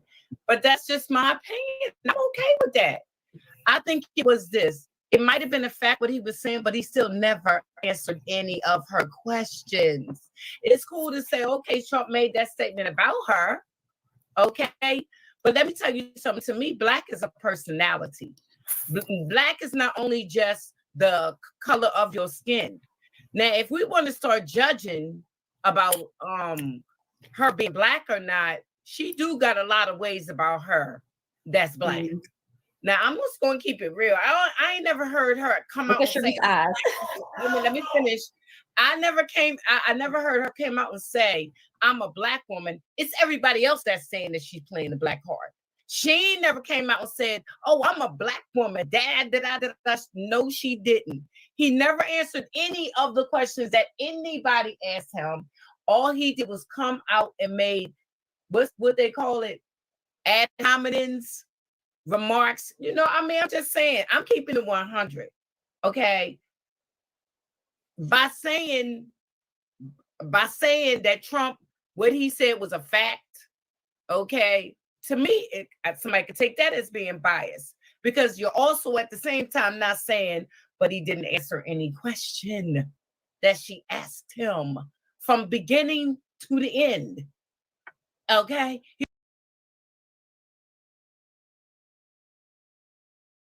See, I'm mad I took the LBJ interview off, because I honestly, y'all, I feel like Trump did answer her questions. I feel like he did. So I don't know. Hey, big dog. See, you made it back. Hey, girly girl. He was all over the place about something else. That's why I said, if you got the other, when she first came on and asked him about the lies he'd been telling from gate to from his whole time being a president, getting kicked out of the presidency, and all the charges that he got away with, because I would be offended about that. Okay, that's what I would have. Do you think it's fair that you get to for all of the charges that you've had, that your charges get to be looked over while brothers is in prison for probably the same thing you did? I probably would ask some straight up questions like that and see what he said. I guess I would have been rude for asking him that too. You understand? Anything that somebody asked him, that is straight up, because the questions was fact too. What do you think? Would you allow that to happen? I mean, because Kamala Harris, she's not saying she black. Everybody else is saying. Now, for the record, sorry, Sharice, you're next. But for the record, I want to put this out there for the chat. I know y'all may not know this, but I usually play devil's advocate, right? So the questions that I'm asking and the things that I'm saying is just to have the conversation, y'all. I want to be very clear, okay? Go ahead, Sharice. What did you want to say? This is just for the conversation, y'all. Ooh, yes, Sister Freedom. You don't play, okay? So look, here's my thing here. I feel like, to answer your question, Dots, yeah, I feel like what he pointed out was actually 100% correct. And I think that a lot of times what we do is, when someone who may have, like the same thing with Barack Obama, you know, we see these kinds of people and we're like, oh, the savior's here, whatever it is. And then we want to bring people into our culture without properly vetting them, right? Properly figuring out who they are, their background, and if they are truly a true American, like the people that are on this stage here. Yeah, I think that is 100% correct. And I think that the notion that because she went to a HBCU and because she's in a Black sorority, that does not equate to Blackness. That does not equate to her being a Black woman at all. Does she identify with the culture? Sure.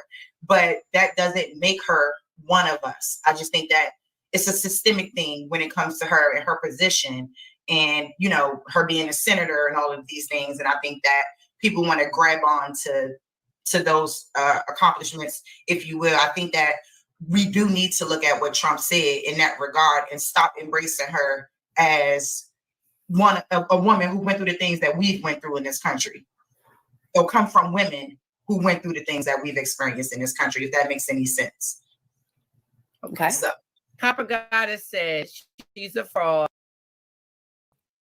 And I stand on that. And I stand on that.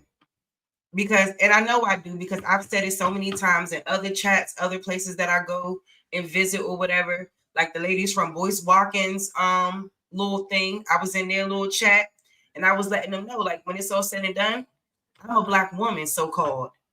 Look, I am a representation of that.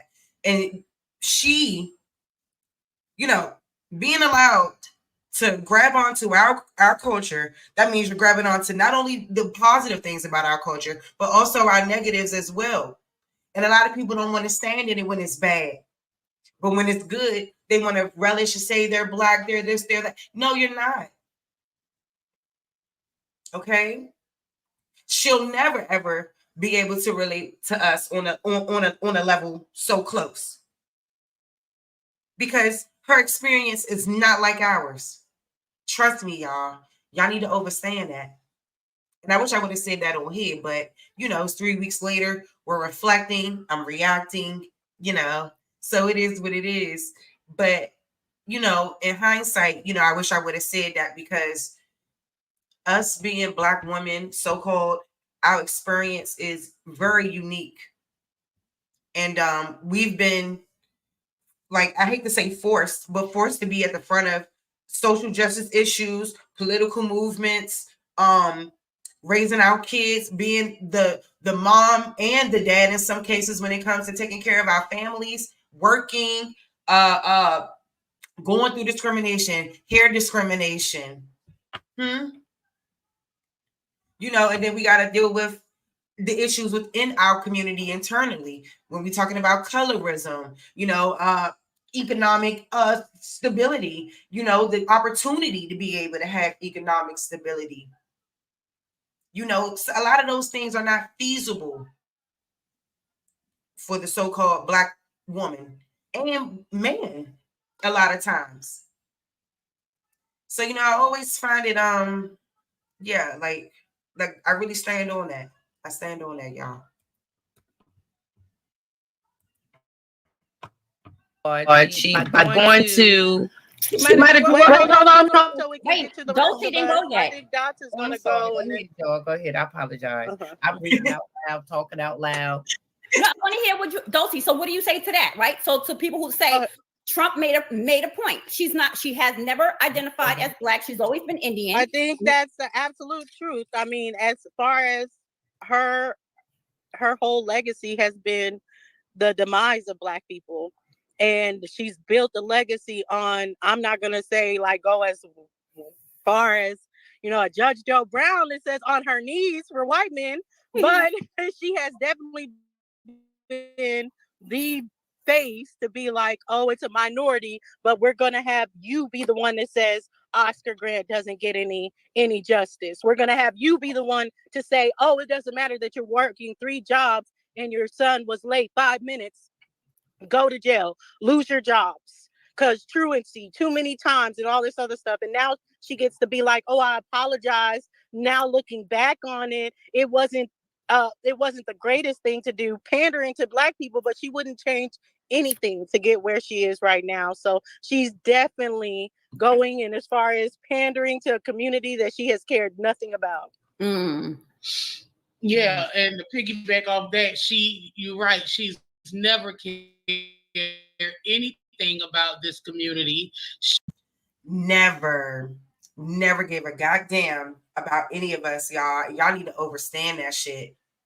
Y'all do, because a lot of y'all really believe, and like after everything that I just showed y'all, I can't wait till y'all replay this and watch it from the beginning and watch me, because I like we're gonna continue to go through that fact sheet, because y'all need to understand what she was able to do for the people from her community. And then she gets on camera and outright states that she's not going to do anything that solely benefits Black people. Meanwhile, $26 billion is being spent on the Asian community to uplift them. Because of what? The COVID-19 hate? The hate bill? So I'm guessing that's where all of this stems from, and I can't wait till y'all replay it. I don't know what to say. Like I said, it's just a complicated thing.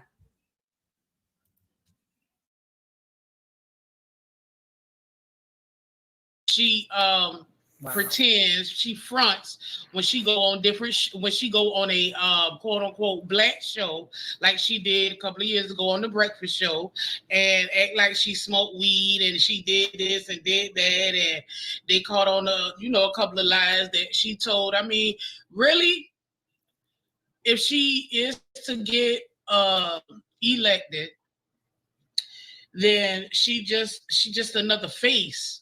I don't get why. I don't get she's Black, we got to vote for her. Oh, just like Barack, he's Black, we got to vote for him. I don't get that asinine thought.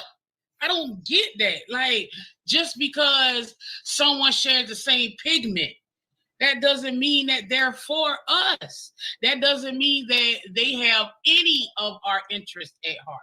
Any of them. Not one thing. And they made that clear. She and Barack both made it clear that they're not doing anything just for us. So what is there to talk about? Yeah, and I was going to really say that because we have to think about every time election time come around, we have people, we have Boule, we have people like Steve Harvey, you know, we have all these people trying to make it seem as though we can't vet and properly say, hey, what are you going to do for the Black community in exchange? Are you going to do something for our people? Are you going to help our people? And I always look at people with a side eye who get mad at people for asking the president or potential candidates what they would do for our community. Because for so long, all we've done is lay down and say, oh, they can't do this for this reason. They can't do it for that reason. We've made every excuse as to why we can't get the reprieve that we deserve in this country. So, like, I totally agree with you, Nisha. Like, spot on. Yeah.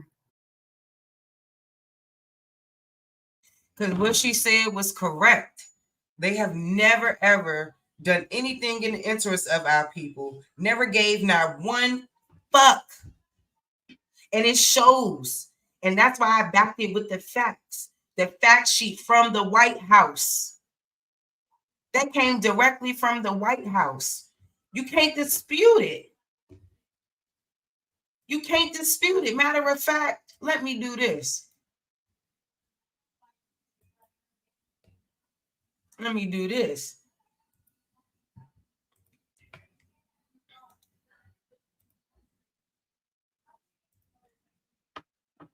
And y'all could go and take the document for yourself. Oh, shit. Why would it come up like that? That's crazy work. All right.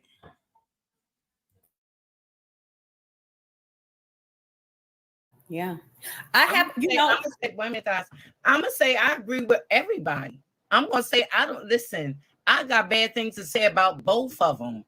When I'm the main one that said on the last show with Joe Biden and on HOK that she's not a Black woman.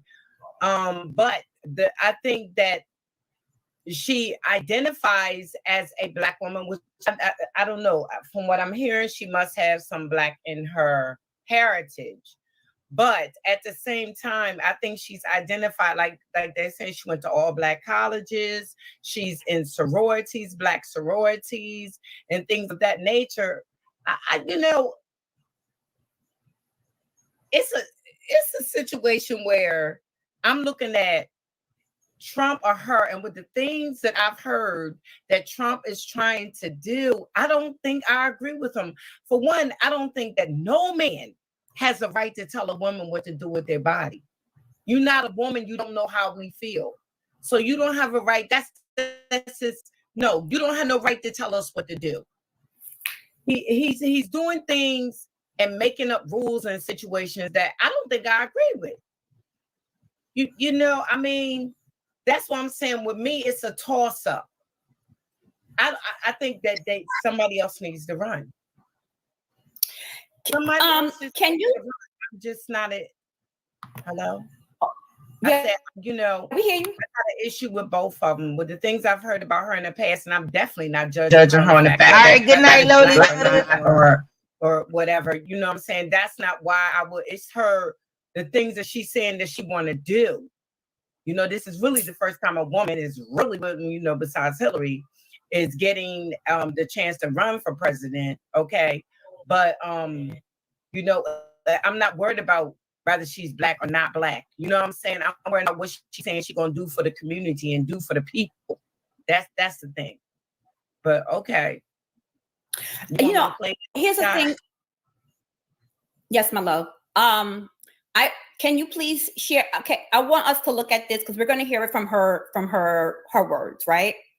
And I personally could never tell a person who they are and how they identify, right? Like how you choose to identify is how you choose to identify. And I just think that for so long, over damn near a century, it's sort of been expected that if you have melanin, you're automatically going to vote Democratic, right?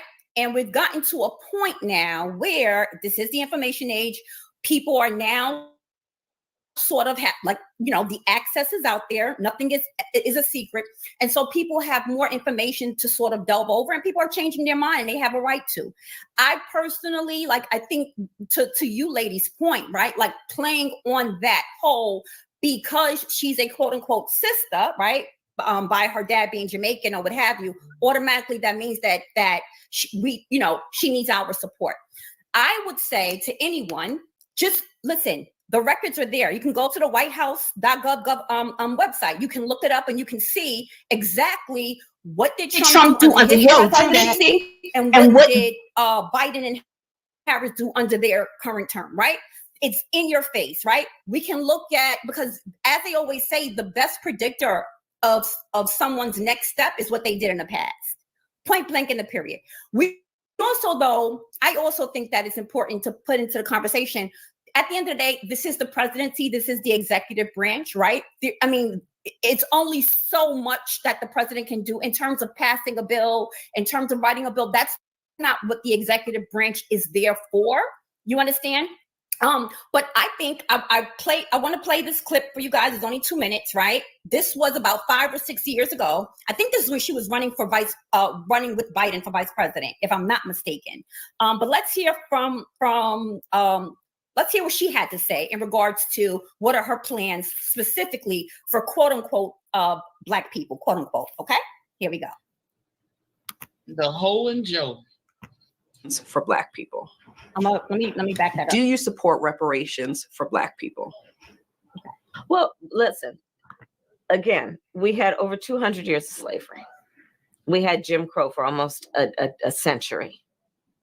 We had legalized discrimination, segregation, and now we have segregation and discrimination that is not legal but still exists and is a barrier to progress. We have disparities around housing. We have disparities around education. We have disparities around income. And we have to recognize that everybody did not start out on an equal footing in this country. And in particular, Black people have not. And so we have got to recognize that and do something about that and give folks a lift up. That's why, for example, I'm proposing the LIFT Act. Give people who are making $100,000 or less as a family a tax credit, which will benefit and uplift 60% of Black families who are in poverty. So by default, it affects Black families, but there's not a particular policy for African Americans that you would explore. But no, if you look at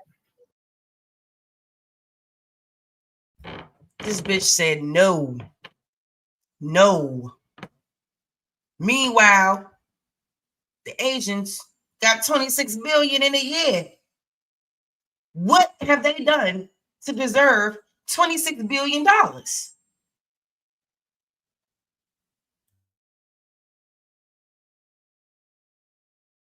The reality of who will benefit from certain policies, when you take into account that they're not starting at the same place and they're not starting on equal footing, it will directly benefit Black children, Black families, Black homeowners. Man, that's a diabolical ass lady right here, man. Because the disparities are so significant. So if we focus on the specific issues that have resulted in the greatest disparities, and we understand that that's part of why we're doing it. Listen, the reality also is this: any policy that will benefit Black people will benefit all of society. Let's be clear about that. Let's really be clear about that. So I'm not going to sit here and say I'm going to do something that's only going to benefit Black people.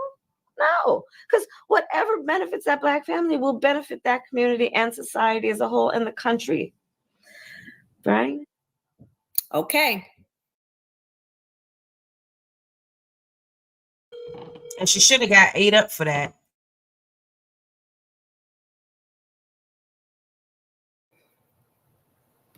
Okay. Hold on, y'all. Hold on. Sorry. I'm sorry, was she lying or? Sorry about that. Okay. So that. Hi, Bessie. Hey, sister. And Liliana, all of y'all. I love y'all. Thank y'all for staying with us, man. Hey, Sap. Thank you for staying with me. Thank you for staying with me. First of all, this lady need to be stopped. Stop. That was about 5 years ago when she said that. Despite the fact, now I just want to put this into context, right? And don't see Anisha, you're up after me, I know. But just putting this into context, right? So you heard her say that she wouldn't do anything specific, right? For quote unquote Black people. However, we do know that she has done, and she was an advocate for doing things just for Jewish people in Israel, right? We know that, right? But when it comes to actually putting pen to paper, and when it comes to actually doing things for quote unquote who she's now trying to get the vote from, you heard it out of her own mouth. What do you think about that? Well, I would say, if I believed in that stuff, I think she actually answered it pretty well, because she was talking about policies that you can't actually change and enforce amongst people, and like, how likely are they going to give you reparations or a restoration act just for Black people before they actually say, oh, a stimulus for the economy that's going to affect millions of Black people. But what I would say is, I ain't never heard no. Meanwhile, the goddamn Asians got 22 billion, 26 billion that she did just for Asians as vice president.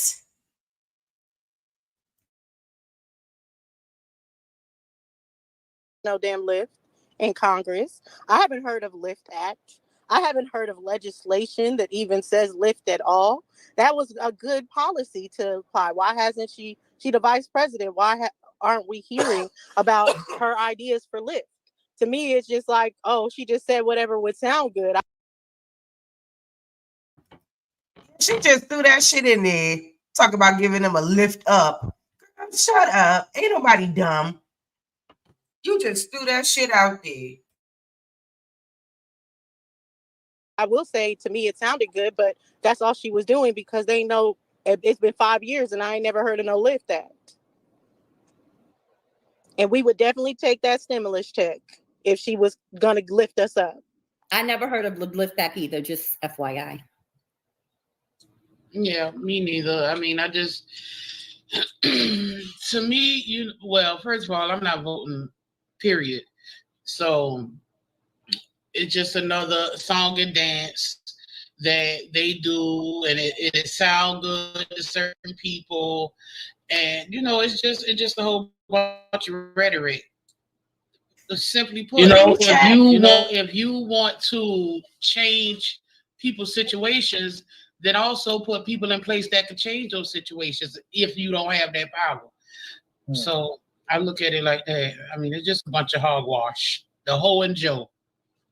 Sometimes there is opportunities out here. We be so going on with our day, doing what we doing, working, being in our families, dealing with our families, that this is probably the first time you probably even heard of the Lift Act.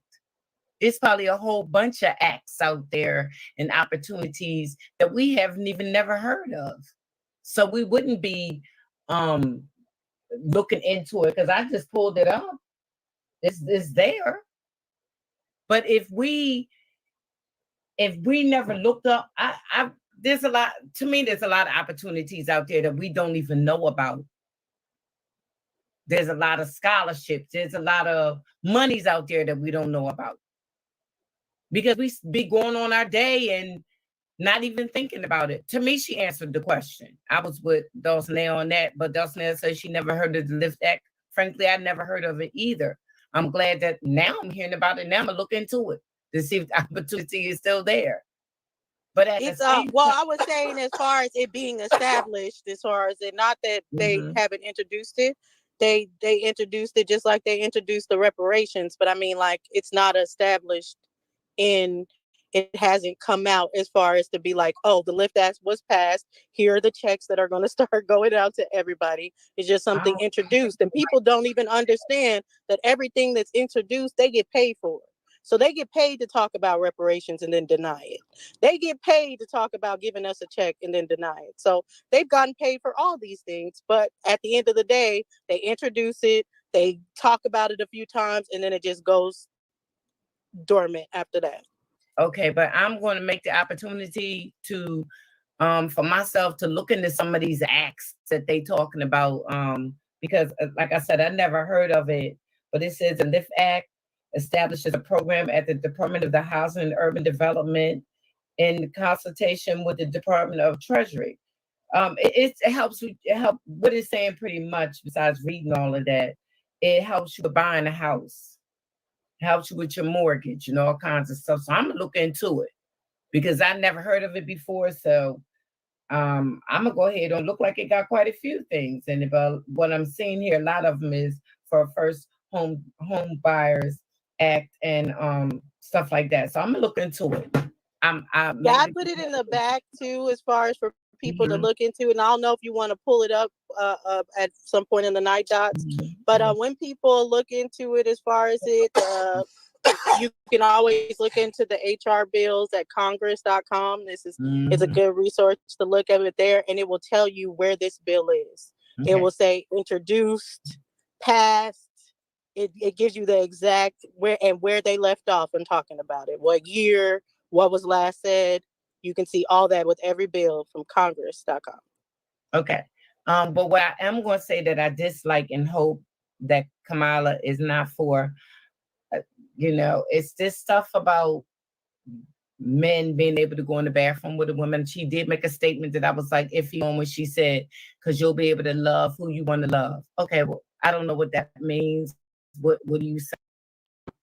Sis, you missed the whole jump, man. Because I was in here cooking her ass. You gonna have to replay it, girl, because we was cooking this woman, because it's crazy that you would make that statement so outlandishly and then in the same token do something just for your people while running around here cosplaying as the Black American woman, so-called. No, ma'am. No, ma'am.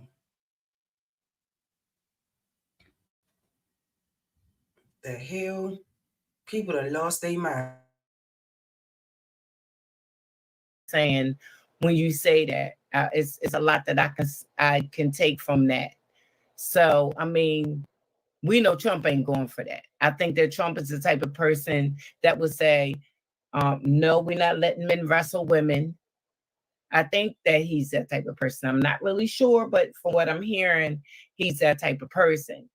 No, I'm not letting this happen with men that's dressed like women in the trans world. They can come in the bathroom with women and stuff like that. I don't think Trump is for that. And for that, I think that as a woman, Kamala Harris should have been starting to say something about that she's against that. But that's just personally my. She's not gonna be able to say she against that because a lot of them is the vote. Opinion, other people might see it differently, but I think she should have already started, and she may have on another channel. I haven't heard her say it yet about that type of stuff. This is getting crazy. So can I comment on that video that you just put up there, Dots? Sure. The video that she was I didn't get a chance to comment on that. I think see, I always have this love-hate relationship with politics, y'all, because like it just really grinds my gears. It really annoys me to hear political figures, especially political figures who say, oh, they're supposed to be so-called Black or whatever this whole thing is. I hate to hear them always speak as if there's no reprieve for the situation of Black Americans in this country. And I think that that's the most annoying thing ever. Like to hear, oh, I'm not going to just do a law for just Black people. Well, why not? Because there's laws for just Asian people. There's laws for just LGBTQ people. There's laws for just every other group. And I feel like our group has suffered the most at the hands of this system. And to hear over and over again, even when I heard Judge Joe Brown, the same thing. They just make it seem like there's nothing you can do. There's no way you could get around the law. There's no way, and I'm tired of hearing that. So I feel like, what do we do about that? Because if we're going to keep hearing excuse out there, excuse, like we all just brought up HR 40, and all these other things that they put out here all the time, but nothing ever happens. It sits at the House or wherever it does, never moves. All of these things are going on. So I just think that we have to hold people to task who want us to support them. We are not seeing that same support in return. When I look at the illegal immigrants that are being able to come in this country and receive the benefits that they have been able to receive, and yet we still got single moms in the hood only getting $400 and $500 from TANF and welfare and all this stuff. No, I don't want to hear that you can't do anything for just us. So that's my issue with all of this. And I think that we've just been okay with just saying, hey, you don't have you can do whatever you want. You have Megan Thee Stallion out there twerking, that's all, and that's what we'll accept. Right? I agree with you, Sharice, on that. I have to say, and I don't give a damn who it is. I want to know which president or which candidate is going to do something for our people.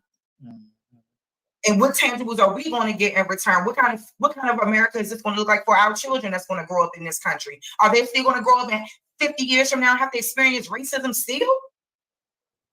From the lack of effort that we're putting in right now, it's like the attitude that is nothing that we can do is just, I don't believe that. You know what I mean? And I don't like that attitude. And I think that we've just been okay with accepting shit for what it is and where it is and not doing anything outside of it. Mm-hmm. I agree with you on that. Go ahead, Doc. Baby, okay, I got it. Ooh, yes. Period. Okay. I mean, what?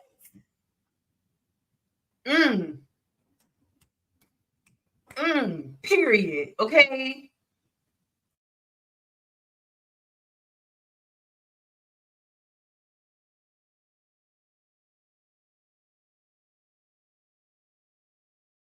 Like I said, I never heard of it, but it says the LIFT Act is a program of the Department of Housing and Urban Development in consultation with the Department of Treasury.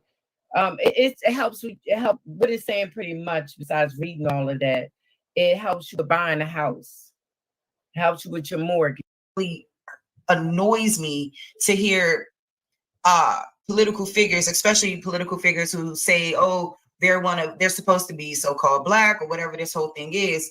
I hate to hear them always speak as if there's no reprieve for the situation of Black Americans in this country. And I think that that's the most annoying thing ever. Like to hear, oh, I'm not going to just do a law for just Black people. Well, why not? Because there's laws for just Asian people. There's laws for just LGBTQ people. There's laws for just every other group. And I feel like our group has suffered the most at the hands of this system. And to hear over and over again, even when I heard Judge Joe Brown, the same thing. They just make it seem like there's nothing you can do. There's no way you could get around the law. There's no way, and I'm tired of hearing that. So I feel like, what do we do about that? Because if we're going to keep hearing excuse out there, excuse, like we all just brought up HR 40, and all these other things that they put out here all the time, but nothing ever happens. It sits at the House or wherever it does, never moves. All of these things are going on. So I just think that we have to hold people to task who want us to support them. We are not seeing that same support in return. When I look at the illegal immigrants that are being able to come in this country and receive the benefits that they have been able to receive, and yet we still got single moms in the hood only getting $400 and $500 from TANF and welfare and all this stuff. No, I don't want to hear that you can't do anything for just us. So that's my issue with all of this. And I think that we've just been okay with just saying, hey, you don't have you can do whatever you want. You have Megan Thee Stallion out there twerking, that's all, and that's what we'll accept. Right? I agree with you, Sharice, on that. I have to say, and I don't give a damn who it is. I want to know which president or which candidate is going to do something for our people. And what tangibles are we going to get in return? What kind of America is this going to look like for our children that's going to grow up in this country? Are they still going to grow up in 50 years from now and have to experience racism still? From the lack of effort that we're putting in right now, it's like the attitude that is nothing that we can do is just, I don't believe that. Mm-hmm. You know what I mean? And I don't like that attitude. I think that we've just been okay with accepting shit for what it is and where it is and not doing anything outside of it. Mm-hmm. I agree with you on that. Go ahead, Docs, because I was what Cherie was just saying. That's what I feel like them ladies was doing, getting straight to it. What you here for? What can you do for us? Sorry. Dots, are you there? Yeah, I'm sorry, y'all. I apologize. I'm here. Hey, you guys, also welcome as y'all coming in. Copper Goddess, Sakina, I know you modded up. Take care of the chat. Sela, I just want to say hi to the people. Cosmic, peace. Outside the queue, peace. Okay, so, Dulce, you want me to share this? The thing that you put in the back chat? Yeah, sure. We can share it now, and then Okay. I can talk about the point of what I feel like we can do. But I'm what I think you should. Yeah, you can speak on that. I'm gonna share. I want to share something first, real quickly, like just to see. So under all right, let me back this up real quick. So, because y'all made me think of that's what it was. When y'all were talking about, the LGBTQIA, and how a lot of things have been pushed for them. I think that the bigger point, though, and we have to remember this, is that, with the LGBTQIA and all those types of groups, there's money behind them, right? Because money talks. That's the bottom line. That's how the NRA became so powerful. That's why the whole quote unquote Black Lives Matter, and we can get into that movement, if you will, became so popular. That's why the LGBTQIA, have seen so much advancement, is because money talks. And that's just the bottom line. And if we're, in terms of looking at when we hear, okay, so what are you going to do for us, quote unquote, we have to put money behind that, period. Right? We have to that's the bottom line, right? And see, and without say that, it's like, I agree with that. Like, Black people got money. Okay. Let's be real. It's about where we putting our coins. Okay. Now that's a different story. But if we actually was to put our coins together, baby, it will give. But it's like, at the same time, it's not gonna give because, y'all know how difficult it is. Y'all already know. Family barely want to live together and do shit together like blood relatives. So I know it would be hard for complete strangers.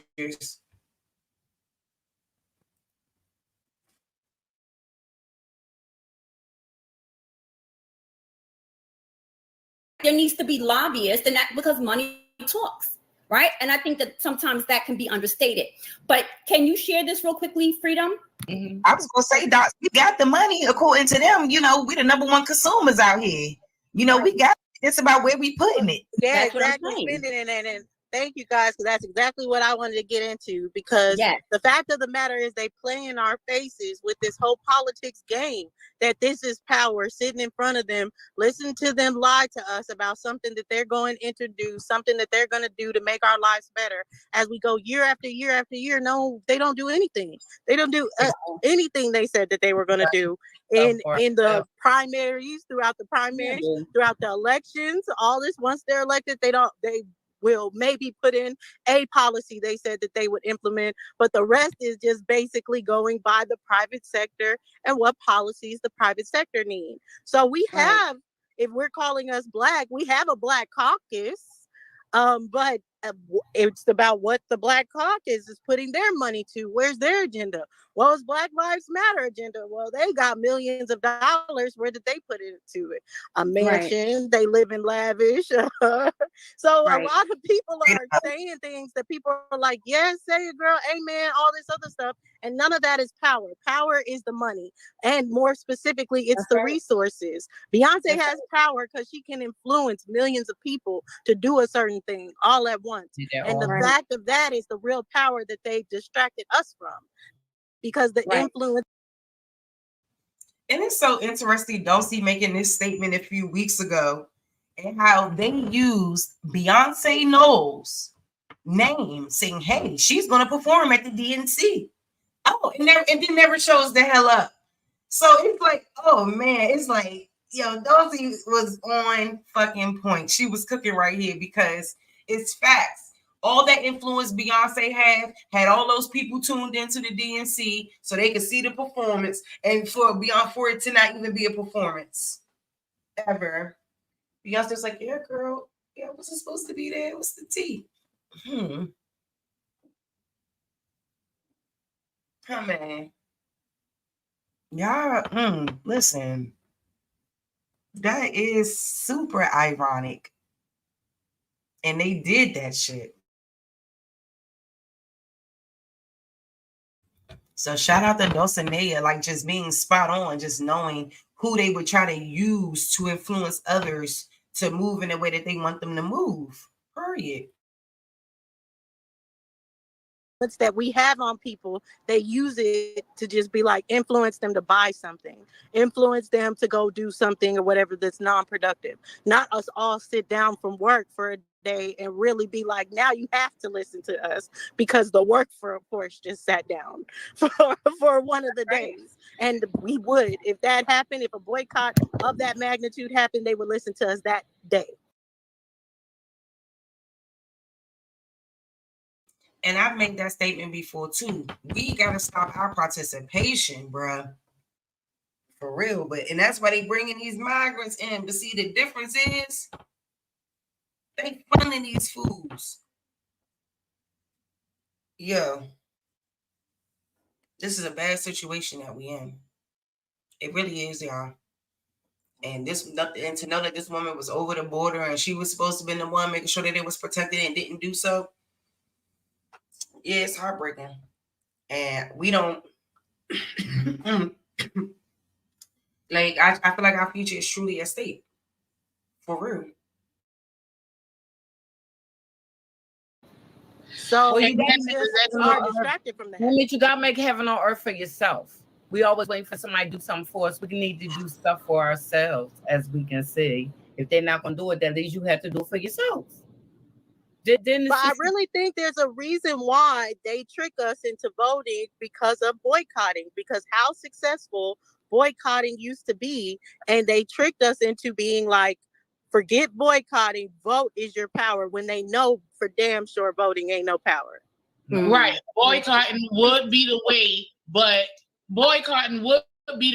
so many people are comfortable and they don't want to rock the boat. They're comfortable in their lives. They don't want to lose out or miss out on the trinkets that they have been given. Come on, trinkets. Come on, the girls want to hold on to their trinkets, okay? When you hit them in the pocketbook, it does make noise, but a lot of people don't want to let go of what they have. They don't want to take. They don't want to walk to work. Hey, girl.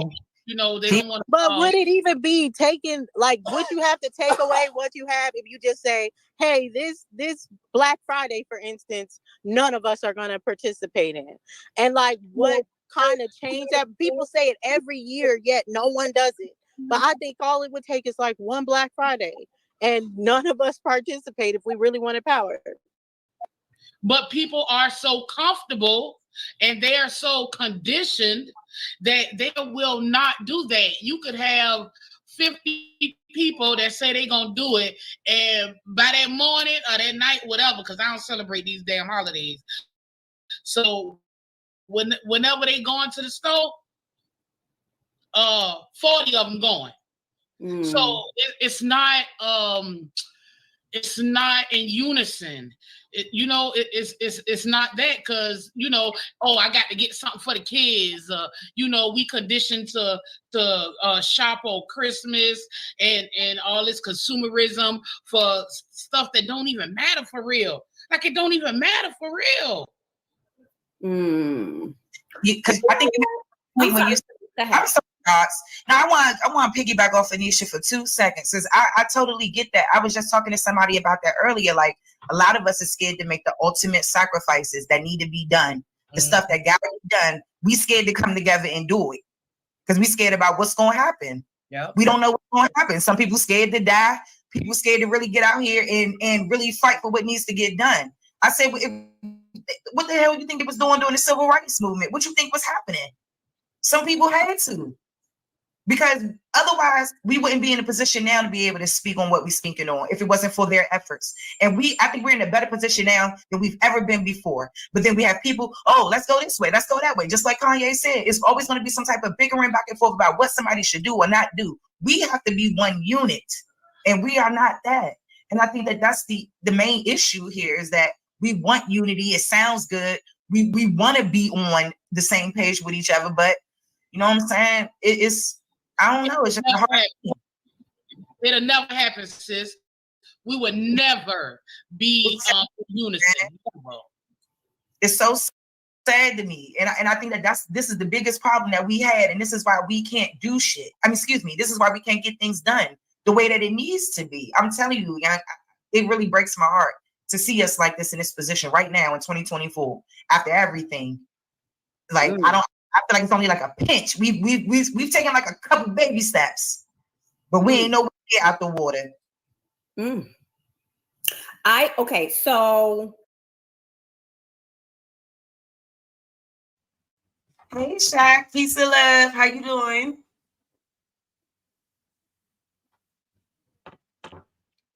Peace.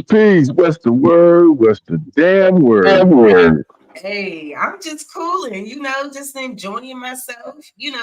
People been in and out, kicking it with the kids. Shoot, I'm chilling. Just enjoying my little time. Shoot, I probably about to end soon. Not right now, though. So, everybody rocking with me, I'm rocking with them. So how are you?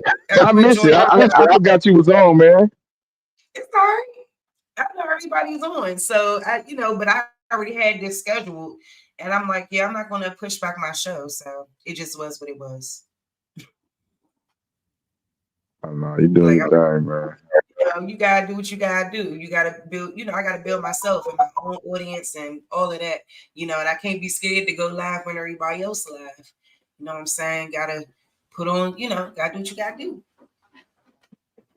So, yeah, got to get in there. Yeah, so did you come in on the Unscrambled Minds piece? Yeah. Okay, perfect. That's cool. Because throughout this whole stream tonight, I've pretty much been talking about the migrant crisis and how people are ignoring it, and especially us as Black people, because it's a direct impact, a direct implication that will have severe, dire,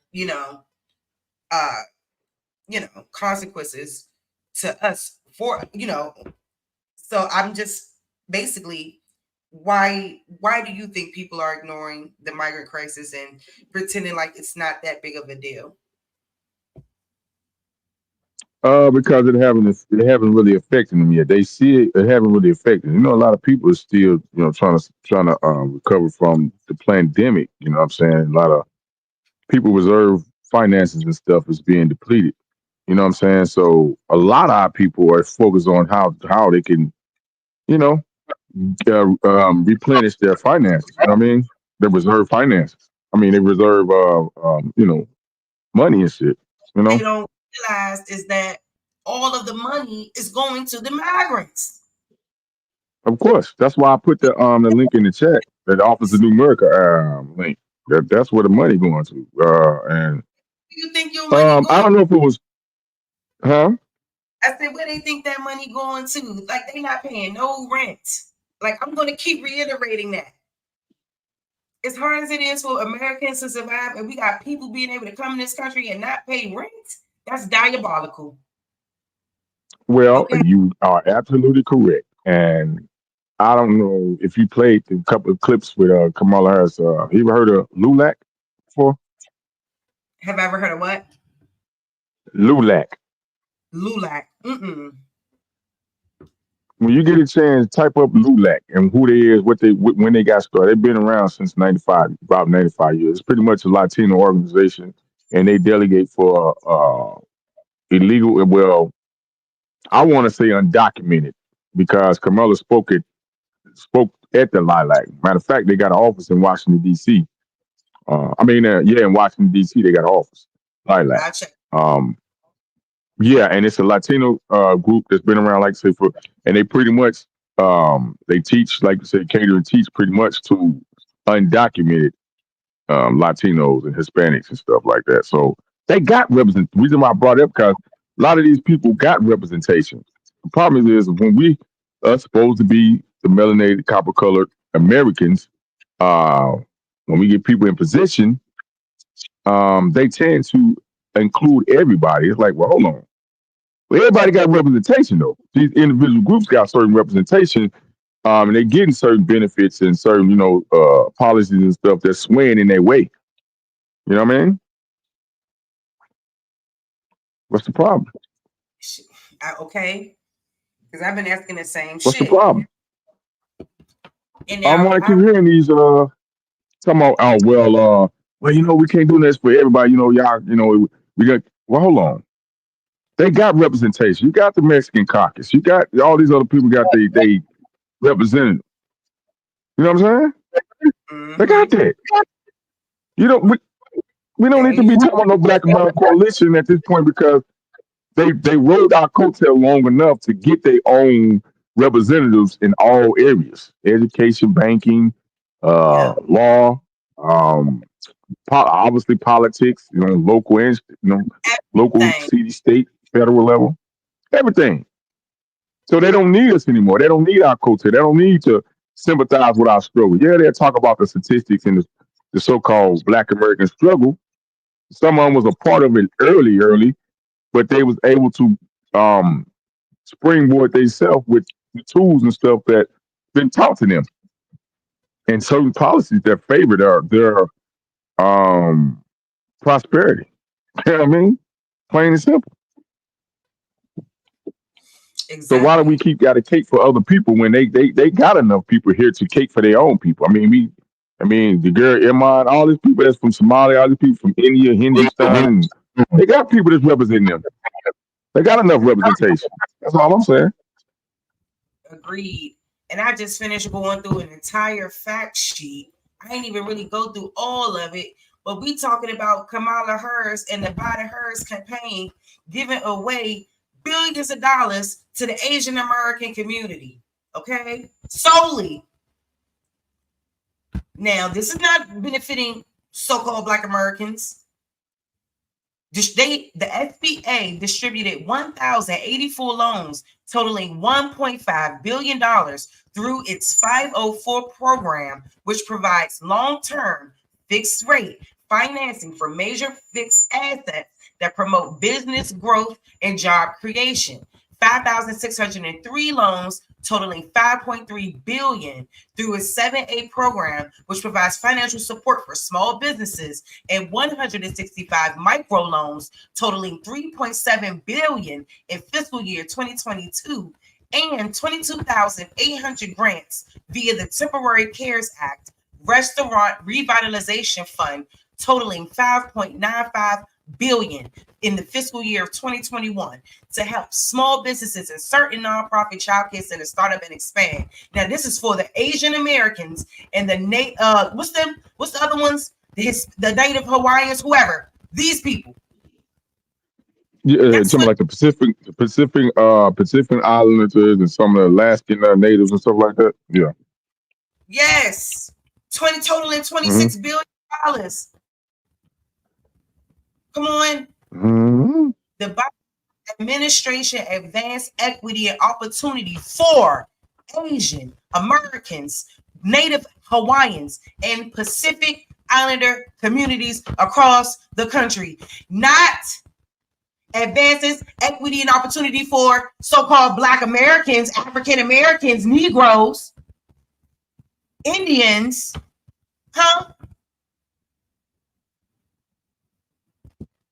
Yeah, be misled if y'all want behind this woman. Be misled if you want to about her doing everything for everyone except you. The migrants ain't paying no rent. I'm still gagging off of that. Yeah, well, she is Kamala Harris Shaq. is not. Hmm. Oh no, I was telling you go ahead so you can talk. Yeah. Go ahead and talk. Oh, okay, I no, was right, right. No, I was yeah. saying Kamala Harris is not not a natural born, not a natural born citizen of the United States of America. Therefore, she is not eligible per. If people still believe in the Constitution, I don't know. Per Article 2 Constitution, she's not a natural born citizen. That's specifically for the President of the United States of America.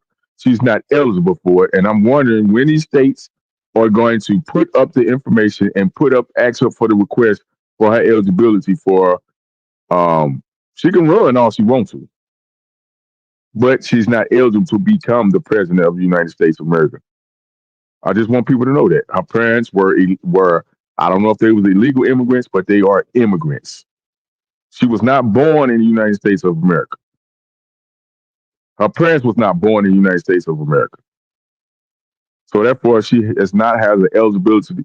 Now she can run on the state level because states have their own rules and laws and terms and conditions. She can run and get stuff on the state, become like you said, attorney general and all that stuff. But we talking about federal. And don't forget again, people need to understand when it comes to the president election, the general election, this is a federal election. Immigrants are not allowed to vote in a federal election, if I'm not mistaken. And one more thing, they keep bringing up the Civil Rights Act, right? I mean, Voters Act, right? The people know every 25 years they gotta re-register that act. They gotta resubmit that act every 25 years, and it's only on the federal level. It's not on the state level. If people didn't know that, Oh yeah, a lot why of they people keep don't know trying to that throw it up in our face? have to be revoked. And yeah, people don't understand that. So therefore, it's not unless that's really legal. It's not even a legal act per se because it's not. The states don't have to apply, but they don't have to apply. They don't have to go by it because it's not unless they ratify it and adopt it. Certain things we need to learn for the future, man, present and future, so we can better strategize. That's all it's about, strategizing at this point.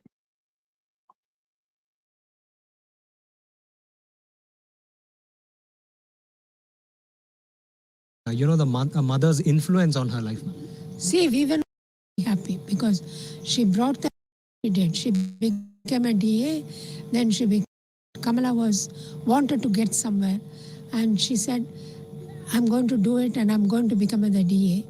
And that's how she did. She became a DA, then she became an Attorney General, then she became a senator. That is the kind of a thing. Ma'am, in fact, we came to know via reports that you had broken coconuts for Kamala Harris during her course as a... There was a little...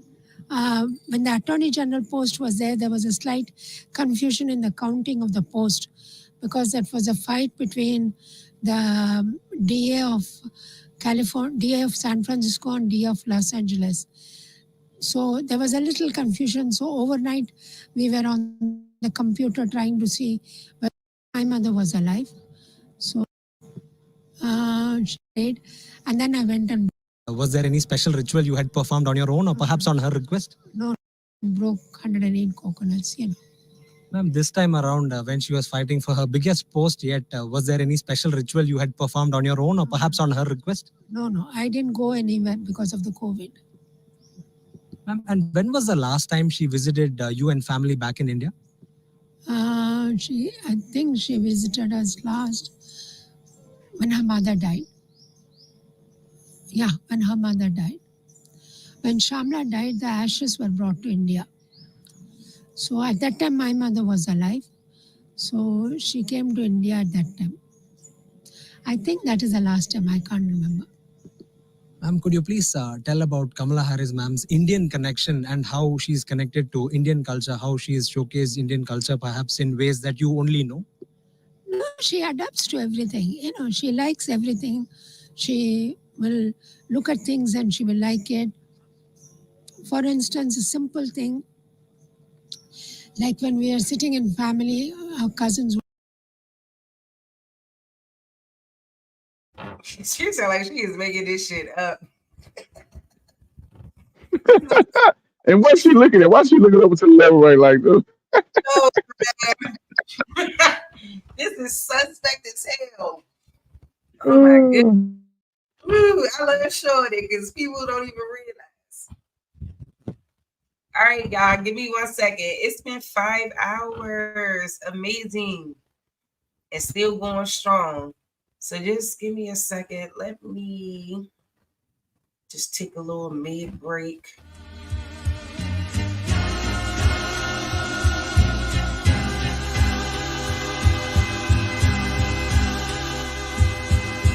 Shout out to the mama chief. Yeah, you be quiet when Big Mama speak. What she gave us is a part of me. It flows through my arteries. Even on that journey, that love grows how the garden be. The first to teach us when we sick, the first to heal us. Mama's boy, yeah, you know, her pride and joy. Soul food, yeah, you know, I'm an enjoy. Calm you down just by the sound of her voice. There isn't another feeling inside when they cheering you on at your game and you feeling the pride. You and your siblings fighting, she gon' make you put them feelings aside. She can't lead you down the road, but she can give you the guide. Where you think I get that blissful look in my eyes? I need a side of ice cream with Big Ma's apple pie. You know for sure for Mama Chief, you know I'ma ride. Cause we all need our Mama Chiefs. Yeah, we all love our Mama Chiefs. The greatness, the patience, the foundation, the knowledge passed down so many generations, our motivation. I just wanna thank you for my creation. Cause we all love our Mama Chiefs. Yeah, we all need our Mama Chiefs. Yeah, we all ride for Mama Chief. The dedication, I seen your tears at my graduation. Now look, my your boy that made it. You the reason I'm one of the greatest. Yeah, cause we all need our Mama Chiefs. Yeah, we all love our Mama Chiefs. Yeah, we all ride for Mama Chief. Now be quiet, let Big Mama speak.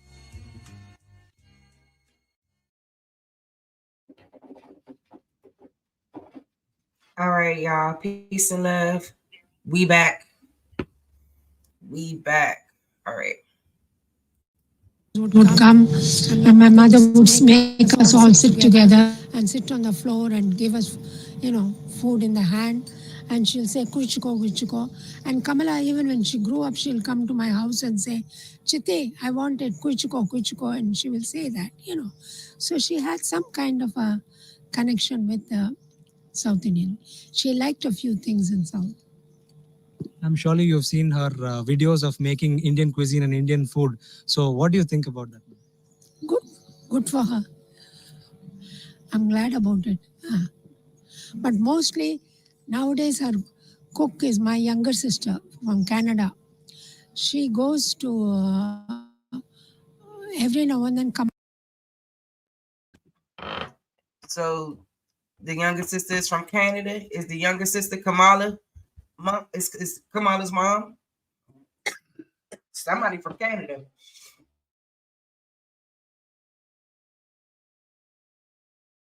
Kamala and her husband call her and she goes to visit them. She stays with them for 4 or 5 days and cooks good South Indian food for them for 4 or 5 days and comes back. Ma'am, so like looking ahead, Kamala Harris has also said that I'm a black woman who's got into the vice president post, but I will not be the last. And many are also saying that she will be the future president in 2024. Your take on that? I don't know. I have no comment. Ma'am, What do you think about that, Shaq? She said, I don't know. I have no comment. I don't know. I don't comment. Hey, no comment. I mean, no comment. No comment. I don't know.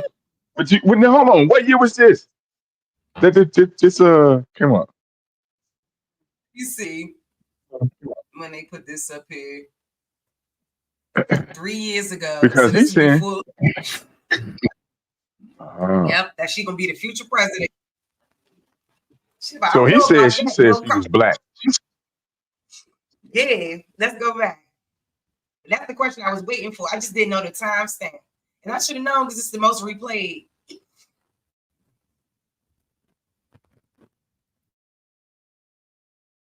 that I'm a black woman who's got into the vice president post, but I will not be 5 days and comes back. Ma'am, looking ahead, Kamala Harris has also said that I'm a black woman who's got into the vice president post, but I will not be the last. And many are also saying that she will be the future president in 2024. Your take on that, ma'am?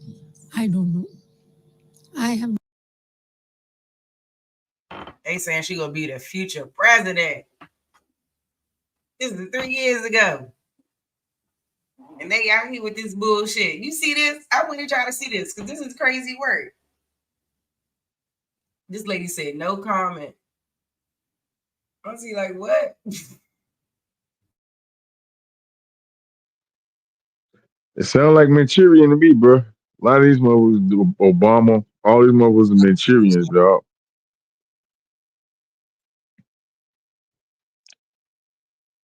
Into the vice president post, but I will not be the last. And many are also saying that she will be the future president in 2024. Your take on that, ma'am? I don't know. I have no comment.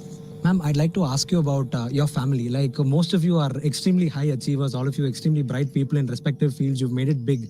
So do you think Kamala Harris fits in this line alone, or do you find some extraordinary qualities in her that perhaps you've not seen in anybody else? She's probably got extraordinary qualities.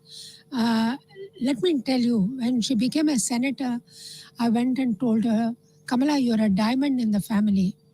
And she just said to me, Chiti, I'm not a diamond in the family. I'm a diamond amongst the diamond in the family. So she was not willing to accept that she was the first one to achieve anything, you know. She was saying that she was in a family which had all the best in the family. Ma'am, could you also tell us something about your father and how he molded all of your characters such that, in fact, she recalled your walks at the Besanagar beach very fondly? I wouldn't know about it because whenever she visited my parents at that time, I was either in England or in Chandigarh. I was not there. But if you could recall about your father, please. My father was a wonderful man. In fact, he lived with me till he died in Chandigarh. And he shaped us all up. He told us, you know, he is one whom you can think, being a South Indian Brahmin. At the age of 18, he was willing to send my sister to America. Whoa. Did she just say what I said? Family would have sent at that time. I mean, this is talking about 1950. What she say, Shaq? Did she say he was a Brahmin? Go back to what she talking about her daddy. He asked about the father. I want to hear that again.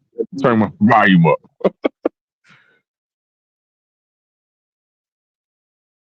He lived with me till he died in Chandigarh. And he shaped us all up. He told us, you know, he is one whom you can think, being a South Indian Brahmin. At the age of 18, he was willing to send my sister to America. You hear that? You know what the Brahmins are, don't you? Mm-hmm. Okay. And then she got all right. from her. There you go. She got selected sent to America. So that means the family ain't this downtrodden family that they're trying to play these motherfuckers. These motherfuckers come from it. That's why I be needing you up here, Shaq.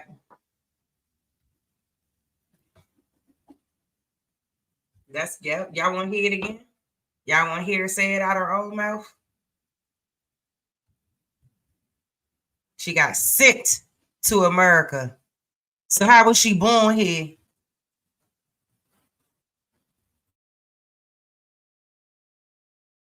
Or was this the sister she was talking about got sent? The sister got sent. The mama. So she probably was born here. The mama got sent. That's what happened. Let's reread it. I mean, listen to it. But I think that's the sister. Her mom, ultimately, that she's referring to.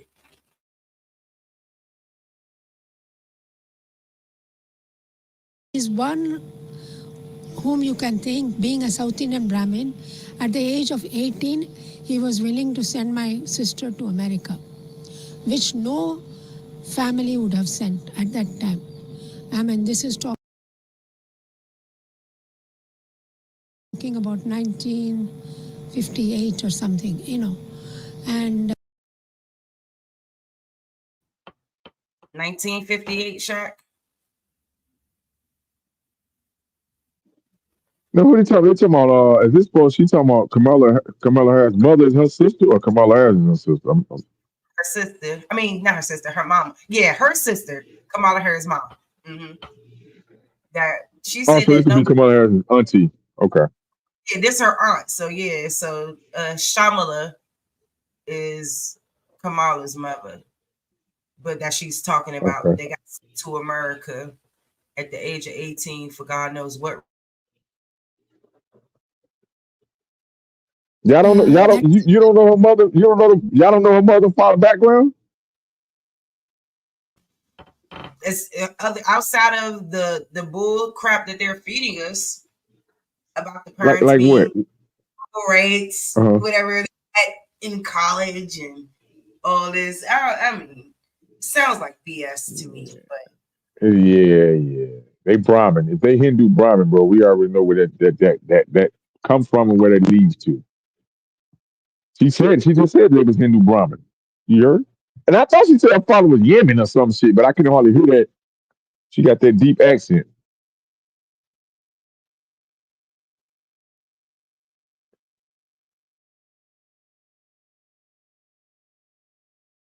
You could recall about your father, please. My father was a wonderful man. In fact, he lived with me till he died in Chandigarh. And he shaped us all up. He told us, he's one whom you can think, being a South Indian Brahmin, at the age of 18, he was willing to send my sister to America, which no family would have sent at that time. I mean, this is talking about 1958 or something, and that is a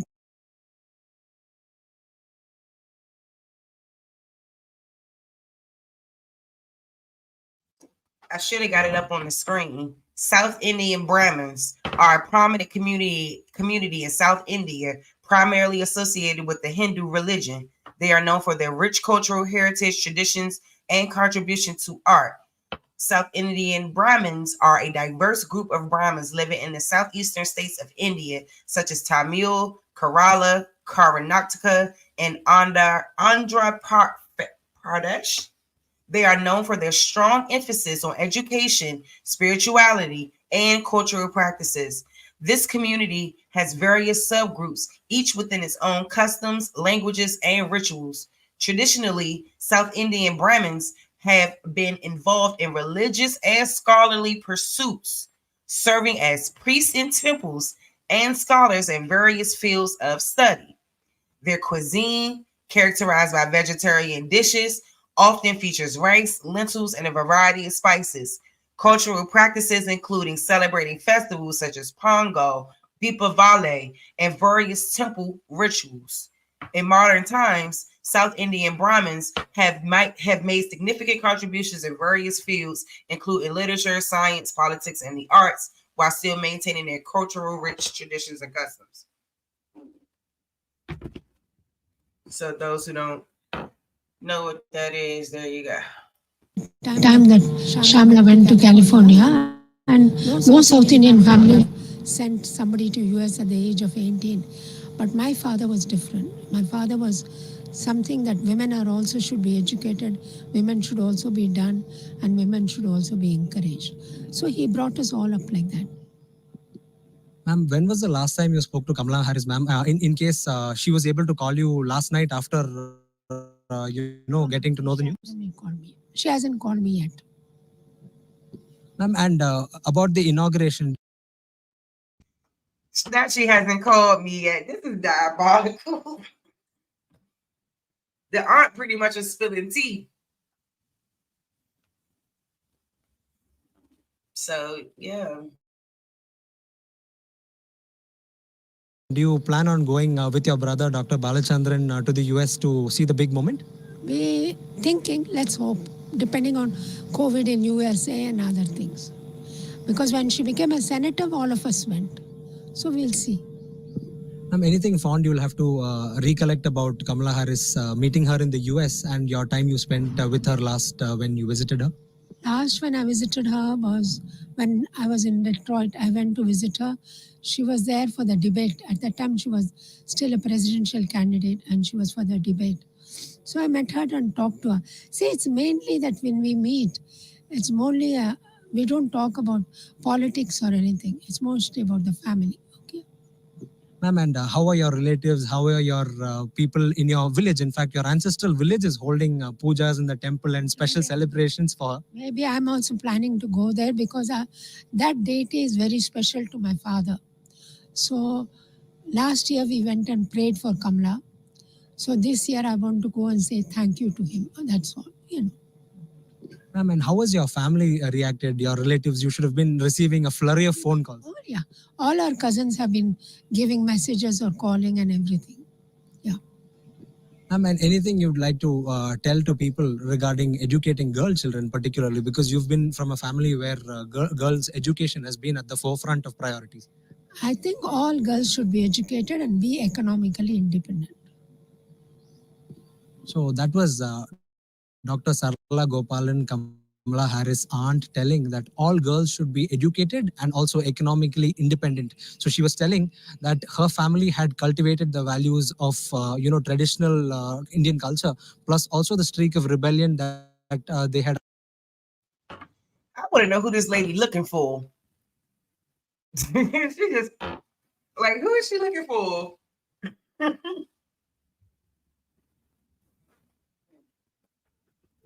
All right, y'all. So I hope y'all enjoyed that.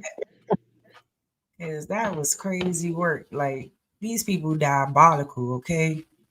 Like, yeah, I hope y'all replay gang is strong, and y'all really kick back and really watch everything that kicked off today, because my ass getting tired. Shoot.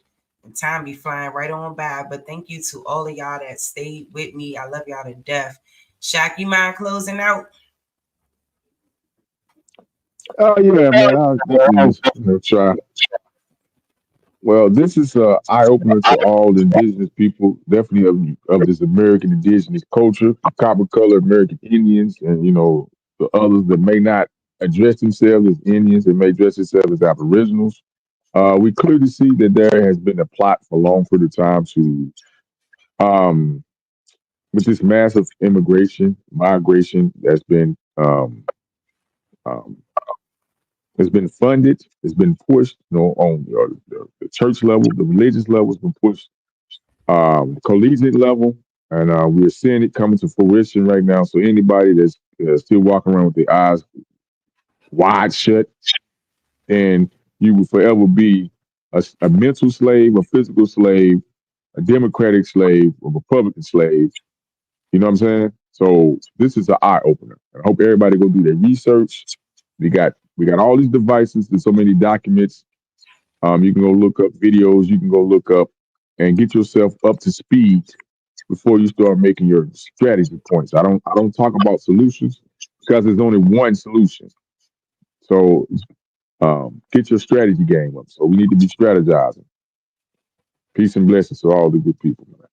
Salute. Yes. And I couldn't have said it better myself, young. Like, I just want us to understand how much all of these things are really going to have a severe impact on us if, we don't come up with a plan that can counteract what's happening. And, we are in a very, very, I would say some dark times right now. And we already see how scarce it is out here, and now we got people being able to come over and, get a full leg up, a full lift up.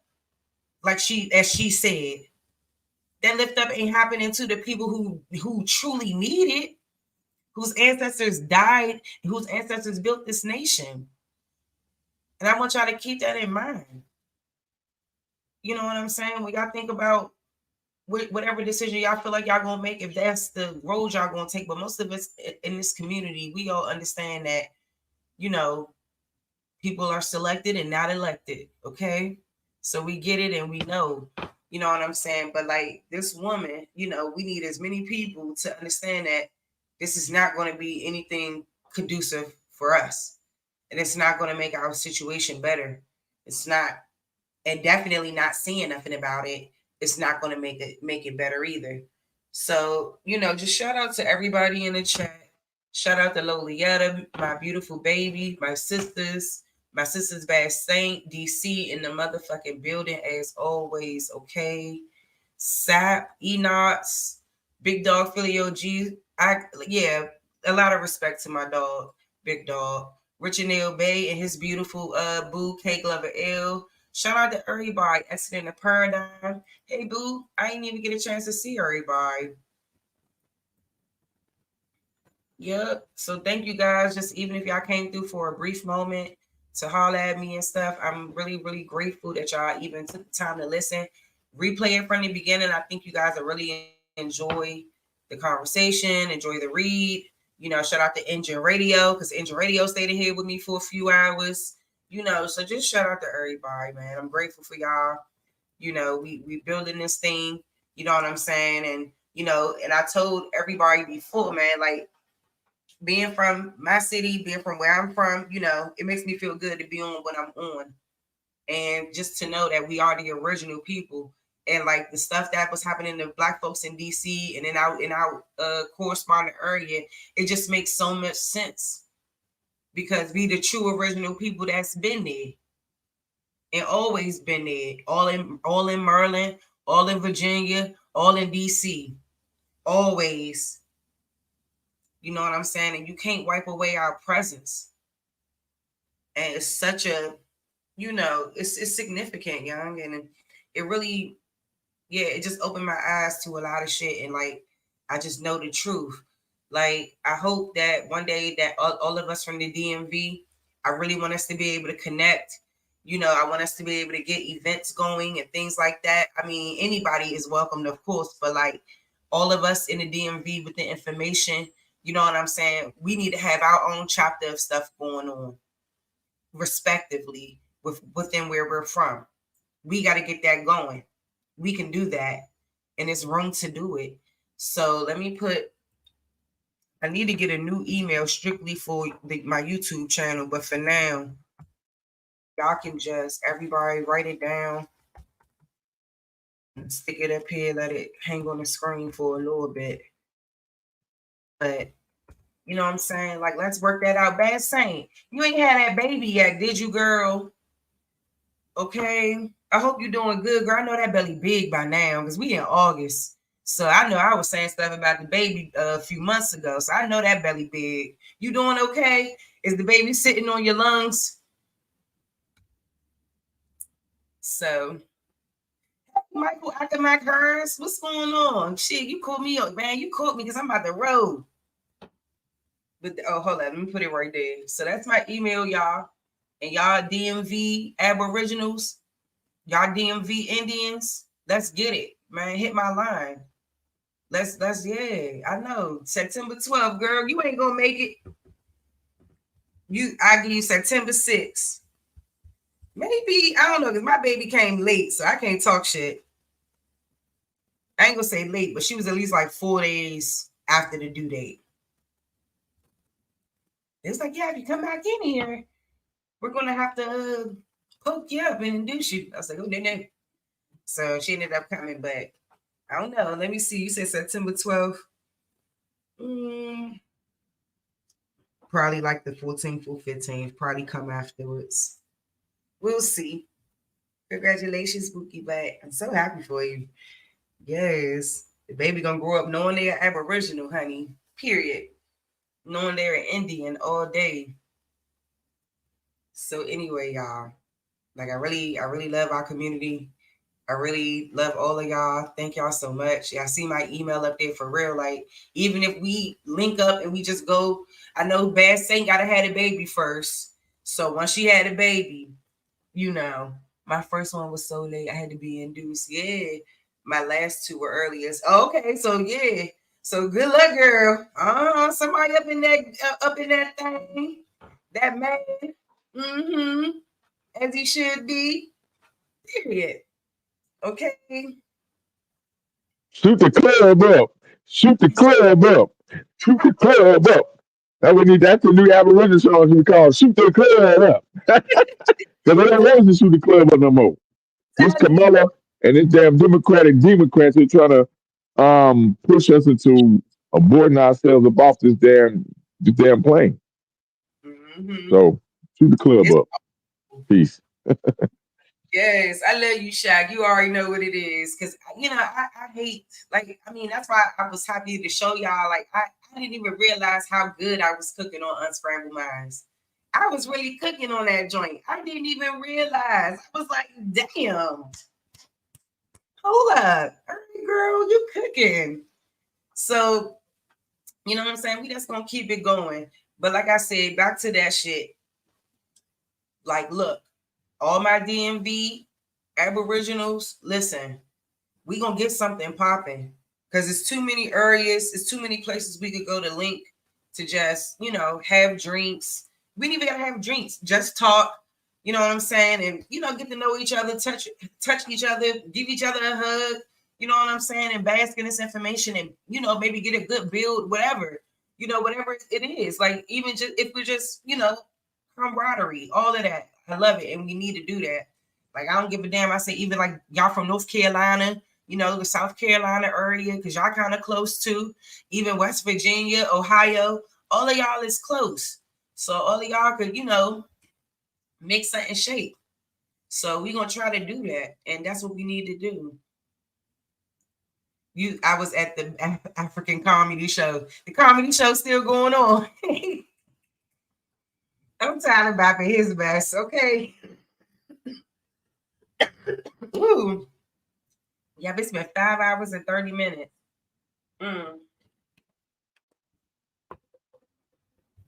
Yes, y'all. I don't be wanting to leave y'all, but I know I gotta go.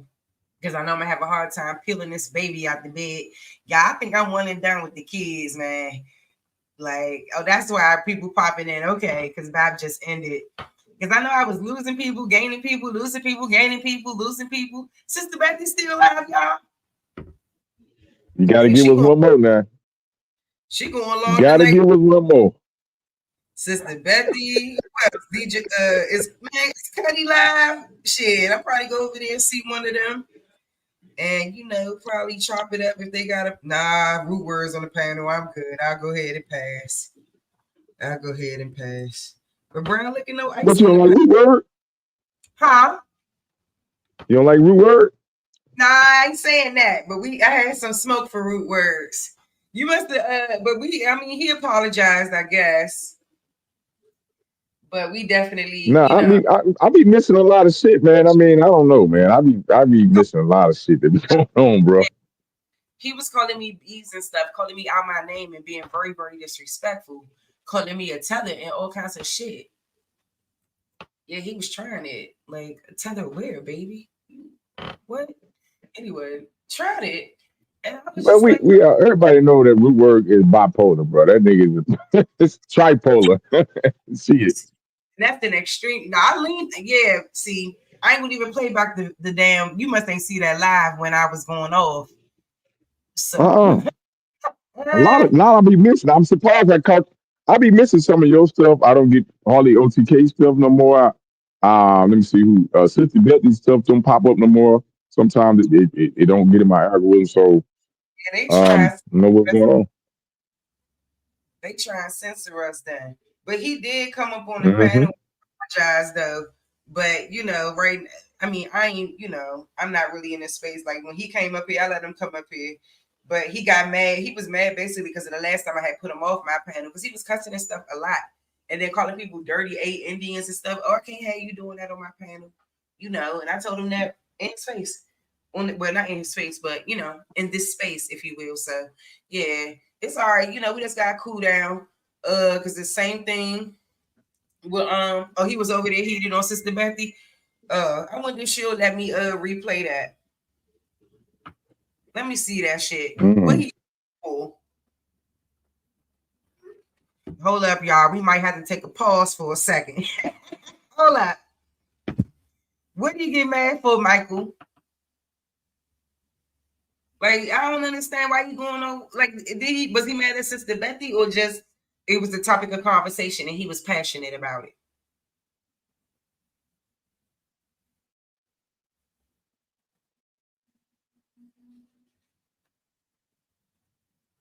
I'm waiting for Michael Ackermack to respond. Hold a second. Let me do a little late night crank session. Hey, Shaq, I love you. I love you. I love you. Thank you so much for hitting the panel. Being like a real one, for real. Oh, Lord, the show is about Moors. Lord. I'm surprised. So, I mean, if you could just... Oh, I heard about that, but I didn't watch it. I heard she had a real. I heard she had a real geneticist, or somebody was up there that was Period. yeah, something like that. Yeah, on that show. I didn't see it though. Let me see. She was on too for a break. But, you know, like I said, I had my show already scheduled for today, and I wasn't about to keep pushing it back. So Yeah, I think it was like they was on like 6 hours. This somebody told me. This mom told me about the last two, between the last 2 hours or something like that, where he kind of, the dude really went in, like dropped some good stuff. let me see. All right. I see Alabama. You said the last 2 hours. All right, let me go to like, what's this? 4 hours. Figure out. It look like somebody was teaching or something. Yeah, but I don't know. But he said he wasn't supposed to be going around being on no panels no more. But he's still going around and being on panels. He probably do need to take a little second, you know, and recuperate. I think it's okay, you know. We ain't perfect. But like, I ain't trying to be talking about rude words or nothing. I would just, you know, I would have, you know, yeah, but I'm not. Because yeah, right now it's a little heat. In the same way with YK, but he talked about he feel bad that we had a problem. Me too, you know, but we did, and it is what it is. I ain't holding on to it or nothing, you know. I just feel like with that particular situation, it just it kind of just overshadowed it, and I should have had more decorum in that regard and just been more careful discussing those things. But I didn't see the difference in me discussing it or BAP discussing it. What's the difference? If I'm talking about, you know, Mike TV and his bullshit, you know, what's the difference if BAP's talking about it? It's no different, you know, but that person still hit BAP panel and never came and kept their word with me. So, you know, and I think that that was all entailed with, you know, the situation with YK, you know, but in hindsight, you know, I would have handled that differently, but you know, it is what it is now. You know, you can't change things, and you know, some things, if it was meant to be, it would have happened. So, and that's how I look at it. But that's, you know, it is what it is. Like, that's why I said I can stay in my little corner over here. You know, y'all bang with me, come on over. You know, I know I'm not everybody's cup of tea, and I don't try to be, but the truth is the truth, and I'm a spew that. I'm gonna spew that truth, baby. Well, yeah, and also, unfortunately, you're a woman slash female, you know, and a lot of times in life situations, unfortunately, like I said, y'all get to start in the stick, and sometimes you may get, you know, you know, that's just how life is. It ain't fair, but we, you know, women get to short end of the stick sometimes in this ecosystem we living in. You know what I mean? I agree. And then definitely it's sometimes it depends too, because it's like when you bad and you woke, you know, it be issues there. Because then people was like, you know, it turns into all this thing about being beautiful, and it's not about any of that. Because do you care about what's coming out of my mouth? Because do you find beauty in that? Do you find beauty in my consciousness?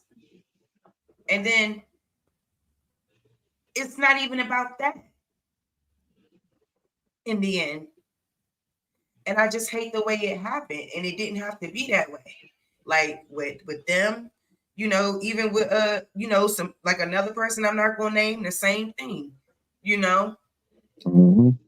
You say you're going to do something, you know, then you don't come through and you don't do what you say you're going to do. And then you hear all these things about, oh, you know, well, in the past, people were sending, you know, doing inappropriate things. And, you know, when you hear this stuff, you like, well, damn. Like, well, I never sent you no inappropriate stuff. I would never, you know, like, this is about the paradigm. This is about pushing our people forward. This is about the truth. And I want to know how you got to this point to do what you're doing. But when it's all said and done, a lot of people is doing this for money, y'all. Like, it's one thing to donate here and there, but people actually, this is their livelihood, YouTube. And that's okay. And that's okay. And that's amazing that a person can make a career out of YouTube, you know, but being on YouTube is like, that's one thing, you know, we got to think about, you know, how we gonna reach out and touch each other, like I said before.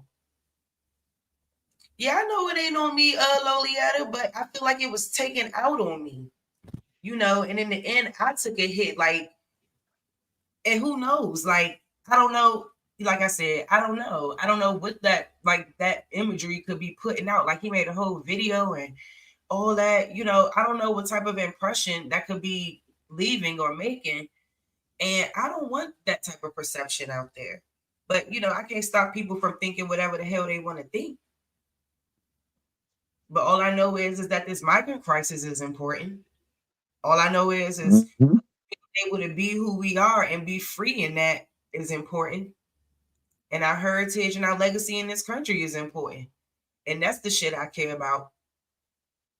So, like, I just think that when it's all said and done, people be on some weird stuff. And, you know what I'm saying? It's sad. It's sad to me, you know, but I feel like that those are some of the issues within our community. Like, it manifests itself even in this environment when we know the truth. And that's awful.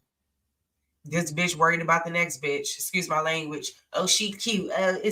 Y'all need to stop being so insecure. Seriously. It's all good. Don't nobody want your man. Nobody. Okay. Well, see, and you know what? A lot of us have been wounded, bro. Years of wounds that ain't never been healed. And all it takes is a little bump to open that wound back up. Psychologically, mentally, physically. You know what I mean?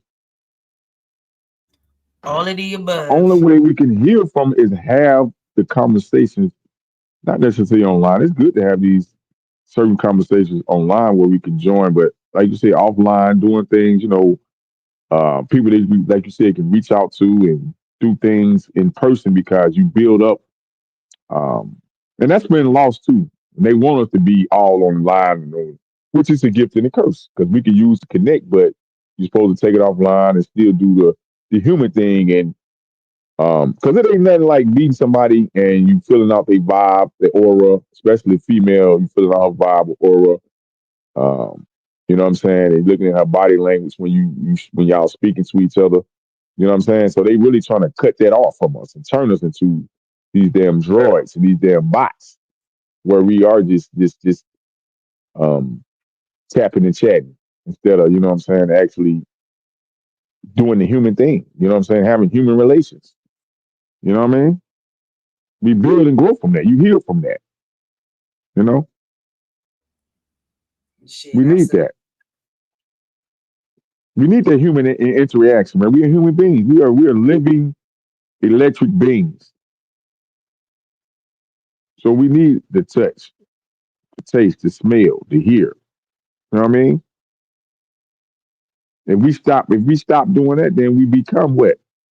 These damn zombies, like they say we're supposed to be.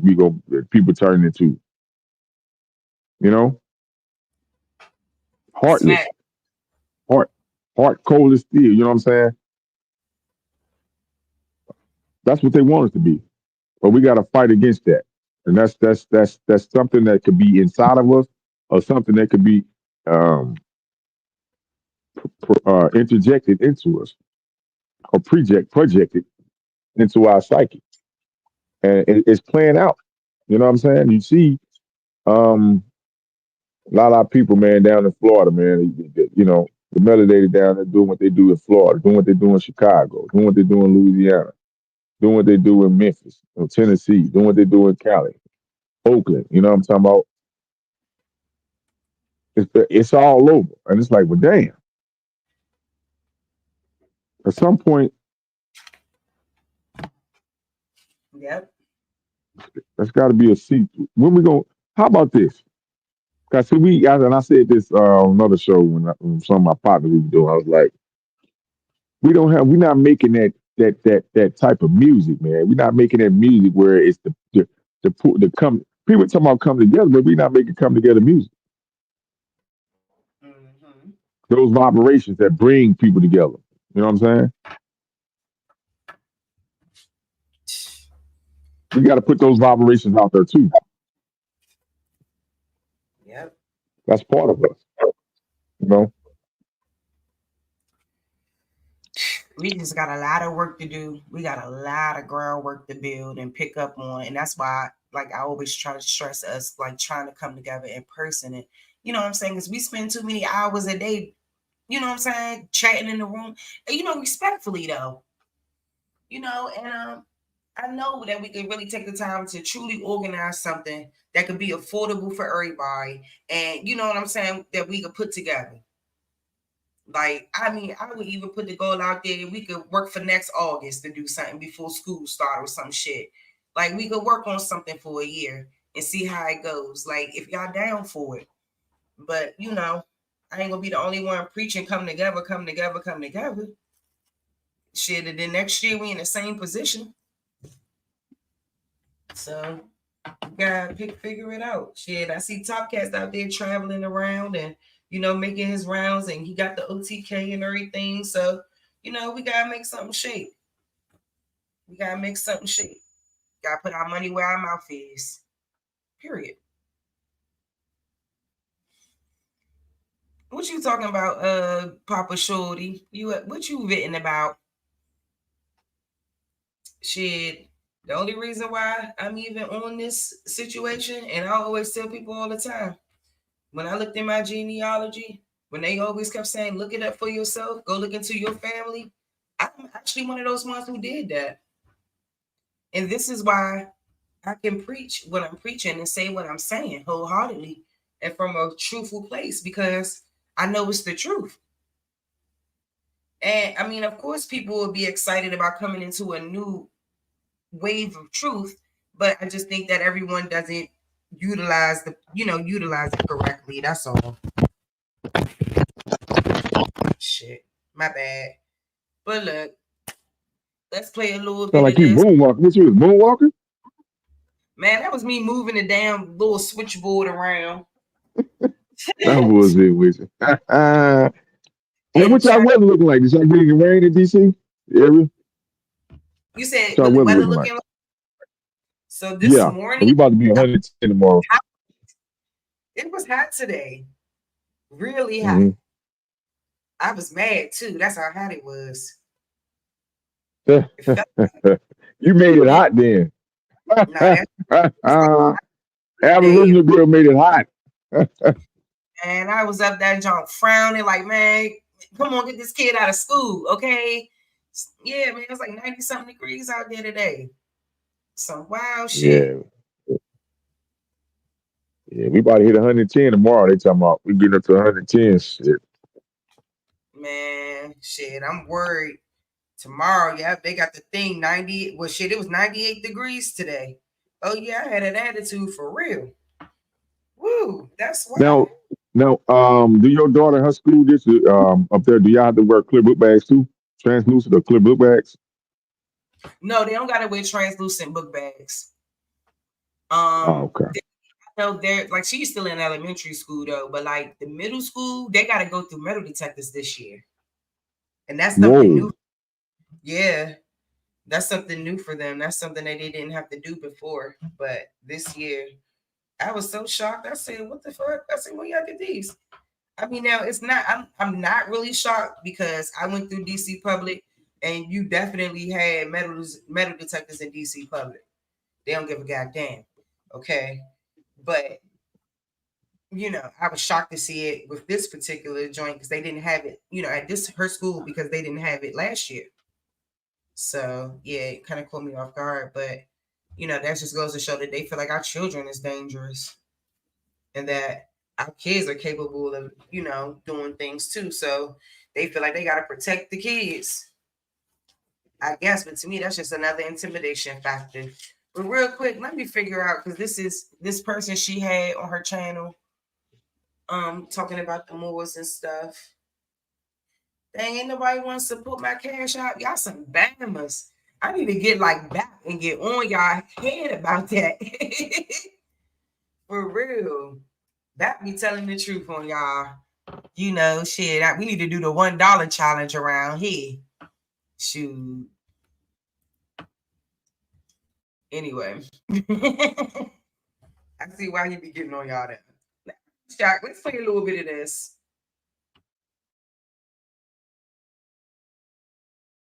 The nigga is called, the real niggas from here, or non-eukaryotic, is called the producer.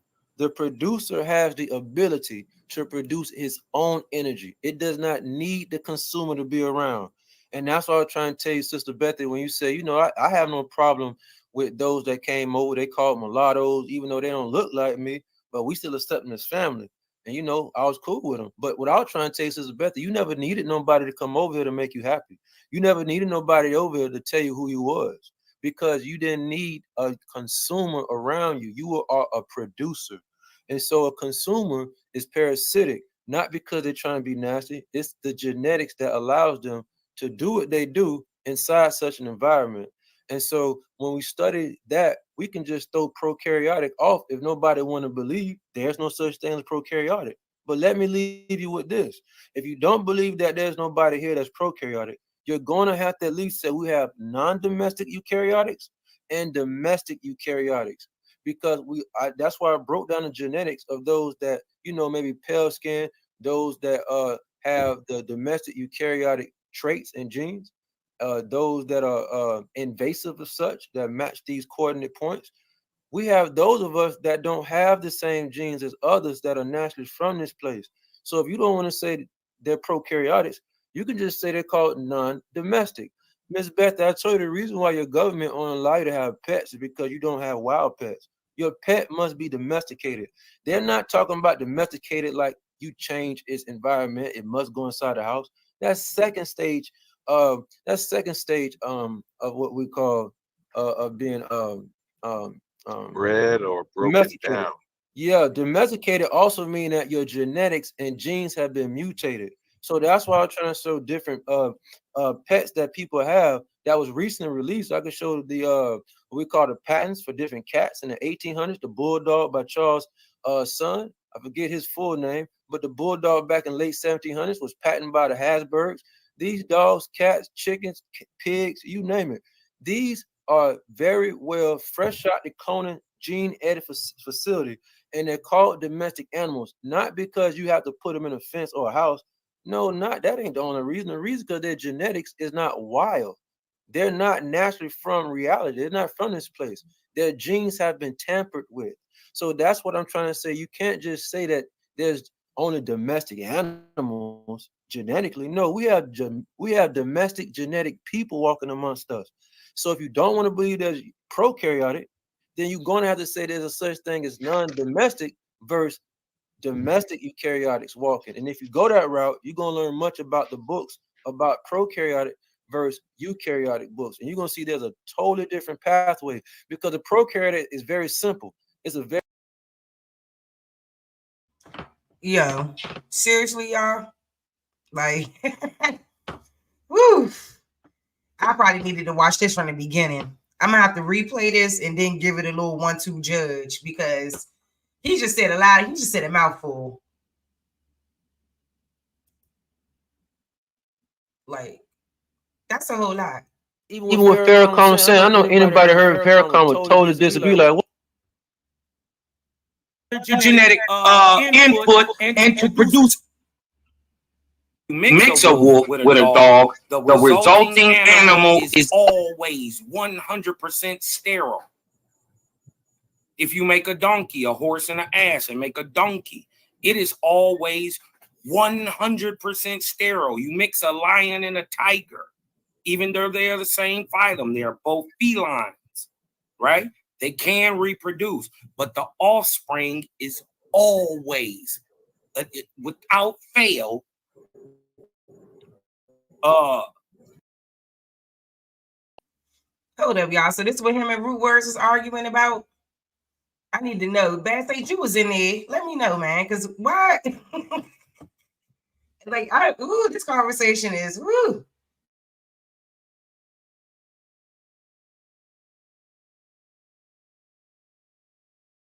A lot of them that just are not being signaled by the molecules and trying to find that non-wee-wee needing.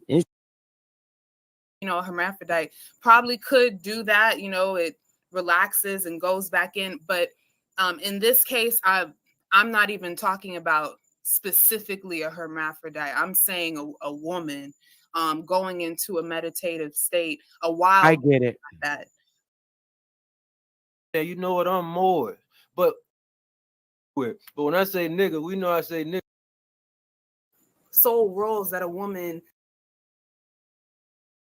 with parthenogenesis, right? All right, I don't know where Root Words got the hollering at. It seemed like he wasn't really talking. He guess he ain't had that much smoke.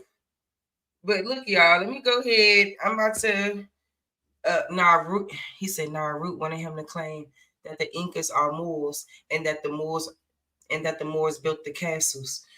God. Hey, I heard old boy was going. Yeah, he was dropping some stuff about the Moor. How the Moors, pretty much like you've been saying, is kind of responsible for a lot of our problems. I'm surprised even since the baby entertained this. So I'm gonna have to really watch. Or it can convert back to DH. Because I know she'd be the main one against that shit. Like the main one. So that's interesting. So I mean, I guess I'll have a look at it or whatever. And yeah, like I said, y'all replay this back, man, because y'all need to understand that the migrants is getting paid. Okay. They're not paying rent. They are living free on your land. Okay. Free. And meanwhile, Kamala, Lil Rachel Dolezal Jr., head ass, is out here giving her people $26 billion. All the Asians. Okay? I showed y'all the fact sheet. And y'all can go look it up for yourself. And we read it. So y'all just, yeah, man, please stay vigilant, man. These people is getting paid to be here.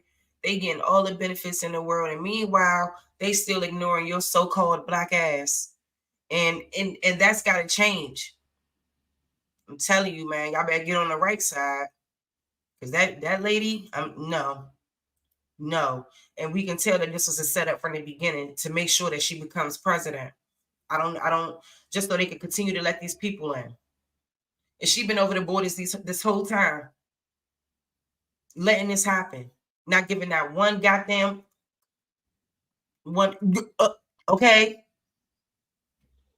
So you know who was one of the major architects of it, DACA. Yeah, she's trying to get that back. She's trying to restore DACA for them. No. Kabbalah. Man, they got a road. They got a road respectfully. Just like the woman said on the video. We us as so-called Black Americans ain't got nowhere to run to. We gonna run to? We can't run. We gotta stand in this. Yeah, we can't. And see that goes into the conversation, with Rick and this other stuff, because it's funny they cool champion these people when they get in these prominent positions in North America and our region, but they never go back home and be presidents and governors in their own homeland. Exactly. I can't figure that out. Why? Exactly. I can't figure that out. Why the fuck y'all gotta run over here? Exactly. Yeah, if you so proud of him, why he can't be the first Hindu Indian? I don't even know how they put the shit together. Hindu Indian. to be president of Jamaica, bro. If y'all so proud of from the Caribbean, then why y'all don't want to come down and help y'all with the Asian problem y'all got down there in this Caribbean, bro? Trying to tell you. But they always trying to make it seem like we the only one got the problem with immigration, integration. I'm gonna say integration because, man, they can't even they can't even do what they want to do on their beaches down in Jamaica, bro. Like, I don't know. I think it's China. It might be China. I think they got a lock on their beaches in some of their historical areas down there. That's why they can run up. See, that's messed up. They can run up here and hide in our neighborhoods, and then once they go to college and get a rise to prominence, then they can. Oh man, it's fun. You gotta stop this. I don't even want to talk about it no more. Man, I'm telling you, that shit be having me, man. It's I don't know what. I'm telling you, I got irritated. Hey, these niggas not paying rent. Ho, what? What? And the way they was harassing people out here during the pandemic, evicting people, you gotta be fucking kidding me. Hell no. So they let you know that was deliberate. You right. And I'm gonna tell you, Trump, now I don't know, like I said, he tied to some effed up people, but he did implement some things, and that we was getting that stimulus, that was for us. And as soon as these demonic rats, as soon as they got in the office, administration, do what they do. They stop those checks and they start bringing people in and giving them money, educating their money to them. That was money for us because we was up on that emergency, a health emergency pandemic, so he was giving money to stimulate, so we could stimulate the economy. And then all of a sudden they passed this Asian hate thing, and all these Asian infused businesses pop up. Come on, man. What are you doing? Hey, they allocated $26 billion to these people. Come on, man. In the past year. And niggas ain't even know it was happening. And then you want to turn around and say, oh, we don't. The question is Steve Harvey's, Ricky Smiley's, and DL Hughley's. All of y'all is coons and sellouts, bruh. On my mother. Like, y'all are anything. There is no way that we could ever respect any of you motherfucking people if y'all ain't gonna even be real. Y'all with it. Y'all with it. Y'all with it. And y'all is paid. And not only that, somehow, some way, you're with her. She ain't with you. Or me. So, you know what I'm saying? It's wild. The dude said it. She could have paid $300,000 to black people instead of implementing that American Rescue Plan that only benefited Asians and their businesses. And this is what I try to tell people. And then niggas want to be mad at Trump. Don't be mad at Donald Trump. Because, like, I don't like some of the things he said. So what? God damn. I've never seen people be so childish.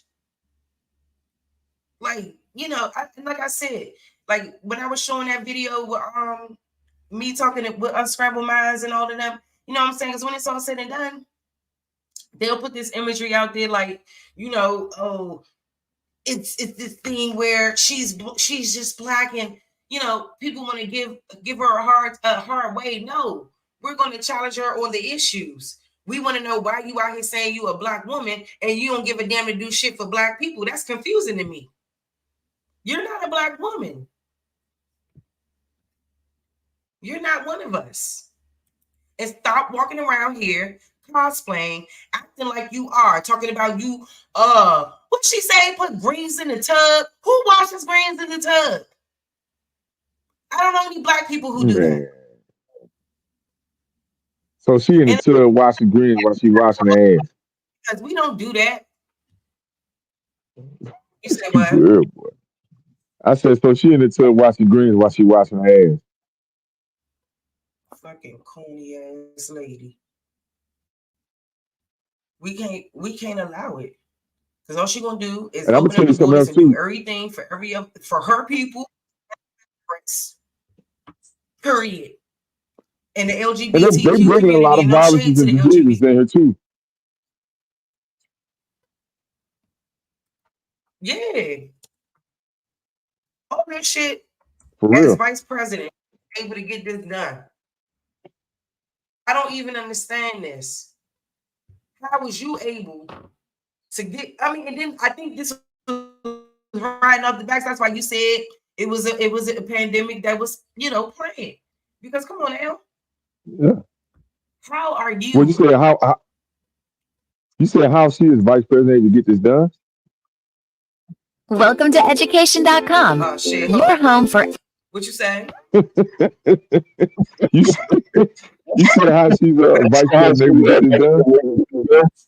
Yeah. I mean, I Oh, know how she because was the able. vice president, which I didn't know, But this is why she was vice vice president. president technically is the president of the Senate. Yeah, so she was able to push these bills through. She was the last voting deciding vote in the Senate. So she was the top vote in the Senate, bro, to push this shit through. Absolutely. But I'm saying though, I'm talking about just something being specifically for them. And I, like you said, I just think it has something to do with all the stuff that was going on during the pandemic and all of that. And like I said, I don't think that they've suffered worse than us. Like they even made affirmative action about Asians. So I don't know. It's all about her. Just messiness, and I don't like it. And like I said, it's not benefiting us as the people, the original people of this land, whose ancestors built this bitch. Period. Asians ain't built America. I'm confused. How the fuck is we letting these people get away with this treasonous behavior? Because that's what this is. This is treasonous. What's happening?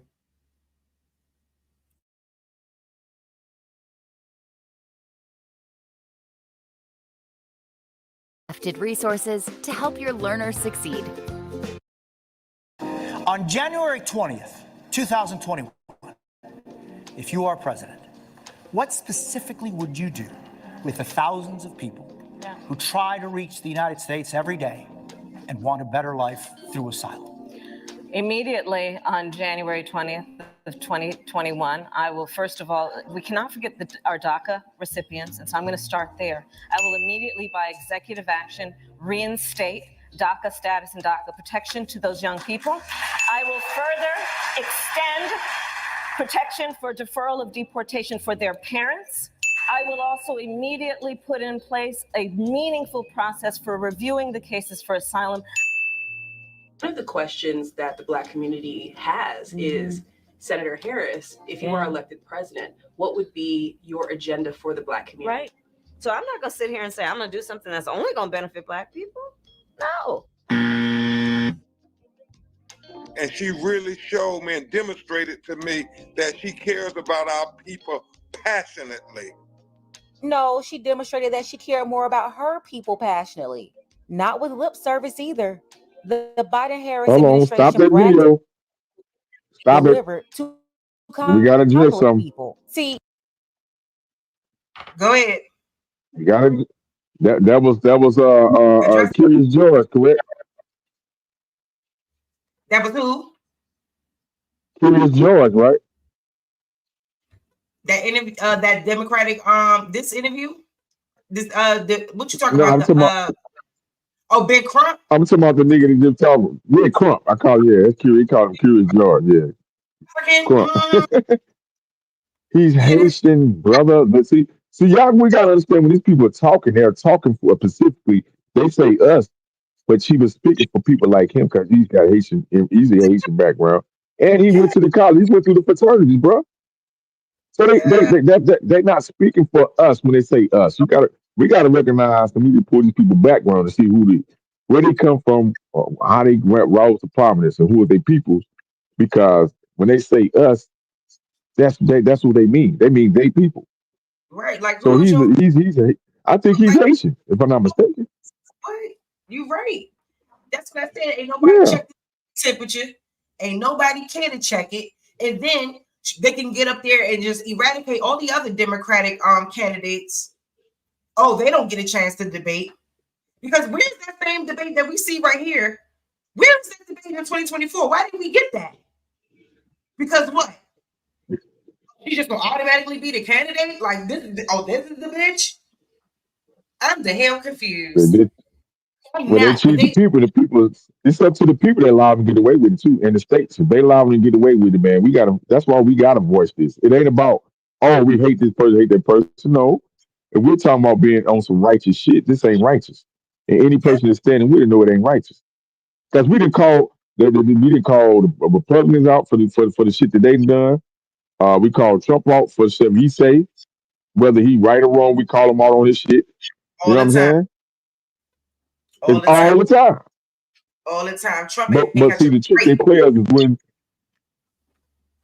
Say it again. Now I said Trump ain't catch a break.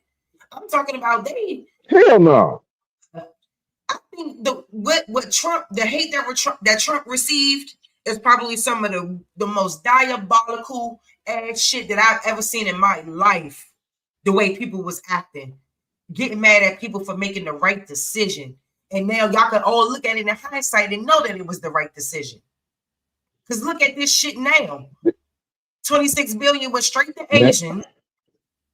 That same money could have went to 40 million black households. That man said that each black household could have had $300,000 with the same plan that they put in place for Asians. Like, and this is the type of shit. And y'all talking about voting for this bitch and asking for any type of what? Y'all better check her temperature. Yeah, they right. See, and they not even asking her the hard questions about the American people, about what happened to the American people. They not talking about the people, like I say, our businesses that took a hit during this pandemic, right? The small businesses that took a hit, the mom and pops that took a hit. Helping migrants. What a bailout for them. What a bailout for them. Giving the migrants loans. California wants to give the migrants home loans. And no one sees a child. Look, I can't. Because it upsets me. It triggers me. Yeah, all they know is that they getting money. That's all they know. Come on, amigos. Let's go. You know what I'm saying? Yeah, you know they I don't play with them. Hey. I'm gonna have to go live on my Facebook or Instagram. They've been blocking me lately too. I noticed that on my live posts. But I can show y'all because I'm here in Texas, right? I can show y'all. Man, look here, man. Some of these motherfuckers here, right? I ain't seen so many ride bikes. They got so many bikes lined up at these damn apartments down here, just through everywhere, bro. Man, these motherfuckers ain't never rode a bike in their life. They so happy to be riding these bikes all in traffic, running all through the parking lot, that the people in the office had to send us a note about bikes. Right? That shit going. Well, of course it's going on in Texas. That's the main place. Yeah. And that's why they got tired of shit. And they bust them motherfuckers everywhere else. They said, nah, we not They said, nah, we not with that shit. Y'all not gonna keep letting these people cross the border like that. And then it's exhausting money and it's exhausting resources for the people who actually are citizens and live in that state. Why is it that they're being able to live in expensive New York City hotels and pay no rent? Right. No rent. This is supposed to work. But the minute the girl on welfare miss her damn rent payment, y'all hunting her down every motherfucking chance to get. Putting signs on her door, all kinds of shit. But they can come in this country and live for free? Oh, no. Oh, no, baby. Oh, no. I'm sorry, Shaq. I don't mean to cut your wisdom every time, but this subject, like this shit, really has me perplexed. It does. And it's not right. Because I know it ain't right. That's why. No, we need to see our people express the compassion for this, because for years we've been told to look the other way and don't get into politics and shit. And the ones that get into there and we see where this got us, man. I mean, yeah, it's dirty. Politics is dirty. Obviously, it's dirty. It's a dirty game. We see it. Dirty, nasty game. But we got people that's efficient enough to get in there and do what they need to do. You know what I'm saying? Here and there. Especially on these local levels. That's what we need to be focusing on these local levels. They want us focused on this federal level when that ain't never been our game. We got to stick with the state, local and state. That's where it's at. That's where you get change at. You know what I'm saying?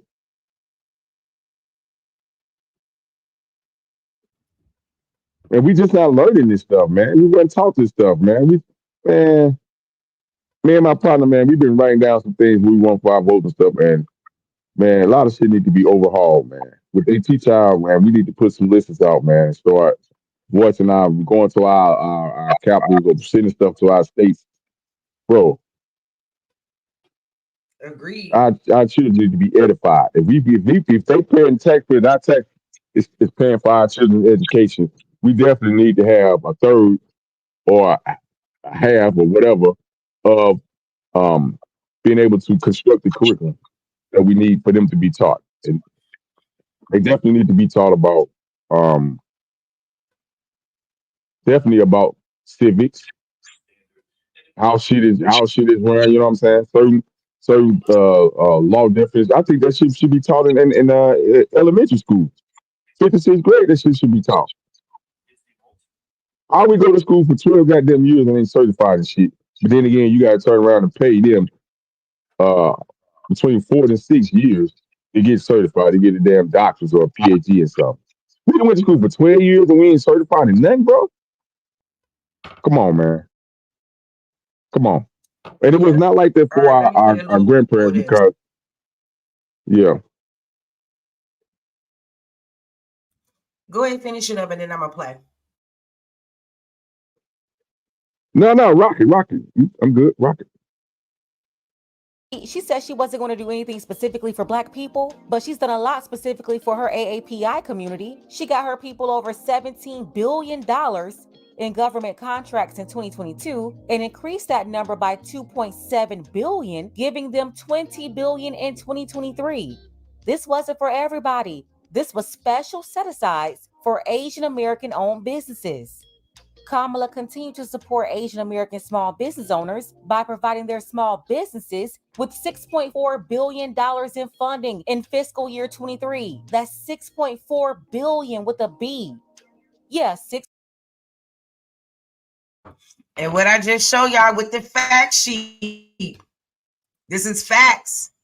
This is what she did. This is what she did.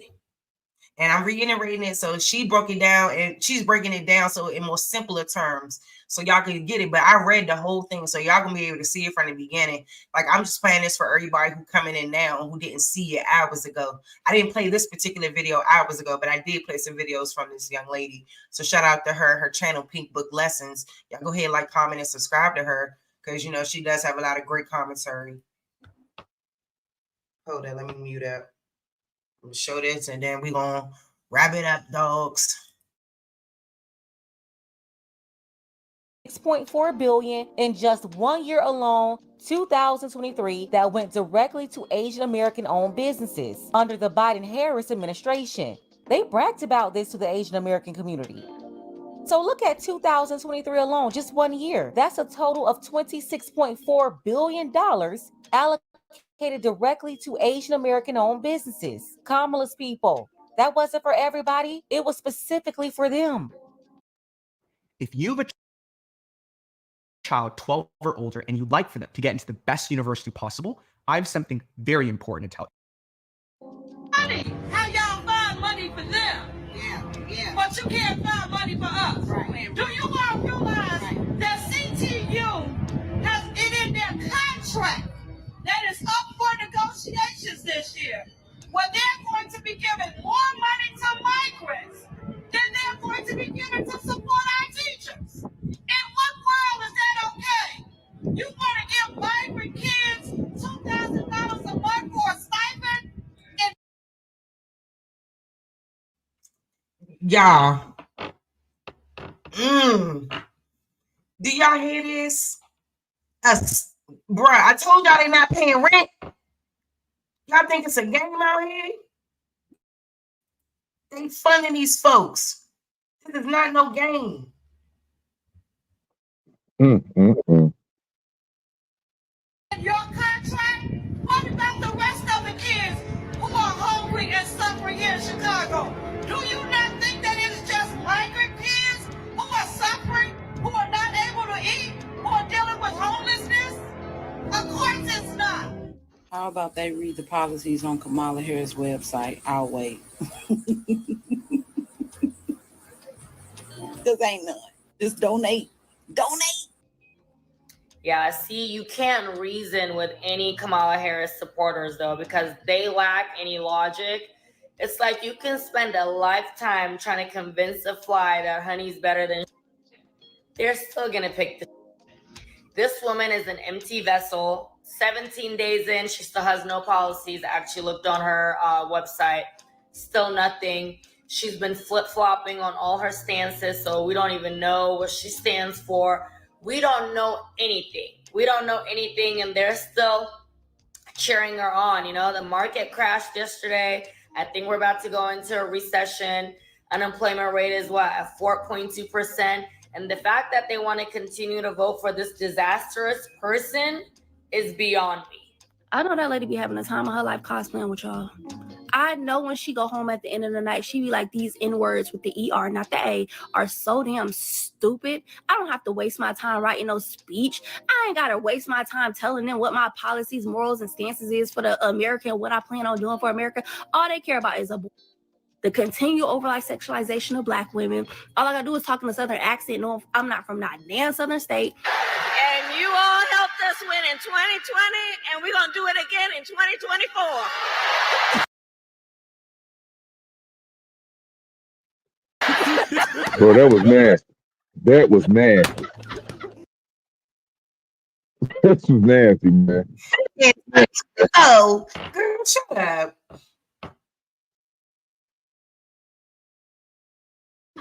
And give them a little backyard barbecue with some check sodas and a little two-step. That's all they care about. They don't care about nothing else. I know she be like, y'all are so stupid. Who remembers that? Who remembers the infamous Kamala Harris tweet? A whole bunch of minorities, not a single Black person. I'm gonna tell y'all what she's gonna do. She's gonna bring back diversity, equity, and inclusion. Kamala Harris is gonna bring back diversity, equity, and inclusion. But guess what? You will still be excluded because you don't understand how diversity, equity, and inclusion goes. She's going to include the East Indians, her family and race. Kamala Harris is going to take care of the East Indians, her family and race. Kamala Harris. And she doing just that. She doing just that. And y'all better wake the fuck up. Y'all better do, y'all, I'm telling you, y'all think that this woman is going to do anything for so-called Black folks, and all we need to do is sit down and take it. No. Harris is an East Indian presidential candidate. She's going to take care of the East Indians. She's going to take care of the Asians, the Chinese. She's going to take care of the Latinos, the Native Americans, the immigrants, the rainbow gangers, the feminists. Guess who's going to be left out? Guess who's going to be left out of diversity, equity, and inclusion? Guess who's going to be left out? The Black folks. Before y'all start calling my radio show and DMing me, talking about. And Steve Harvey, I'm going to call into your radio show because you really got the game messed up, sir. Somebody need to tighten you up. You need some straightening. Because ain't no way. I'm glad Cat Williams ate you up the way he did. You deserved it. Just to see you come out here and doing what you're doing now, Cat Williams eating you up was appropriate. And I said, shut it up. Don't you get mad because you did wrong. Why you ain't asked no hard-hitting questions? That ain't what this is.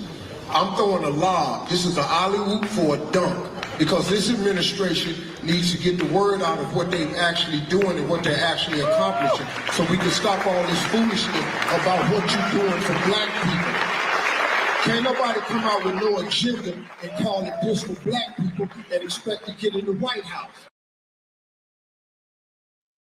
I just don't understand how that's not true. I mean how that's true.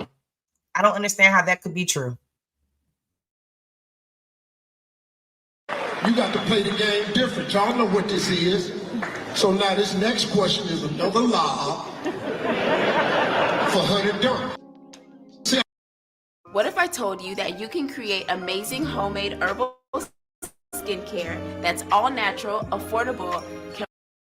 See, I'm on this radio show, I'm hearing all these people talking about, I'm not voting if they're not doing nothing for us. Listen to me. If you do not vote, the analytics will show. They know how many women vote, they know the age you are when you vote. If we don't vote, how we gonna ask for something next time? If you ain't got no voting power. There's an old. Yeah, Steve Harvey a wild lover, bro. Wow. Old saying in Tennessee, I know it's in Texas, probably in Tennessee, that says, fool me once, shame on you. If fool me, we can't get fooled again. Fool me one time, shame on you. Fool me twice, can't put the blame on you. The path to the White House runs right through this state. And you all helped us win in 2020, and we're going to do it again in 2024. Fool me 3 times, the peace sign loaded, let it rain on you. Look at this. Now, they didn't just sign the Asian hate bill either. They gave them tangible benefits, resources.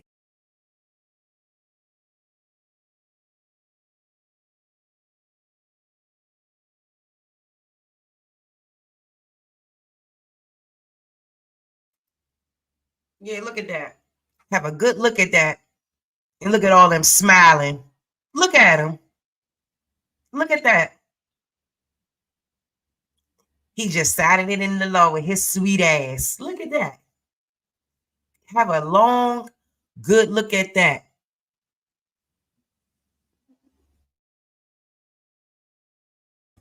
While we got nothing.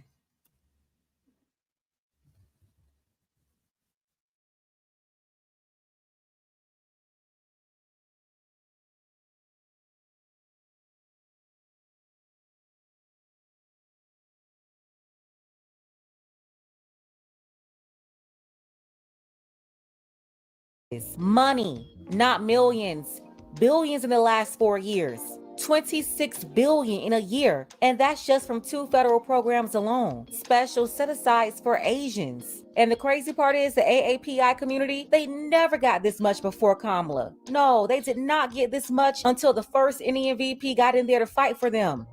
So I'm not going to sit here and say I'm going to do something that's only going to benefit Black people. No. You know, they tell us to pull ourselves up by our bootstraps. When they're not only giving Kamala's people the boots, they're tying them up for them. Let's go ahead and get the conversation started. Let me know what.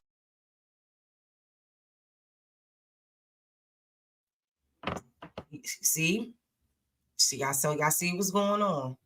So y'all see what's going on. They up there cheesing. They ain't never done nothing like that for Black people since the 1965 Civil Rights Act. Now, y'all let that sink in. And on that note, I gotta go. Shaq, thank you so much.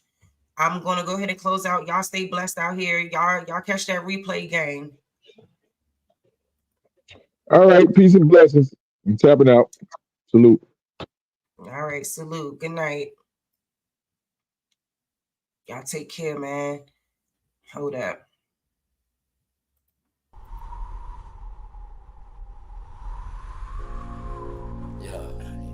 What it look like, man? Let's see what it Real, is. man. I feel the same way you feel. Word. I just don't want I much, can't man. tell. I just want to take it one day at a time. Me too. That way we can reach the highest point of friendship. What's the highest point? Let me know. Then whether you know how far to take this flight. That's what I'm talking Word. about. You don't just jump in the plane and fly and don't know where you're going Why first. not? Just chill, baby. Just got you. We don't have to run, baby, we can chill. Just keep patient before we take it there. See, you don't really know me, and I don't really know you. Never lived a good life. Come on, let me show you. We don't have to run, baby, we can chill. Let's just keep patient before we take it there. See, you don't really know me, and I don't really know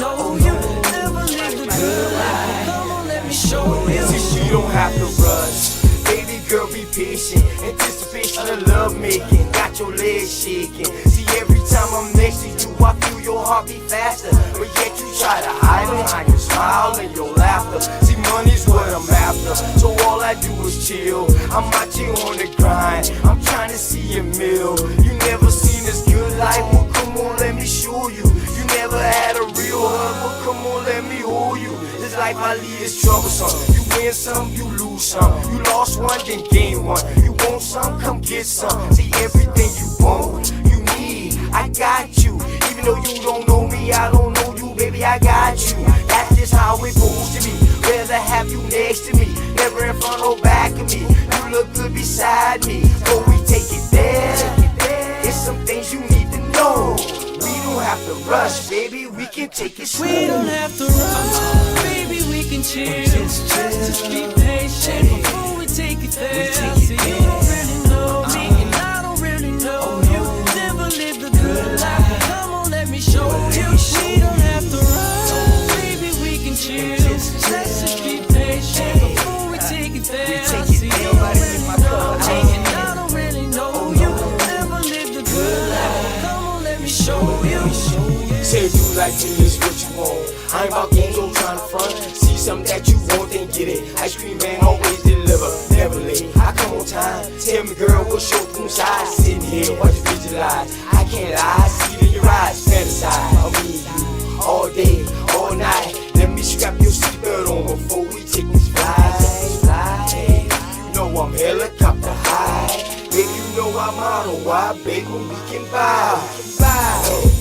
And that's just how it is. El Blizzo keep it realer than all the rest is. And don't compare me to them other dudes. I act a fool with my tool. Lock it down just for you. You got a man, you can keep him too. I don't want him, I want you. Got a couple friends, but I got a couple too. Just let me know, girl, what you wanna do. And we can keep it on the low, long as you know, baby, just take it. We don't have to run, baby, we can chill. Just be patient before we take it there.